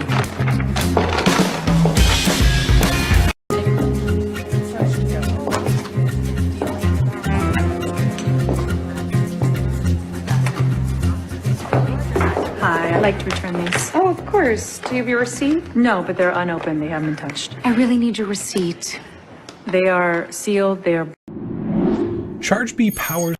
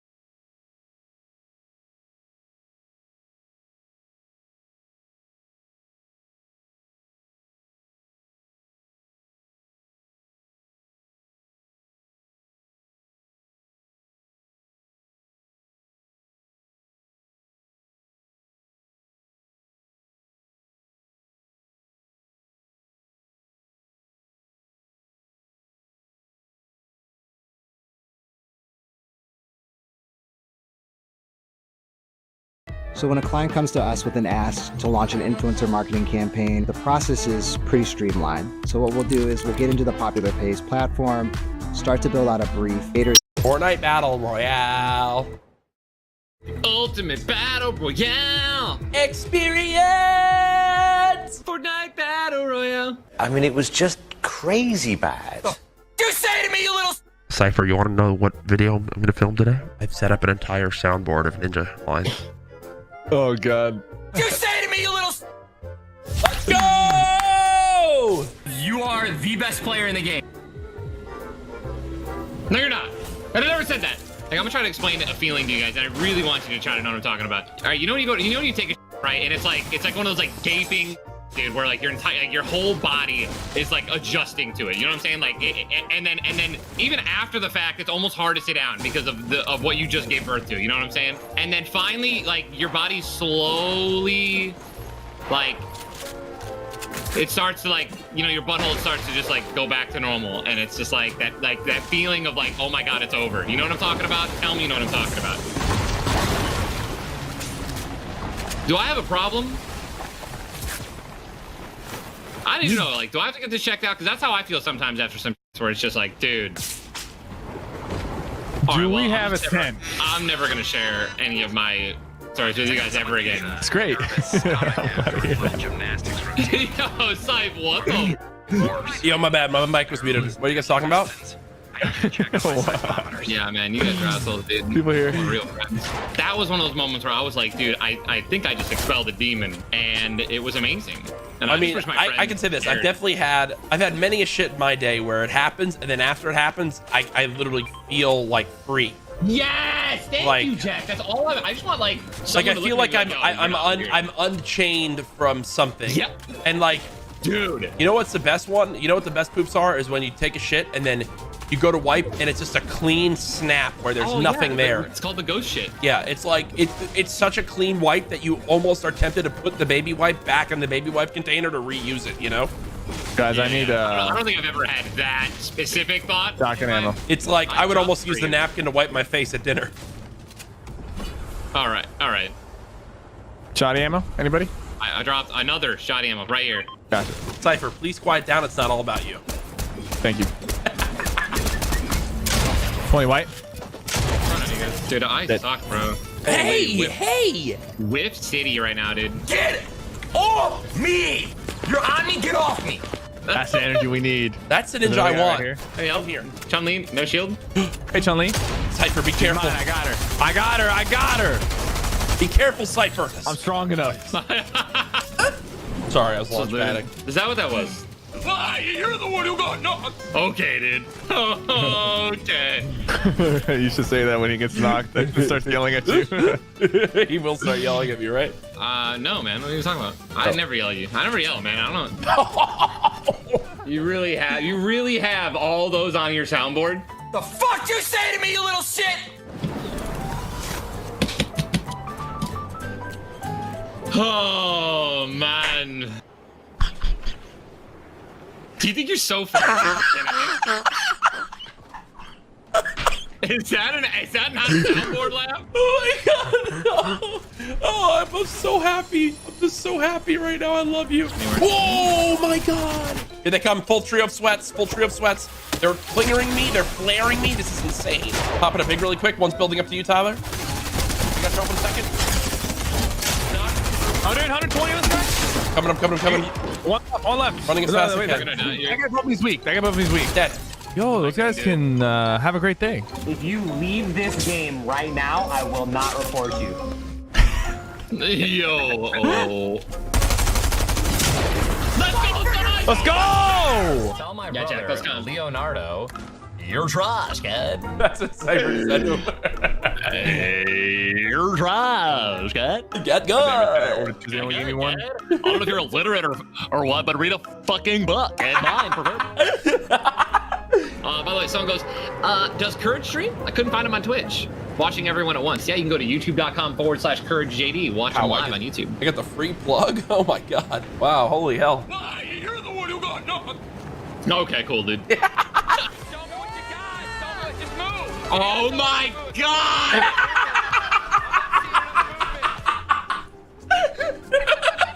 Did you just, I'm not seeing enough movement, me, dude? No, Are you no, shitting me, I dude? didn't. I swear to God, I didn't. I really didn't. You did. Yes, you did. No, That's no, I exactly think what I think my mic lagged actually, or the program. Your mic did not lag. I definitely heard it. Oh my God, this is like when the Avengers get called back in. You're like Captain America by yourself. Thanos' army is coming and you need help right now. This is Avengers Endgame, the finale, final scene. Bring me Thanos! Let's go! Ninja!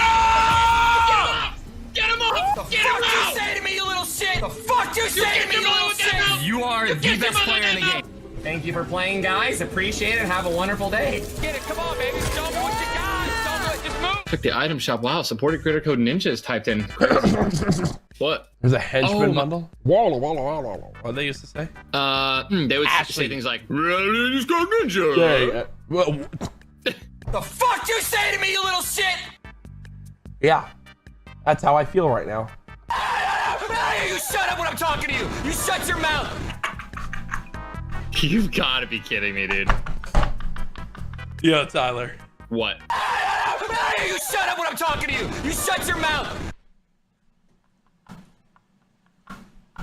I don't know who that is. By the way, I think they removed the skin. Yeah, I can't find it. I used to wear it all the time. It was like one of my OG skins. No one ever had it. It was called Hope. Ninja, I'm not gonna ask again. Cue the game. Oh my God, dude, she's not. I'm getting fucked. Yeah, I don't see any Hope skin. Wait, what about Heim? Heim with no helmet. The blue skin. No, it's not her, dude. With no helmet? No, it's not her, bro. It was a blue skin. It was a blue skin. That skin is blue. No, a blue background. The hell does that even mean? Blue rarity. Blue rarity. Thank you. Is it marshmallow? Shut up, Jack. You're so dumb. The fuck you say to me, you little shit? Why does that work in every scenario, dude? Why am I so memeable? What about aerobic assassin? Elmira. What about Fyra? Jack, at this point, you're just messing with me. The blue background, 4-letter, 1-word name. Dude, someone has to go back and find a video, bro. I know I've uploaded a video on YouTube. What about Lachlan skin?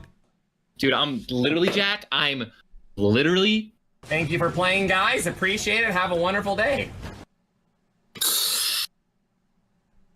You're gonna drive me insane. You're gonna drive me insane. I'm already insane! Why? You're the one who got knocked. Why? You're the one who got knocked. Wait for me at the canisters. Wait. Yep, we're waiting. Wait. Wait.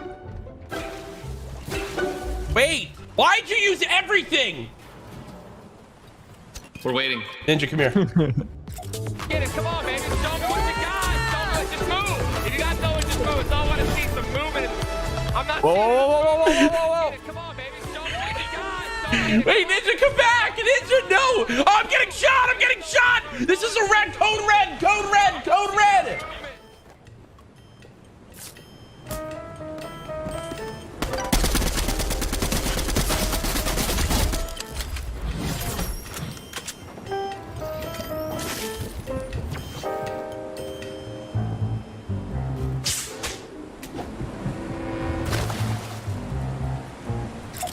Get it, come on.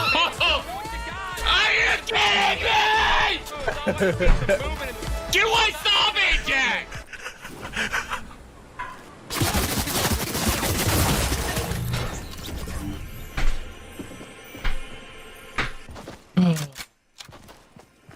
Get it, come on, baby. Show me what you got.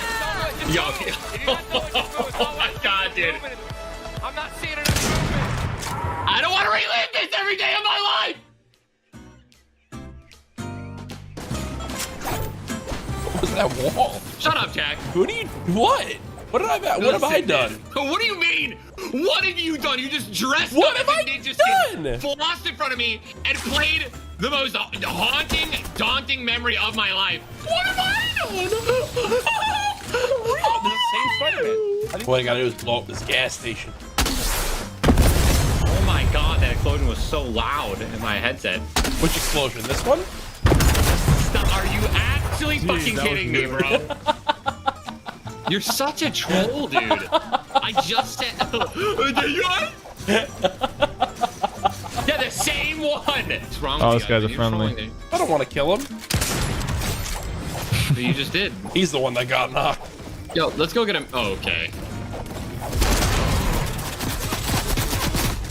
Bro, you really just fucking yoinked that shit for me. You would have done the same thing. Give me AR. I killed him, you. Oh my god, I did way more damage than you did. I can't believe you fucking literally just stole that from me.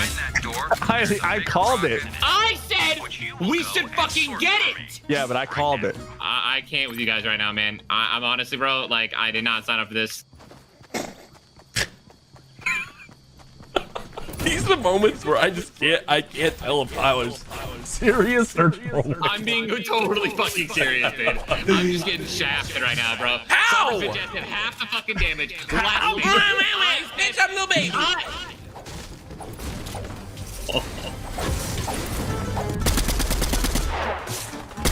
Bro, what the? Watch out, watch out, watch out, watch out, watch out, watch out. Watch out, watch out. Jack, Watch out on the target. No? What was what? Got me out. You literally shot out my fucking web and killed me. Jack, I have metal, I have metal, I have metal, I have metal. There's two of them trying to res. You can get a res off. Jack, get over here. Armor on me. Armor on me. They didn't get the res off. Nice. Full armor, full armor. Full armor, full armor, full armor, full armor. Oh, I'm dead. Yo, Jack, you're a fucking troll, dude. You literally are the worst player I have ever seen in this fucking Guys, game. we just got thirded. You literally shot me and killed me! Tyler, I did not intend to do that if I did. Hurry up, break it out, break it, let me in! I'm out of metal walls.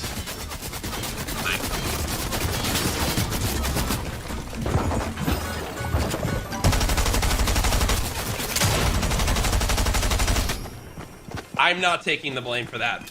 You're so bad. I'm not taking the blame for that by any means. You did everything wrong there. How? You pushed when you shouldn't have. You pushed when you shouldn't have pushed. How? Hey, Tyler. Hey, Tyler. Fuck you, kid.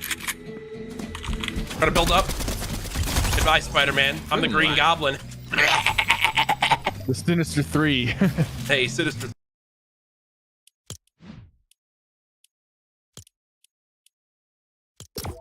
That's the nickname for my penis.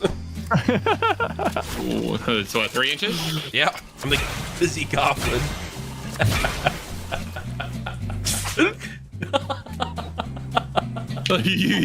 No one thinks you're funnier more than you. I just got a 44 What you say to me, you little shit? Eat it. Oh my god, this fucking thing. Hey, head on over to Campy Cuddles and suck my ass.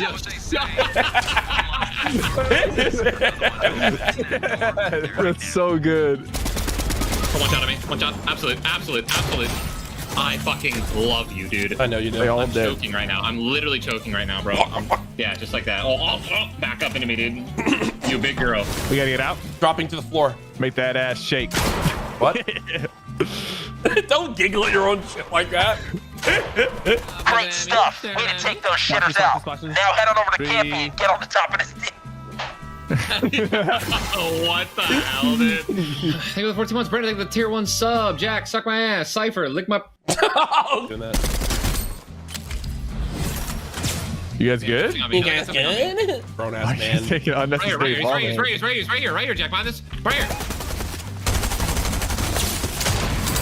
I literally carry you every single day of your fucking life, bro. Who are you talking to? Me? I'm talking to you, man. I didn't say anything. I was talking to Cypher. I was calling out perfectly, bro. You mimicked me, bro. You. What? Cypher fucking shot us out. I said grown ass man. Wait, no, I didn't shoot you guys down. The guy who.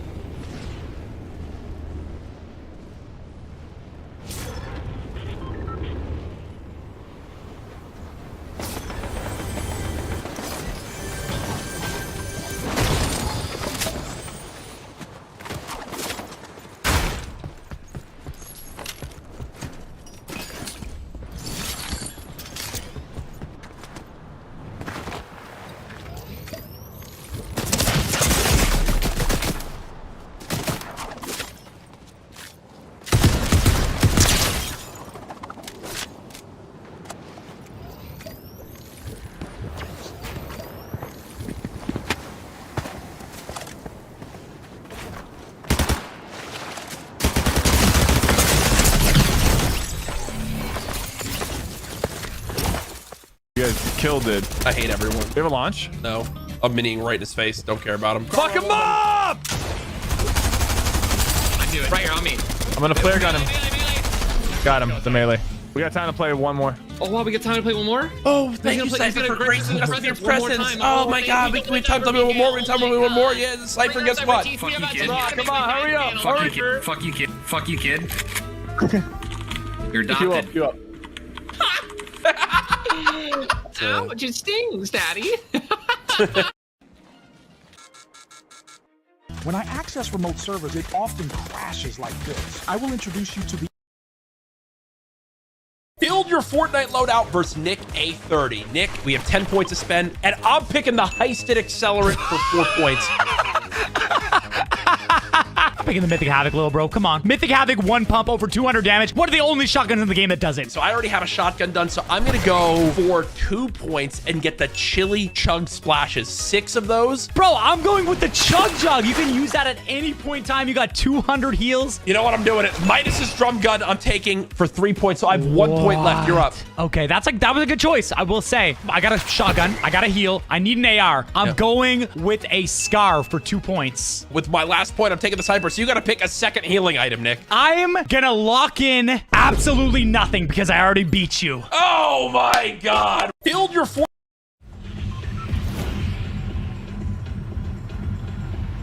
loadout.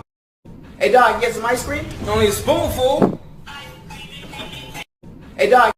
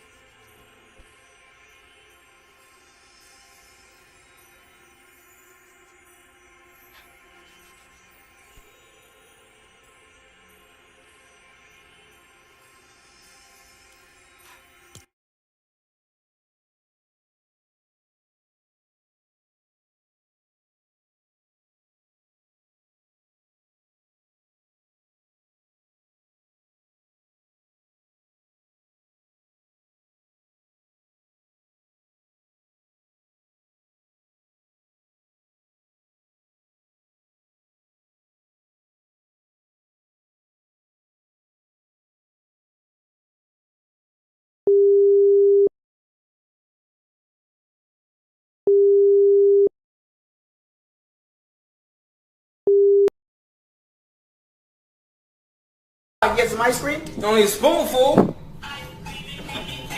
Hey, dog, get some ice cream? Build your Ma, it's so cold, I think I'm done with ice. Birds, if I leave her, she gon' die. Well, bitch, you done with life. Okay, better not pull up with no knife, cause I bring guns to fight. Boom. Say you got that sack, I got that sack, but ain't no ones of mine. Nope. My little bitch say I'm getting too booed. I don't even like.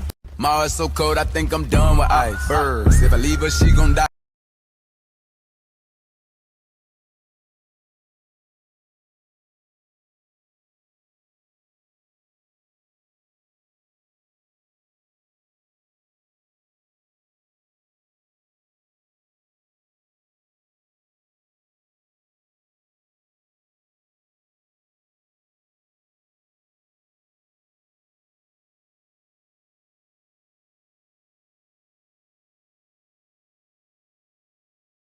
Well, bitch, you done with life. Okay, better not pull up with no knife, cause I bring guns to fight. Boom. Say you got that sack, I got that sack, but ain't no ones of mine. Nope. My little bitch.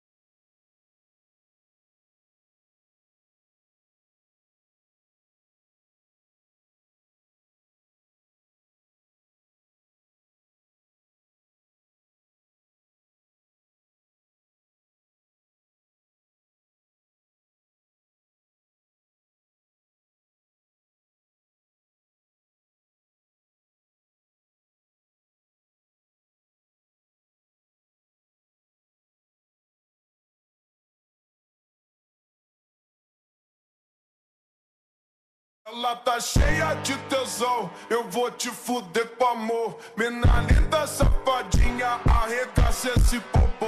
Vai, saca, caô. Ela cheia de tesão, ela tá cheia de tesão, eu vou te fuder com amor. Mina linda, safadinha, arregaça esse popô. Vai, saca, caô. Ela cheia de tesão, ela tá cheia de tesão, eu vou te fuder com amor. Mina linda, safadinha. This little guy almost robbed an arcade game because as soon as he put a coin in, he spotted this Mario Kart inside the machine. So instead of going for the iPhones like a normal person, he came up with a plan and decided to start by grabbing the controller. Once he turned it on, he drove the Mario Kart straight into this mountain of Samsung phones. Then he hit a button to spin Mario's wheels sideways, doing crazy donuts to knock even more down. But there's a big problem because he pushed so many phones into the prize hole, he completely blocked the box from opening. This little guy almost robbed an arcade game because as soon as he put a coin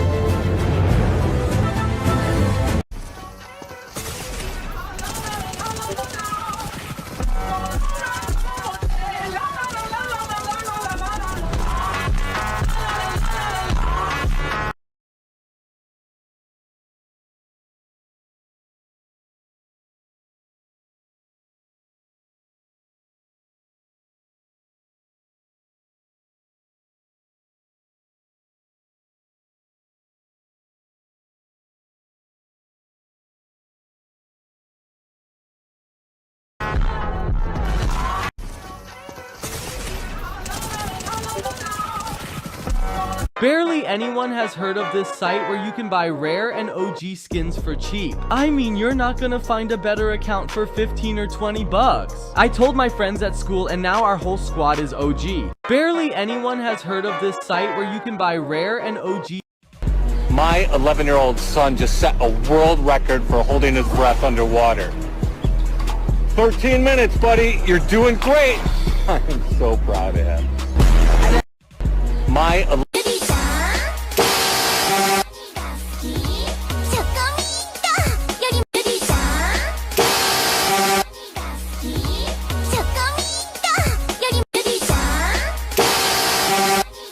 an IQ of 8. Nana! What are you doing up there? Can't go outside and nobody will play with me. So what else can I do but check out the sights? Hey, why don't I play with you? Don't mess with me. You don't have more demons to fight or something. This is the first time I've seen you in forever. You never have time to play. You know, looking back on it, 3 years isn't that long. I had fun while it lasted.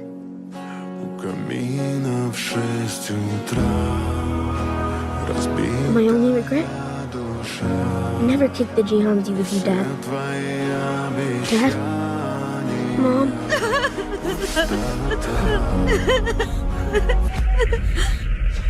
Thank you.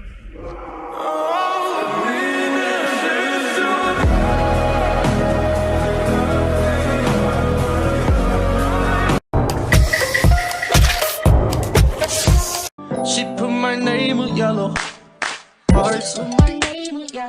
Her favorite color. She put my name with yellow.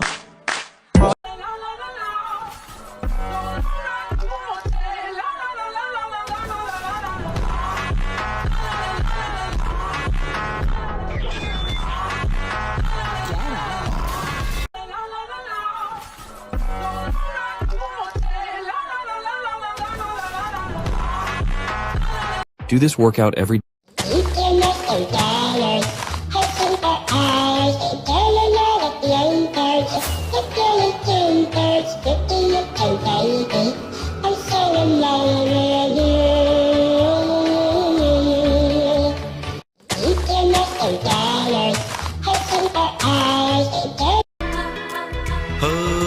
חולמים על מסלול מבוקש באוניברסיטה, אבל הפסיכומטרי חוסם לכם את הדרך?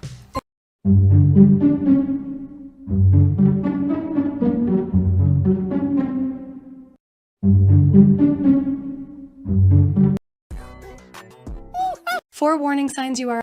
Bro, you found me! Do you know how rare this is? It's 1 in a million. Most scroll past, but you're different. Hit that like and boom, you're locked in, a legend. Don't stop now. Drop a sub and let's run this. Bro, you found me! Do you know how rare... 1, 2, 3. Work today is broken. Caixa tá preparada pra fuder sua safada. Vem sentando. Vem caixa tá preparada pra fuder sua safada. Vem sentando. Vem caixa tá preparada pra fuder sua safada. Vem sentando. Caixa tá preparada pra fuder sua safada. Vem sentando. Vem caixa tá preparada pra fuder sua safada. Vem sentando. Vem caixa. יש מצב שאני צריך אורתופד. לקוחות כללית, מגוון רופאים מומחים ליד הבית שלכם. יש מצב שאני צריך... Hello there.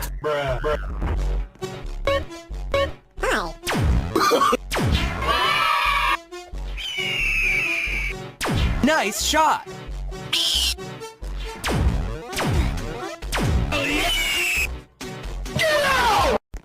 Hello there.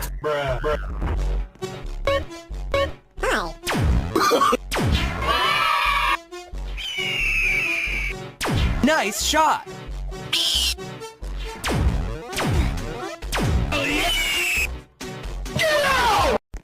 Hello there.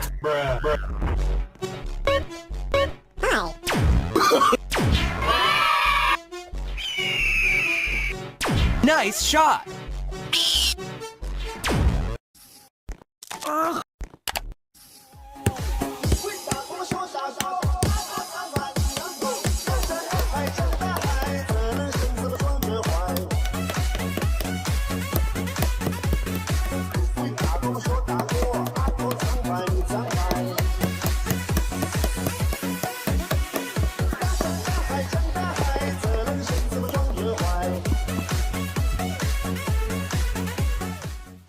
The RGB on this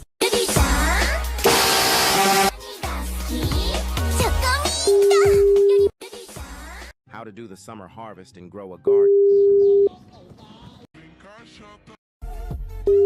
Design your dream.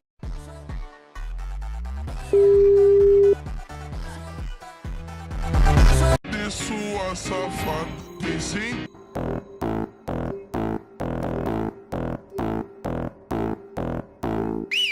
We've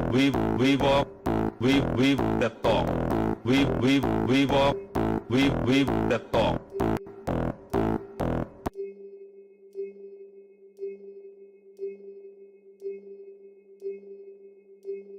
להרוויח מעל הממוצע, בלי בוס על הראש, מעבודה שאפשר לעשות מכל מקום בעולם, ובזמן שנוח לכם. I opened a P.O. box and I asked you guys to send me things, and now I have things to open and I have no idea what's inside. I really hope you guys didn't send anything crazy. I got a box cutter. Let's jump into it. I'll start with the small box right here.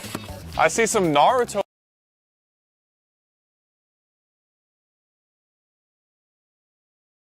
action figure. This is a Pop Sasuke Uchiha. This is pretty cool. You know me. This is a nice gift. It's very thoughtful. This is from Sam4Plays. Hey Cypher, this is from Sam. Yo, thank you Sam, I appreciate it, man. This one's packaged really thoroughly, so I'm gonna have to bust out the knife. There we go. Looks like it's a shirt, but it has something inside. Oh shoot! Look at this! It's an LED Cypher PK Oni logo. Thank you so much for this. I appreciate it. We're definitely gonna have to plug this in and see how it looks, but you can see the detail. He did a pretty good job making the logo. Looks like someone sent me some merch or something. Bro sent me some black and white socks. Okay. Is this what I think it is? I am not wearing this, bro. I am not. Bro sent me a maid outfit with a bow and a belt and black and white socks. Who is this for? I'm not putting this on. I am not putting this on. Ain't no way. Like, maybe for charity or something. Wait, these are knee-high socks. I know they are because it's a maid outfit. These are... Thank you, but no thank you. All right, let's see what we got. Oh, this is pretty cool, but I kind of bent it. It's a drawing of me, kind of like in my icon skin look. That is sweet. There's more stuff in here though. Peeps marshmallows? Listen, I'm gonna try one. I'm gonna try one for you, okay? But I can't have too many. I'm on a diet right now. 34 calories for one bunny is a lot, so I'm just gonna have half of one. It's actually very soft. Tastes like a marshmallow. It's not bad. It's not bad. I appreciate that. Thank you. Cypher's medallion? Nah. You did not make a medallion. Hold up. Yo, hold up. I'm not gonna lie, it looks a little bit goofy, but I appreciate it. I have one medallion. It gives you unlimited trap towers. And there's an envelope. Let's take a look. We got some Pokemon cards. Bro sent me some Pokemon cards. Venusaur Pokemon card, and listen, I don't watch or play Pokemon, but I'm assuming these are the elemental types. Thank you, man. And there's an envelope in here. I've been a fan for a long time, 3 O's on the long. I have for you a super rare Pokemon card and some artwork. Best wishes, Griff.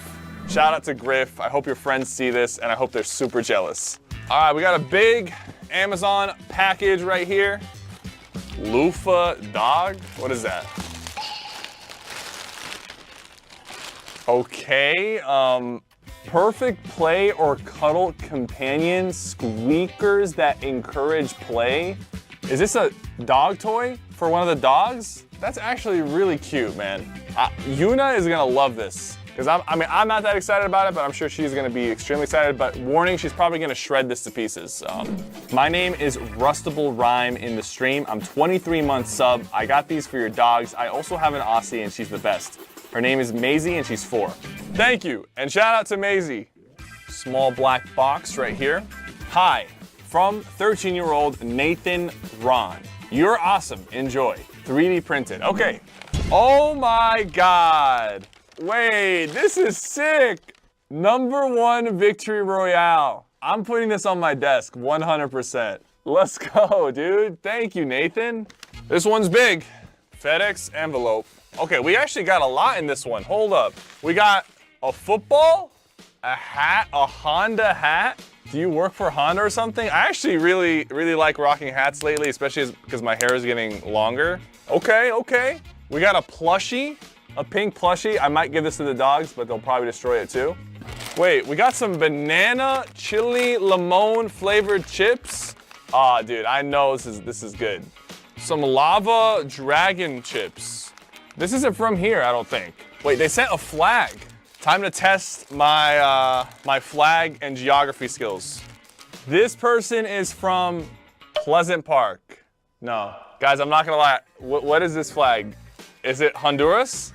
It is! I don't even know how I got that. That's crazy. I'm not good with geography. Yo, let's go, bro. What? Bro sent me a PlayStation 5 controller? Bro, I'm sponsored by PlayStation. Do you know how many PlayStation controllers I already have? I have like 100 of them. Like, I gotta sign this and send it back to you or something. All right, what's in here? Tell me there's a letter in here. Maybe I should have opened this one first.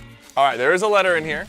This is my car, 2017 Honda Accord. Oh, that explains the hat. I forgot he sent the hat, the Honda hat. Rate it 1 through 10 here on the picture and sign it. You don't have to show it. Rate and then signature. Bro, that's a clean looking car, man. I mean, what can I say, bro? That's easily a 10. Hey, Cypher PK, nice to meet you. I'm Andrade. And I am from Honduras. I was right. I started watching your videos back in Chapter 1, Season 3, so I've been watching you for a while now. I'm 20, by the way, so you're a little older than me. Lol. Okay. Not much older. I'm 27. I'm turning 28 soon. I'm a Tier 2 on your Discord. Yo, shout out to the Tier 2 and Tier 1 premium members in the Discord. I sent you 2 bags of chips. They are sealed off. I would like to see your reaction, trying them for the first time. They are from Honduras. You know what? I was gonna save the chips for later, but I think we should try them. I already know I'm gonna like this. I like lime chips and I like plantain, so this should be good. Oh, that's actually really good. I'm not gonna lie. That's actually. All right, can't do too much. I'm on a diet. I'm saving these for later, but these are really good. Holy crap. Pica mucho. I'm assuming that means very spicy. All right, time for the flaming hot chips right here. This one's good too. It's not as spicy as I thought it would be. Wait. The spice is kicking in. It's not that spicy though. It's really good flavor though. I like it. Bro, you're having me cheat on my diet right now. I'm not gonna lie. Thank you for everything. Honduras, if you're watching from Honduras, shout out to you. I kind of wanted to open this one. This one's long. Did it break? What are these? Someone like chewed on this. I don't know what's going on. All right, let's take a look at this. Hopefully it'll explain it. Hey Cypher, this is Destroyer995 sending you this. You might be wondering what this is. Yes. Well, it's for hitting people who talk about Chun-Li or threatening your workers to get them back to work. They were lacrosse sticks. Regardless of what you do with them, I hope you at least have fun with them. Sincerely, Destroyer995. I also made a cool shirt concept for Metal Umbrella. This is the shirt concept that Destroyer made. Bro sent me some weapons to use. Some lacrosse sticks. It's got sharp ends, right? Could break the skin. I don't know. I'm not, I'll be honest with you, man. I don't know what you want me to do with this. Like, there's no way.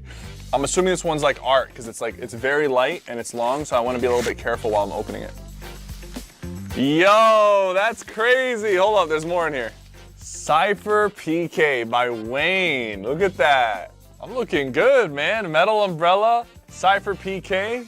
Let's take a look. Oh, he also drew the animated Cypher PK. You guys are probably wondering, where are the animated videos? Guys, those videos take so long to make. They're so expensive to make. Right now, we're not making animated videos, but I hope you guys enjoyed season 1 of the animated series. I'm a young artist with a small YouTube channel named Wayne's Art with 1.58K subs. Hoping to be as big as you one day, and since you're my favorite streamer, I decided to draw you. Best of luck to you, man. You actually do have some really good talent here with your art, and I appreciate being your favorite streamer so that you can draw me. Thank you, man. Thank you, Wayne. All right, another Amazon package. Let's take a look. A gift for you. I hope you're enjoying your gift. You are super funny and entertaining, and I love your channel a lot. From KTL7LY. Hey, we got a little mini Naruto action figure. Let's go. Thank you. Maybe another piece of art right here.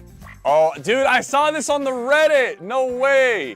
I remember I said the eyes look a little concerning. I look sad, but this is actually really well drawn. Thank you. Cypher PK graphite portrait. This looks cool. I kind of look very intense in the eye area, but keep it up, man. Keep it up. We got a package right here. Interesting. What is this? It's like a sandbag ball. Yo, Cypher. My name is Nick.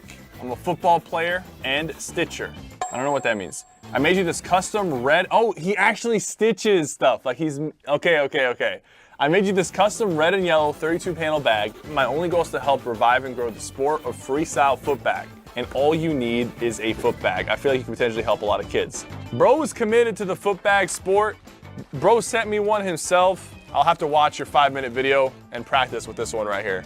I appreciate it, man. Thank you so much. And I'm glad you're passionate about something. That's awesome. Something good. All right. An egg for PK only from Chun-Li. Brother, this is dusty, man. What's going on? What's inside the egg? Hi, Pookie. Love the vids. I watch them all. Okay. And this is from Chun-Li. Bro sent me 2 medallions. Hades medallion and Cerberus's medallion. Now I'm really marked on the map. I got the Cypher PK medallion. I got 3 medallions, bro. Now I'm on the map. 4 PK from ? Also, my Fortnite name is blank. Can you add me? By the way, fix your hairline. I'm not adding you after you said that about my hairline. That's crazy talk, bro. My hairline's perfectly fine. Look at Courage JD's hairline if you want to see a busted hairline. What are you talking about? We got another one. Wait a minute. The official Fortnite Battle Royale survival guide? Use code CypherPK from Wyatt. Wyatt says use code CypherPK. This is the first thing that fell out of the book. Bro, this is from chapter 1, man. So many resources. Surviving the storm. Anticipate its direction. The weapons guide. We got the heavy shotgun. This is actually outdated information now. You should just watch the CypherPK How to Win series for more relevant information, but I appreciate it. Thank you, Wyatt. I got more medallions? Bro, I literally have so many medallions now. All right, we got Peter Griffin from chapter 5, season 1. Bro, we got Peter Griffin's medallion. Who else is this? Zeus medallion, all right. We got the Zeus sprint. All right, so now I have like 5 medallions, chat. You guys know where I live now. Zeus medallion, pretty sick. And he sent me some V-Bucks. All right, bro hooked it up. And there's a message. This took me almost 2 hours. I hope you like it. I also made you some Fortnite medallions. You made these? That's crazy. And this is the drawing right here, the CypherPK logo. Look at that. That's clean. From Brennan Boy. Thank you, Brennan. I appreciate it, brother. Thank you for the medallions and the V-Bucks and the drawing. Very thoughtful of you, man. Thank you. This one has stickers on it. Bro, send me some merch. Wait. What did I just see on this? Floss like a boss? Floss like a boss? Bro wants me to get bullied out there, bro. That's actually a cool shirt. That's actually a cool shirt. What else we got? Oh no. Wait, this is the Cypher strut. He sent some stickers too. I appreciate the stickers. Oh, this one's sick. Never back down, never what? Well, that's a Nikkei 30 reference, but then he put the Cypher strut and then he put the Cypher logo on the back. I'm wearing this to the next TwitchCon, chat. Hello, Cypher. I hope you like the drawing. Please consider adding me on Fortnite. From Trip. Look at this drawing, bro. Bro got the CypherPK Possess style, fully maxed out. You'd love to see it. Thank you so much, Trip. Thank you so much, man. Hold up. This is the CypherPK on steroids drawing. Boxer PK. Hello, Cypher. My name is Tyler, and I'm 12. Also, as soon as you announced this P.O. box, I knew I wanted to send you some fan art. Hope you enjoyed. Yo, thank you, man. Thank you, I appreciate that. Thank you, Tyler. It's a very good drawing. It's a very, very good drawing. It's excellent work. I need more money to play for Chung Lee edits. Okay. What is this supposed to be? Is this Chun Li? Oh no, hold up. I'm a huge fan. I wanted to make your pickaxe. I doubt it's any good, but I spent hours on it, but I hope you like it. No, you did not. Don't tell me you spent hours on this, brother. This is my pickaxe in Fortnite? I guess they gotta do an updated edit style because this looks a little bit different. Yo, but thank you for the thoughtful gift. I don't know, what is this made out of, bro? Bro drew me and the wifey? Hold up. Hold up. That's so cute. I gotta show this to the wifey right after I'm done recording. Thank you, Brian. And there's a letter in here. Dear CypherPK, I just want to say you're one of my favorite YouTubers ever. I'm glad I found you on YouTube because every time I'm having a bad day, you always cheer me up with your videos. I hope you like the drawing I made for you and Daniela, and I hope you have a great rest of your day. Almost forgot, you're the best Fortnite player ever. Let's go. Take that, Booga. Thank you, Brian. That's very sweet.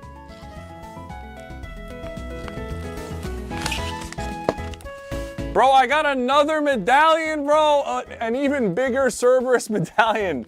I got all the medallions. I love your videos, Cypher, from Elijah. Short and sweet. Thank you, Elijah. Another medallion. Jeez. Hold up. Hold up. Look at that. All right, we got some artists in here, bro. Look at that. That's crazy. CypherPK icon skin by Benul Malik. Or Malik. Hello, Cypher. I would love it if you could shout out my channel. It's called Inknado, and I like to draw anime and lots of other things on it. It would mean the world. Shout out to Inknado for drawing the CypherPK icon scan. Apparently he draws a bunch of anime stuff on his channel. Super sick, really cool drawing. All right, this one's actually really cool. So this guy sent, use code CypherPK with the Oni logo. He also sent a letter. Hey Cypher, my name is Chris. I've been subscribed to you for a couple of years now. By the time you're getting this, I'm 13 years old. Happy birthday. Hope you also like the Lego of you. Bro made a Lego version of me, and honestly, It's pretty on point, all things considered. He's got the hair down, he's got the pickaxe down. This is pretty cool. This is pretty legit. Thank you so much, man. I appreciate that. Wait, bro sent me some Fortnite trading cards. Let's see what cards we got.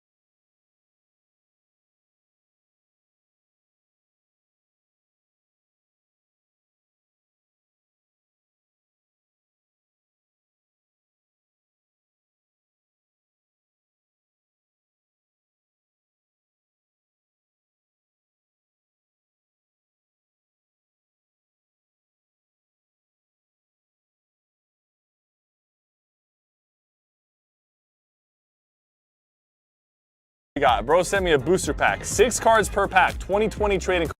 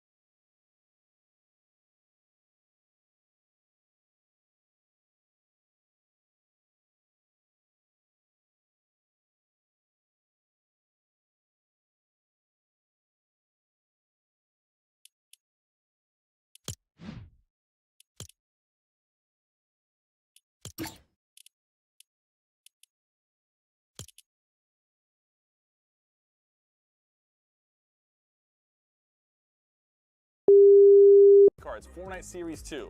We got the Bullseye male version, Sure Shot, Desert Dominator. These are some pretty sweaty skins.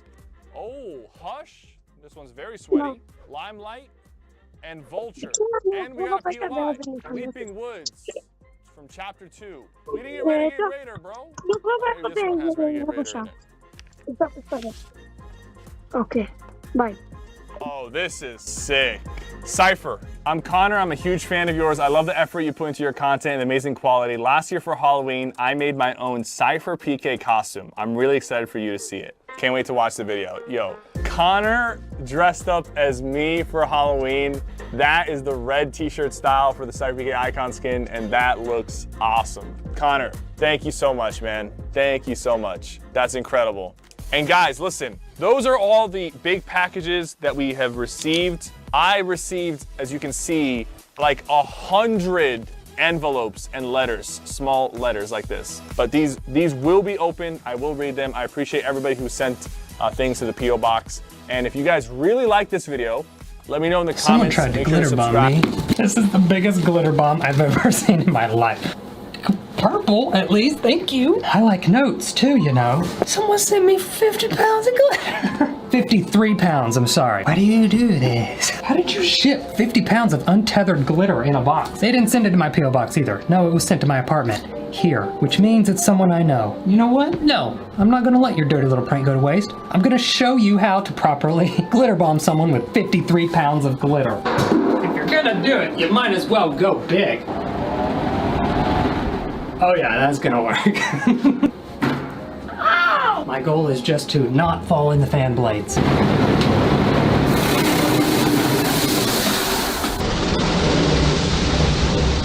Oh, it's in everything. I'm gonna do it again. That's a great job on the glitter bomb, because you knew I'd do something stupid, and I did, and now I'm...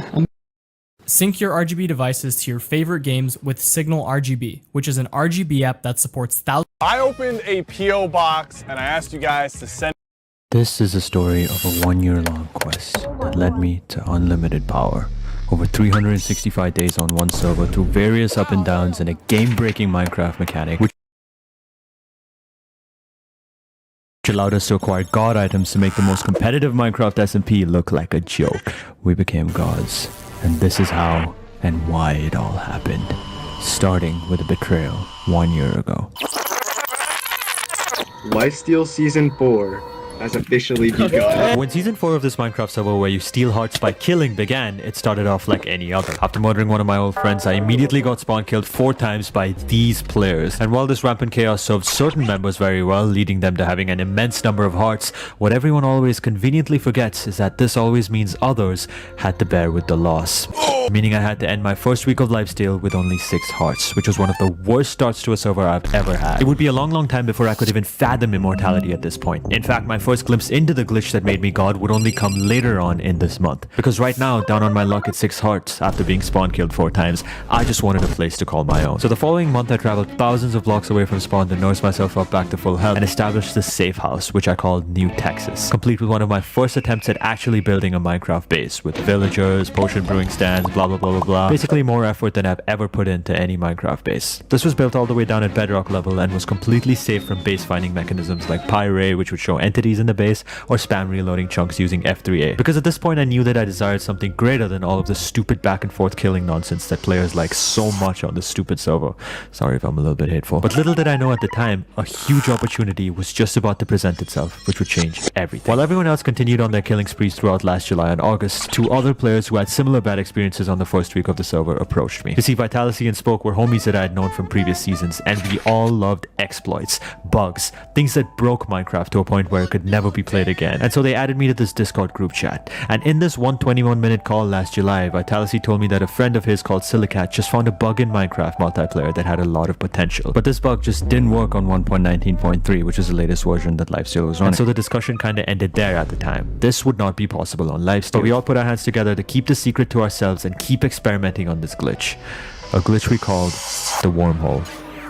After this, the following month was a step back from my peaceful I hate killing approach, because after grinding out items a bit in New Texas, I returned to spawn to get quote-unquote revenge on the people that spawn killed me on day 1. But this made me do some things that I'm not particularly proud of, like killing Woogie when he had no gear. He spawn killed me 2 times, so this killing didn't make me feel good. I went straight back to New Texas, thousands of blocks away, and grinded out the items to manually craft new hearts and get all the way back to 10. And now this took several diamond blocks, totems, redstone blocks, and netherite, and I actually had to grind. This was the fruit of my hard work, and so I turned over a new leaf, being peaceful, helping players that were naked like Parrot. And being nice to players without making any particular enemies, just to focus on my own grind and develop New Texas. But this era of temporary peacefulness ended pretty quickly. You see, I woke up one day to see Rochambeau, one of the dudes that killed me on day 1, use some screenshots I sent on the Lifesteal Discord from various angles to try and triangulate my base coords to kill me, or worse, destroy New Texas. And to make matters worse, education came in the way. Around this time, my college mid-semester exams were coming up, and for those of you that don't know, I study computer science engineering, so that took up a lot of my time. I was forced to study. But after taking a couple of weeks off to focus on real life, I came back to Lifesteal SMP and was shocked because I found New Texas completely obliterated.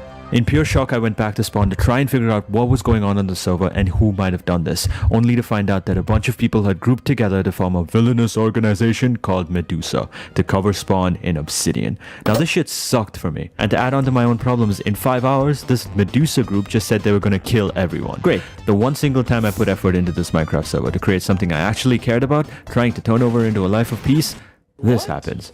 But get this, okay? So 5 hours left before Medusa kills all of us, which is when Spoke reaches out to me asking what should we do. Now Spoke and Vitality were one of the only people that I associated with the server at this time, but we had no gear compared to Medusa that spent months grinding the server. Vitality wasn't available to fight, so it was just me and Spoke against all of these people. We could not win, but we must fight them. And this, folks, kickstarted my quote-unquote screw it era. It would still be a couple months before we would make a breakthrough on the wormhole glitch, but right now we were powerless and had to make a statement. And make a statement we did. We were not going to get anywhere near maxed out gear to win a 2v3 in less than 2 hours, so we improvised. Now, disclaimer before I play the next couple clips, I do not endorse hacking or cheating of any kind. It ruins the game forever. Oh my...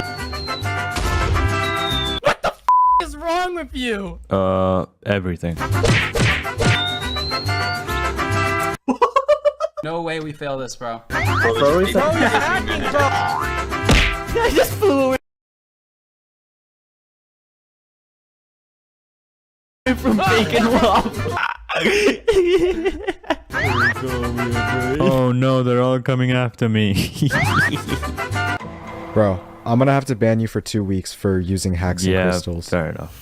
This entire hacking fiasco only showed my desperation for power and how much I was willing to give away to get it, including my dignity. Pirate banned me for 2 weeks from the server and I had to reassess things quickly. With my beloved base New Texas completely gone and an incomplete revenge on the Lifesteal SMP, I had some key things to live for now. Number 1, peace was never gonna work. And number 2, I needed to traumatize the members and server and take away this beloved sense of honor that they held on to so much, just like they took away what I worked for. And I was gonna do it without hacks. The wormhole glitch had to work. Now this glitch that was supposed to give us unlimited power worked like this. When you click on a server in Minecraft, you might have noticed that before the connection takes place, it happens in 3 steps. Connecting, logging in, and encrypting before you finally join the server. Now because I live in Asia so far away from every server, my ping is extremely large. You know this. And because of that, this last step, the encryption screen, lasts for a longer time for me, during which I could trick Minecraft into doing something stupid, which would end up giving us unlimited power. I'll explain exactly how a little bit later, but for now, this glitch was said to be useless in the latest version of Minecraft at the time because it had no function. It was patched. It was not supposed to work. But again, throughout this week that I was banned, we kept calling, we kept trying to pull together and understand how it worked, the mechanics a little bit more, and if we could make it work on 1.19. In the meantime, I finally got unbanned from Lifesteal SMP, but I didn't feel any regret. The feeling of guilt just wasn't there for me. If anything, I felt hatred for the server, more than ever. But before I could do anything, this guy called Pangy invited me to his church, and this just proved my hatred for the server even more.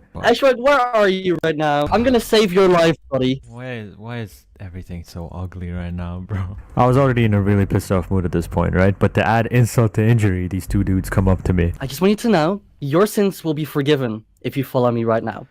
Why are you dressed like Jim from The Office? Check it out. Just follow me. Pangy claimed to be a healer who would clean my sins, and he showed me to his church where he already indoctrinated Reddits. Wait, you built that, Pangy? I did. Actually, yeah, I did. You haven't, bro. You have not been taking the breakup well. That's crazy. This seemed like some sort of sick prank to play on someone who just got unbanned, who just got freed from prison. How dare he do this? Clearly the server had not gotten any less weird when I was banned, and I wanted nothing more right now but to stay away from all human beings and just work on this glitch. So yes, my ego was through the roof. This was probably a bad thing, but just like the universe answering my prayers, I would get my wish for solitude on Lifesteal, but at a price. 5 minutes after this, the owner himself called me. Yeah, I'm gonna be honest. I honestly think you need to serve more time on the server.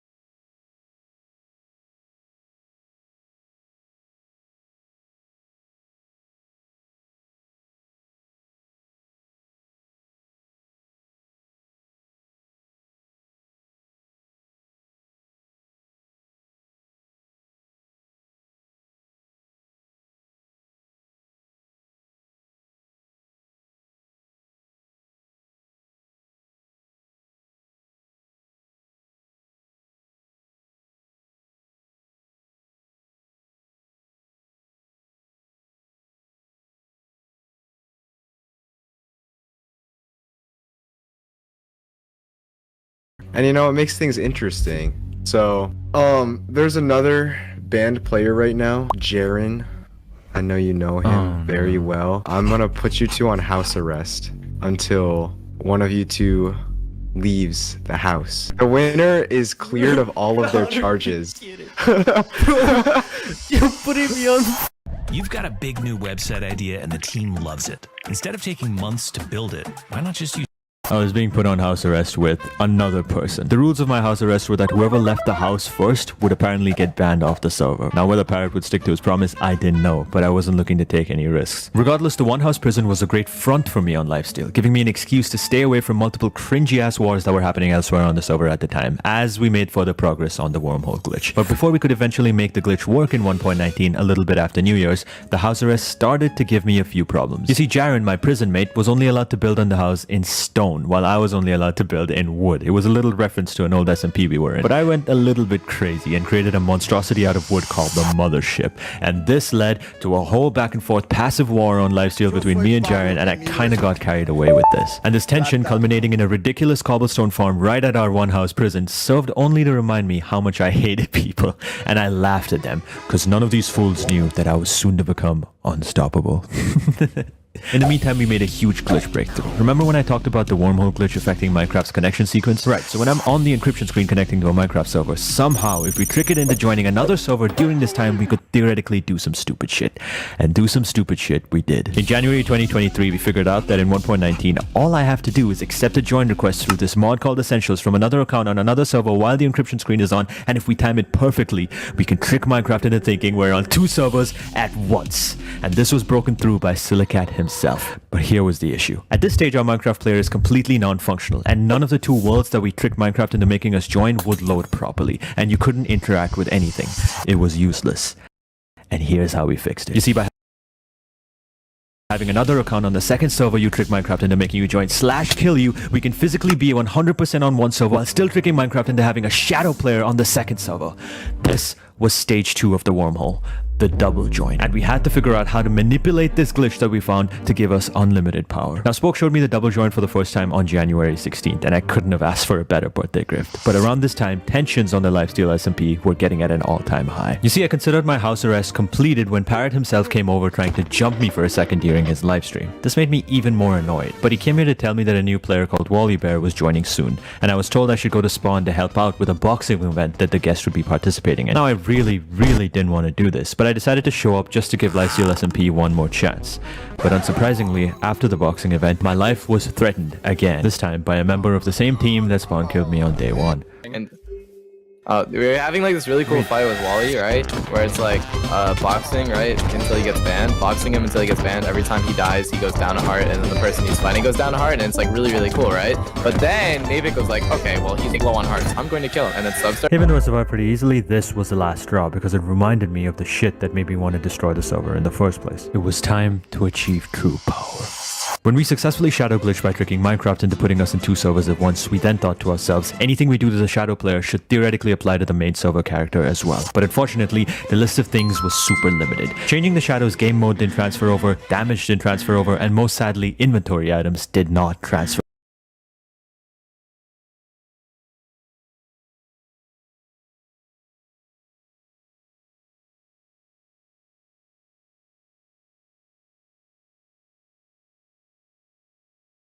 But we would fix this soon. For now though, what we found out did work was movement-based shadows, including the /fly command, which would transfer over if you /fly the shadow player to the real player. So over the next few weeks, while I was sitting in VC with people like Clown Pierce and Redunes telling me they wanted to be the evil kings of lifesteal like this, I want to be the tyrant of lifesteal again. That's the thing. Yeah, it sounds fun. I had to stay quiet because I knew I just unlocked the power of flight in survival Minecraft. By doing the shadow myself using an alt account, I could fly on lifesteal on my own. But we could take this a huge step further. Now, Flight made us all powerful on lifesteal, and we were technically already the most powerful on server because every hit you perform while flying counted as a crit dealing extra damage. And also, you know, we could fly. But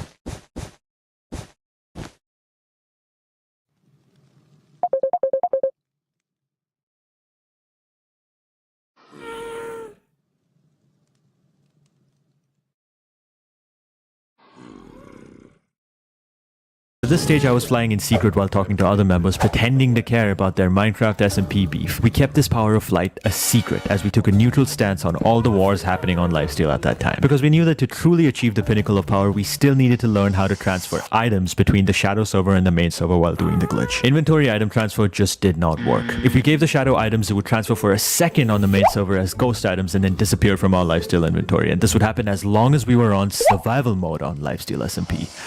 Wait a minute. What if we weren't? This sounds like a good time to say please subscribe, everyone. I work really hard on my videos, and even though I may not be the best uploader, I promise to put my 100% in everything I do.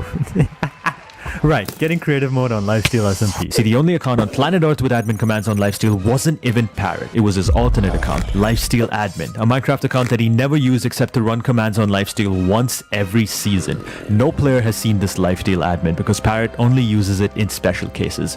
We had a plan. Operation